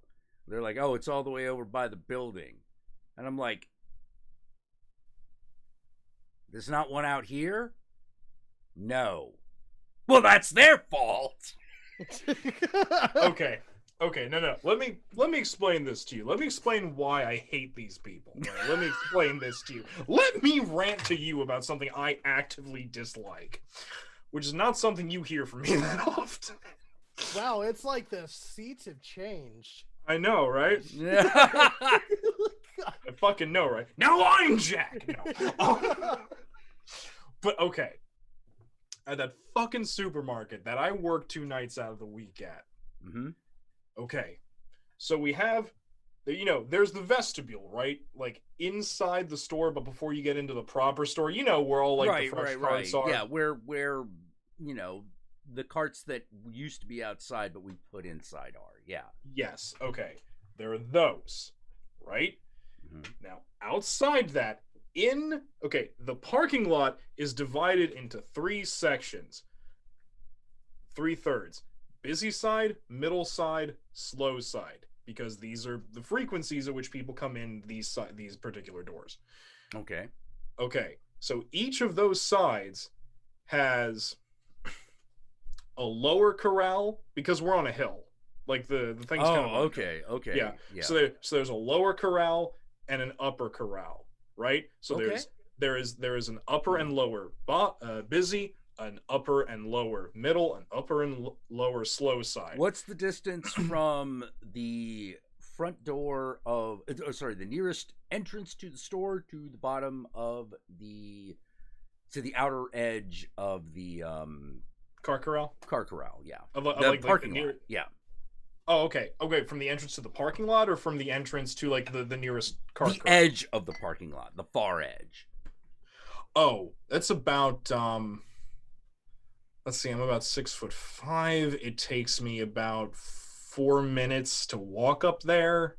So whoa, and you only got 2 corrals per lane? Oh no, well here's the thing, right? Each of those corrals are themselves made of 2 corrals. Yeah. Well, okay, yeah, true, but I mean, like, it's still. I'm not worried about it filling up. I'm worried about like how far one has to go to actually put it away. Oh, okay. So, from the end, if you park your car, you are no more than about, I'd say, 3 to 4 yards from any car corral. Oh, well, that's nothing. Yeah, that's like 12 feet. You know, you could just shove the cart in that basic direction and hit pay dirt. I'd rather you didn't, but right. So here's the thing, right? And each of those corrals, right? It's each side of that corral, they're open corrals, and they have a sign in it, and the sign says, "Please," because we have the 2 different sizes of shopping carts, the big one and the small one. Okay. And each one has a sign in it. Please put small sides on this side. Please put bigs on this side. Oh, see, that's where the store fucked up. But yeah, yeah. Like, let me put it this way: easy to understand, but also easy to not care about. Also, yes. You know, like what I better idea. It's a harder idea to pull off. Granted. But the better idea would to make those intersect. What do you mean? What I mean is, if it's a choice between the one on the left or the one on the right, no one's going to care. They're just going to shove whatever size fucking thing is going to be there. Okay. However, if you make it perpendicular, then people get the idea. Yeah, I'm not entirely sure if... I'm not entirely... Like, you would have to restructure the entire parking lot. Yeah, and then also there's the problem again that it's on a hill, so if you make it perpendicular... Fair enough. Yeah, okay. Yeah, so it wouldn't work for that geography. Yeah, no. All other things being even, it might work, but... Yeah, no, if it was completely flat, I'd say yeah. But, yeah, so anyway, so this is the situation, right? And every fucking day... every fucking day, people, look, if they got them into the corrals in 2 lines, but they were mix matched, so they didn't quite work, because a big one's not gonna fit into a small one. That's not how that works. Right. If they were in 2 or 3 evened lines within the corrals, and they were just mismatched, but they were in lines, yeah, that'd be one thing. Yeah. That's not what happens. Oh, no. What does happen? Fucking like a ball of carts blocking the entranceway with nothing going into the fucking Whoa, what do you mean?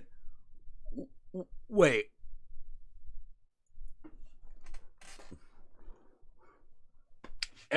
Hold on. What?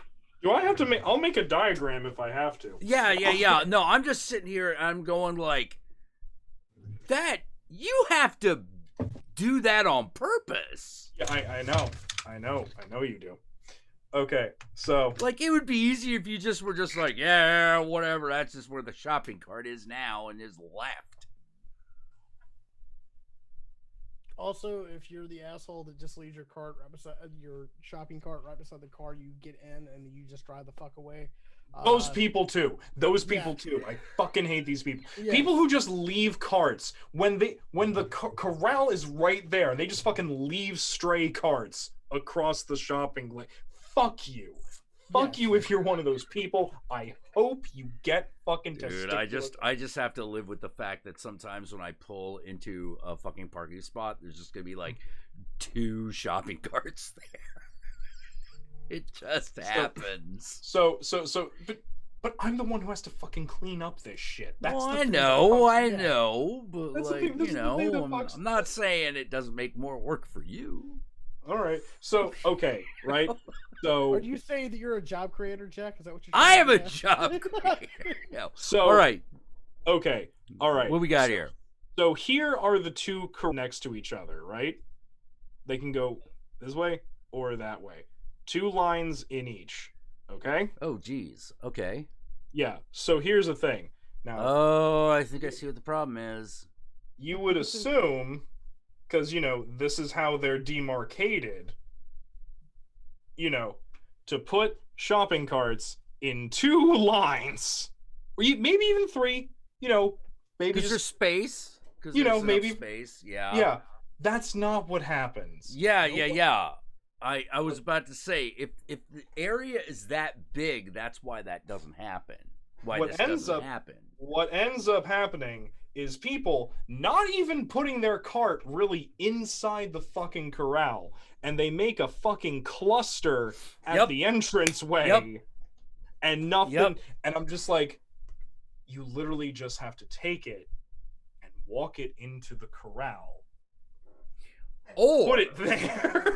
That's Or- all you need to do. Or if you want to get rid of jobs, because you're not a job creator, what you do is you make sure that each of first of all, it goes across both parts of the of that particular lane of parking.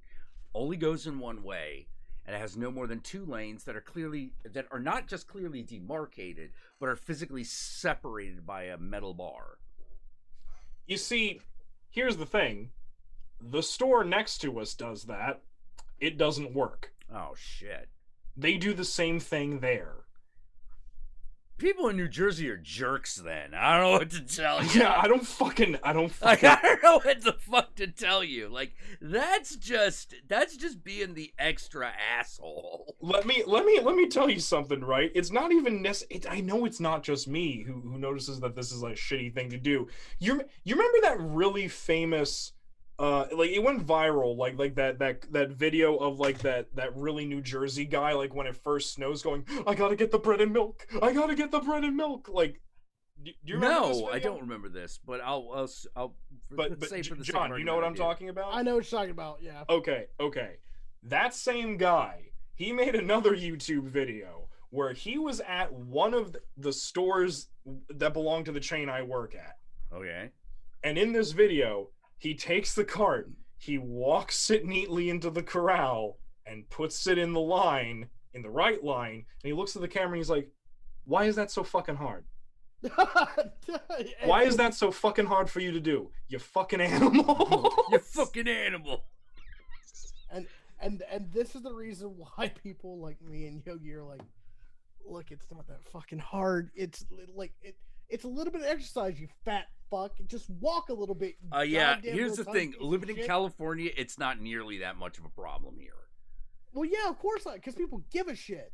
Because they're afraid to fucking piss off the minimum wage worker, because they know that like if they do, they'll be fucking doing some microaggression bullshit and blah blah blah. And, Well, I think it's a lot more like, yeah, man, I'll take an extra 2.5 seconds to like put this in the thing. 5 to 10 seconds is out, but like, Okay, but okay, and you know what? There you go. There's your proof of the possibility of socialism. Depending on how you're socialized culturally, you may give more of a shit or not. Yeah. Because like for me, it's like not much. Like I don't take that shopping cart back to the thing. I'm having a bad day and I gotta go now. Okay, here's the other thing: the Aldi method. Oh God, do you know my store? Ollie method? Okay, yeah. At Aldi's, what happens is What the fuck is Aldi's? Jack. God bless. There's this fun little grocery store called Aldi's that we have here on the East Coast. It has a bunch of generic shit. It's like a mini Costco, right? Okay. And the best thing is, it's a mini Costco, and most of the shit is imported because Aldi's is actually a Dutch company in origin. Yes. And there are a lot of organic foodstuffs and prices. Like, there are a lot of organic things for low prices. Yes, and the reason that they give you low prices is that they don't cut on workers or hours. What they do is they eliminate stuff that's not necessary, such as grocery bags and a cart retrieving system. Why? One, to get rid of the grocery bags by having you pack your own fucking stuff in the like cardboard boxes. So So it's the Costco method right there. Right. Okay. The cart corral, you have to put a quarter into a slot in order to get a cart. Yeah, all the carts are connected up by like this chain thing, and only by putting a quarter in will the chain release and you get the cart to go into the store. And the only way for you to get your quarter back is to put it back in there and reconnect the chain so the quarter pops out. All right. Okay, so it's old style fucking luggage cart airport rules. Got it. Now, here's the fun part about this. Does this stop people from leaving their cards out? No. But, and I've seen this personally, I've seen homeless people sit out in the fucking parking lot of an Aldi and put carts back up and grab quarters. That's a job creator where you don't even have to pay them. Yeah. Like that being said, that sounds okay. That being said, most people do in fact put their carts back because the average American goes, "I could use that quarter." That's a video game at an arcade that doesn't exist anymore. You know? That's a quarter of a lottery ticket right there. I can't get my scratch offs without it. But tell me I'm wrong. Do not touch a tram. Not wrong. Hell, but if I get 3 more of them, I could buy myself a $1 scratcher, and I might be able to win like $50 or $1. Oh, dude, But yeah, no. Do you know? I wrote a letter to the corporate head of our chain, going like, bless hey, you. I know, right? When I was young and idealistic. How long ago was this? Hmm? How long ago was this? 2.5 years. When I still had hope. That should be the title of the book.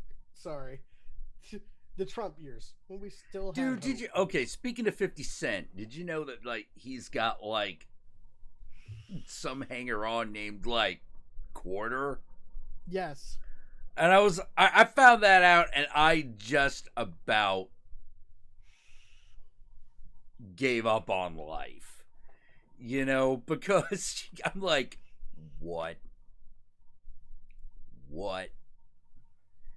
I'm not saying 50 Cent was the worst rapper ever. I mean, look what's happened since. But mumble rap is a thing. Lil Pimp, and I'm sitting there and going like, congratulations, you just took the rap out of rap. Fuck you, I hate you. What are you doing? Before it was even official, before mumble rap was a thing, the minute cell phone came on, I just went no. Are you talking about Hotline Bling by Drake? Yeah. Yep, that shit. Okay. That shit. I won't call it by its real name. It's not a Fucking real song. Drake. Oh my god. Like, Remember when he was on Degrassi and he was full of promise? Then he got shot. I remember. I remember the days before Usher was like, oh my god, shut the fuck up. Do you remember Run DMC? I remember Run Run DMC. DMC. I remember Run DMC, and it was excellent. And then Eazy-E died. Another thing that the AIDS crisis is to blame for. I think that's NWA, Jack. Oh shit, you're right. Yeah, sorry. I didn't want to say it. Sorry. Right. I got my early 80s rap groups a little crossed. Though I will ask you this question though. Mm-hmm. Whose house runs house? Oh man. Oh god. But yeah, no, I wrote them a letter once saying like, hey, this other store does this. Or 5 dimes. God damn it. That's like the perfect like that joke wouldn't. I don't know if that joke would play anymore, but like back in the day, that would have been perfect. It's like, here's a new latest rap sensation, 5 dimes. Oh wait, does he sound like 10 nickels? 10 nickels. Oh, Half a dollar. Fitty Penny just going way too Fitty much, Penny, man. that's dude. No, I'm sorry, like Fitty Penny, that's like some really, really super fucking old guy that's trying to ride them coattails, like, but he's still doing like barbershop or something. Yep. You know? Man, your mama's so dumb. I told her listen to 50 Cent. She put 2 quarters in her ear. But yeah, Fat no. Boys, hell yeah, Fat Boys. I remember that shit. Oh my god, the Fat Boys. And then there was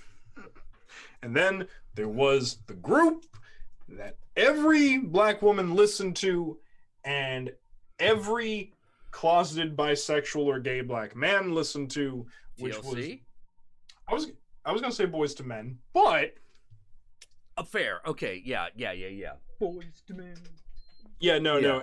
Any time I meet like a straight dude who's like, oh yeah, I love Boys to Men, I'm like, sus. Yogi, I have 100 hay pennies in his House. Yogi, I have a confession to make. You love Boys to Men? I think Boys to Men sounds fucking amazing. Sus. To be fair, Yogi, you're not the first. I mean, hey, you could be part of the exception that proves the rule, but it's still a rule. Well, let me put it this way. One thing I will say that they were better than is they're better than New Kids on the Block. True, because they were actually good. Wow, being better than New Kids on the Block. What a fucking bar to set. Dude, NSYNC was better than Kids on the Block. True. Well, of course, they Justin Timberlake. Yeah, and also, what was that other one?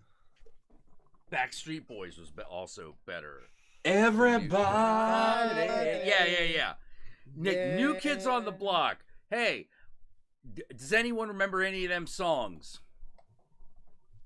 I remember songs that reference New Kids on the Block. Exactly. Fucking exactly.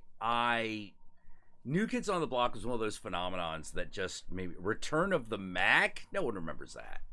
No. You know. No. We're old heads. We don't remember that.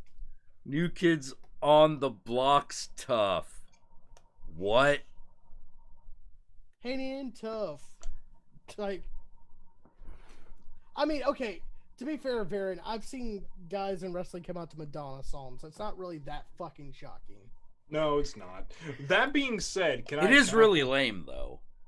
Hey, fuck you. Grado is fucking amazing. How dare you? I love Madonna. Fuck you. But and it was like a prayer too. So imagine a bar. See, look, it's a great song. See, we've already crossed over because, like, I was talking about New Kids on the Block. You're the one who took it to Madonna. Yeah, and I what you gonna say? Madonna ain't? Oh hell no. Oh, I will say. Oh, I'll say this. No matter what good things you could say about Madonna, she made absolutely the worst James Bond theme ever. Yeah, of course she did. That was boom. Done. Yeah, that's it. That was during the time where she thought she was going to be a rapper too. I'm not saying everything she does is gold. Like, just she has a lot of gold options, you know? Like, Jesus. But yeah, like there's a fucking Scottish wrestler. I think he really just floats the fuck away. No, he done. But there's a Scottish wrestler by the name of Grado who comes out to Like a Prayer. Imagine a bar, an arena more like, filled with 800 Scottish crazy wrestling fans singing Madonna. That sounds like poetry. It was poetry. like fucking it's fucking delicious. Like, do they realize it's Madonna? Yeah, no, they know what that song's about. The thing is that Grado loved that song so much he wanted it to be his wrestling entrance theme. I may have my misgivings currently with Matt Stone and Trey Parker. That being said, that episode about professional wrestling they made was spot on fucking accurate. It's pretty fucking accurate, and I'm saying this as a wrestling fan. And you know what the weird thing is? That episode made me appreciate wrestling more. Okay. This is a thing I talked about with my love of sports in general. Mm-hmm. It's not the action that happens on the field or in the arena or whatever. Mm-hmm. It's the stories of what goes on behind those actions on the field and in the arena that makes sports interesting. It's the friends we made along the way. But it's true though. Without the pomp, the circumstance, the rivalries, without all of that shit, it's just kind of this boring thing. You know who plays baseball without any of that? The fucking Amish. And they're Amish. Yeah. Oh. Now. Anyone know Marky Mark? Marky Mark and the Fucky Bunch? Mouse I'm eating here, okay? Yeah, like, for fuck's sake. But, like, wrestling is interesting for what they put on the screen. But the shit that happens behind the scenes, like, that's where the real fucking interesting things are. Like, now, by behind the scenes, do you mean like the fabricated drama or like the real shit? Like the real shit, like, you know, Psycho Sid stabbing Arn Anderson with a pair of scissors. Okay, that was a thing that happened. I see what you're saying. Fucking not Bruno Sammartino. Oh, fuck, Dino Bravo being involved in the Canadian Mafia. Yeah. Oh, Dino Bravo. The fact that the Canadian Mafia is a thing. Oh, because he was fucking bringing over Marlboros. Like, this is the reason why really we don't sorry. Yeah, it's like, really sorry if something happens to your shop, okay? Yeah. Maybe we're gonna come back and take this curling bat to some kneecaps, eh? Hey, but oh god. Actually, okay, but I wanted to point this out, right? You know how I said I don't know any New Kids on the Block songs offhand? I only know songs that reference them. So, legit, anytime someone mentions New Kids on the Block, none of their fucking catalog comes to my mind. What comes to my mind is fucking Summer Girls by LFO. Yeah. Because there's that one lyric with them in it. Oh, jeez.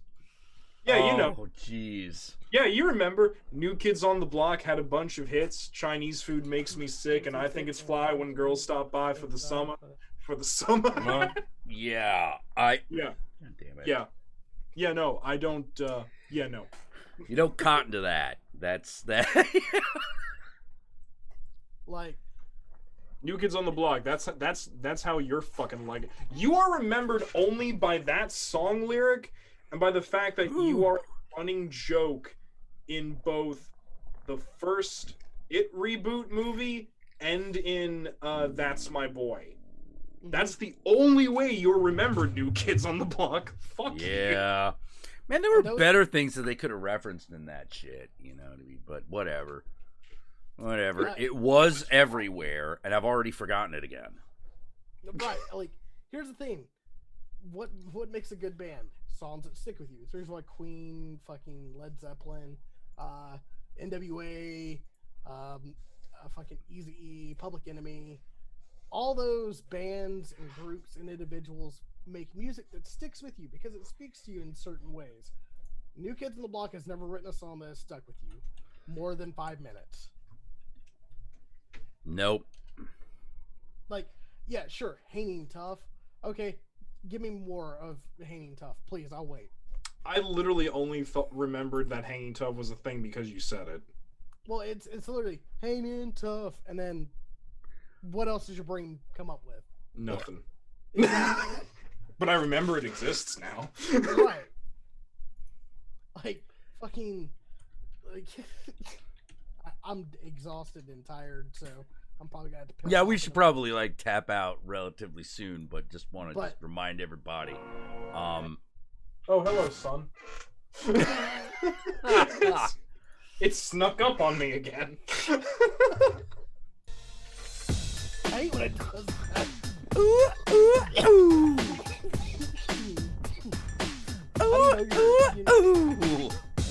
How do you know you're a night creature? You look out the window and go, No, it's daylight, you know? Look out the window. Ah, feck! Feck us, girls! Fuck off, son! Drink! But like, yeah, but fucking, you know, me and Yogi were talking about wrestling, and it's like, I'm a nerd who likes sports, but I don't like just what happens on the field. I can give two shits. I watch my favorite teams and favorite people, and that's it. It's the stories behind it I find fucking interesting. Like, boxing is boring now to watch, but listening to the history of boxing, Yeah. It's way better. It's fucking way better. Like, that has more universal appeal than the sport, you know? Right. Like, because you're just like, wait, what? What the fuck? You know? like, for instance, Oh, just the fucking history of Mike Tyson alone will make you go, what? what? To sum up the history of Mike Tyson, cocaine, maybe once. And then, Cocaine, Nintendo game, prison, eating a Commander Hollifield's ear. And now you know the rest of the story. and now he has his own Adult Swim show. Hold on. It's cocaine, championships, Nintendo game, cocaine, prison, Nation of Islam, Oh, good point. I forgot about that. You're right. Oh, shit. biting Holyfield's ear off, and now you know the rest. Now of the you story. know the rest of the story. And that Because little boy that nobody liked turned out to be Roy Cohn. Oh no! Like, nobody likes Roy Cohn. Oh no, Fuck Roy it. Cohn can fucking Roy Cohn, the one guy I'm glad died of AIDS. Hey now, Roy Cohn may have sex with men. But Roy But Cohn Roy is Cohn not a is homosexual. You know, like, oh I- my fucking god. I hate- I love I hate Pacino's portrayal of that character. Oh yeah. He made him just like, how to put it. Watching that, you're like, man, is Pacino's going over the top, and you're like, yeah, I don't think so. Actually, I think he's toning it down so that the audience will believe him. Yeah, because here's the problem with that quote. There's just not one person that stands up and goes, okay, what is a homosexual then? Like, because we're fucking around with definitions at this point. Yeah. What does that mean, Roy? What does that fucking mean? And that's the thing that's the thing Roy Cohn would say. That's why it's in Angels in America, because you're just like, what? I think my most favorite thing, and I'm saying this is partially me saying this as a communist. My favorite thing about the Roy Cohn arc is fucking the ghost of Ethel Rosenberg coming back just to watch him die. Yes. That was kind of like, oh shit, oh snap. I love it. I love when he looks up from the floor and he sees her for the first time and he goes, "Hi, Ethel."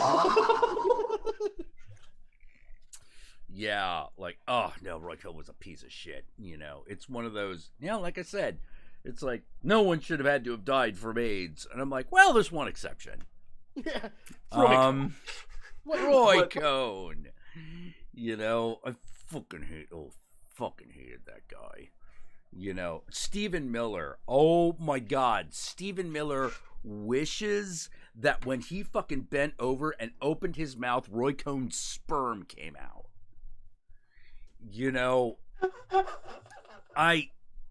Oh my fucking God. Like, you see, no, there is a deep state, and that's who they really worship is Roy Cohn. Well, yeah, it's motherfuckers like that. And because they're standing up for the morals of America. And I'm just sort of like, morals of America? Who gives a fucking shit? Land of the free, home of the brave, yo. Your fucking bullshit tradition morals mean nothing in the face of a fucking country that told the King of England to kiss his ass and made it stick.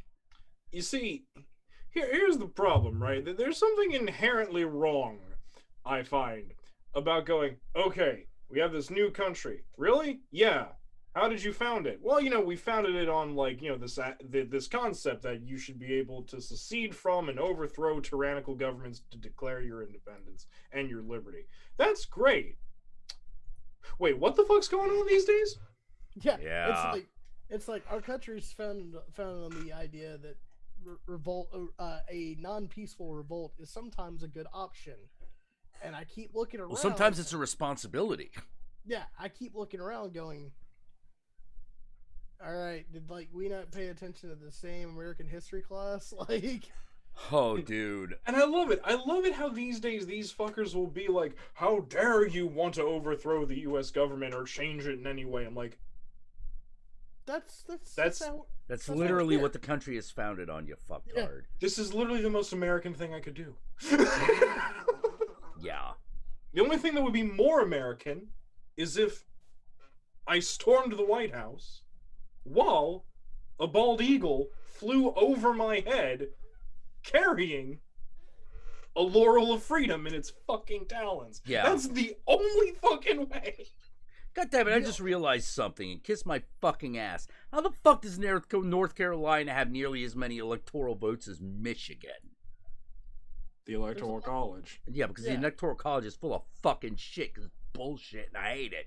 I'm like, North Carolina?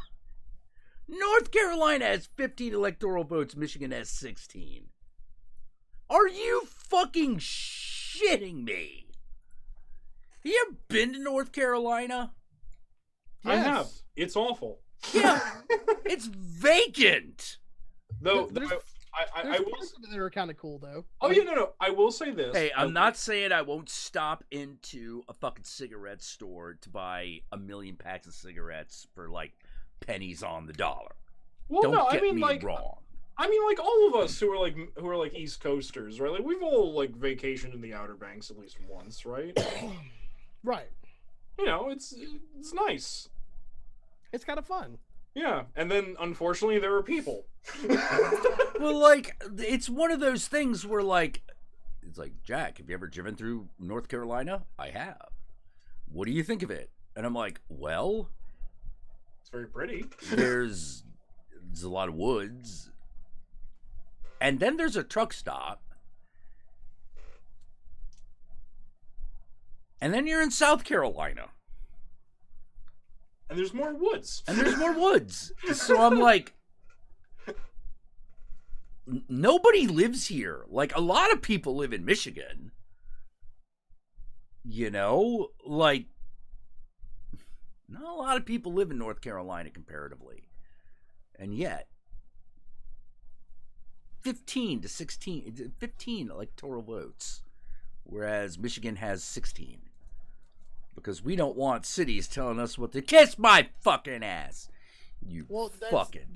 That's literally the definition of cities telling us what we want, what we fucking need. Yeah. That's literally the definition of cities deciding elections.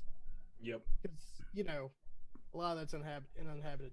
Anyways, I'm fucking tired. Yeah. We should probably take off. Take off, eh? Take off, eh? Take off, eh? All right. So, well, wait. You know how they came up with Canada's name, though, right? Because it was dry. Well, a bunch of guys were just like, standing around, and they're like, "Oh, what should we call this country, eh? Oh, I know. Let's just shout out random letters and see what we come up with. Okay, C, eh? N, eh? D, eh? I like it. I like it. Kid, eh? All right, let's do that. I brought the beer and the grill. Yeah. All right. So, South Wales. Oh man, no. How does Wales become a country? Someone hocked a loogie and everyone just went with it. As someone with Welsh heritage, you're right. Yeah. How does a P sound like a W, you motherfuckers? When I found out I was dyslexic, I was very distraught. But then my father drove me to the border of Wales and pointed at a street sign and said, "See, son, it's not just you."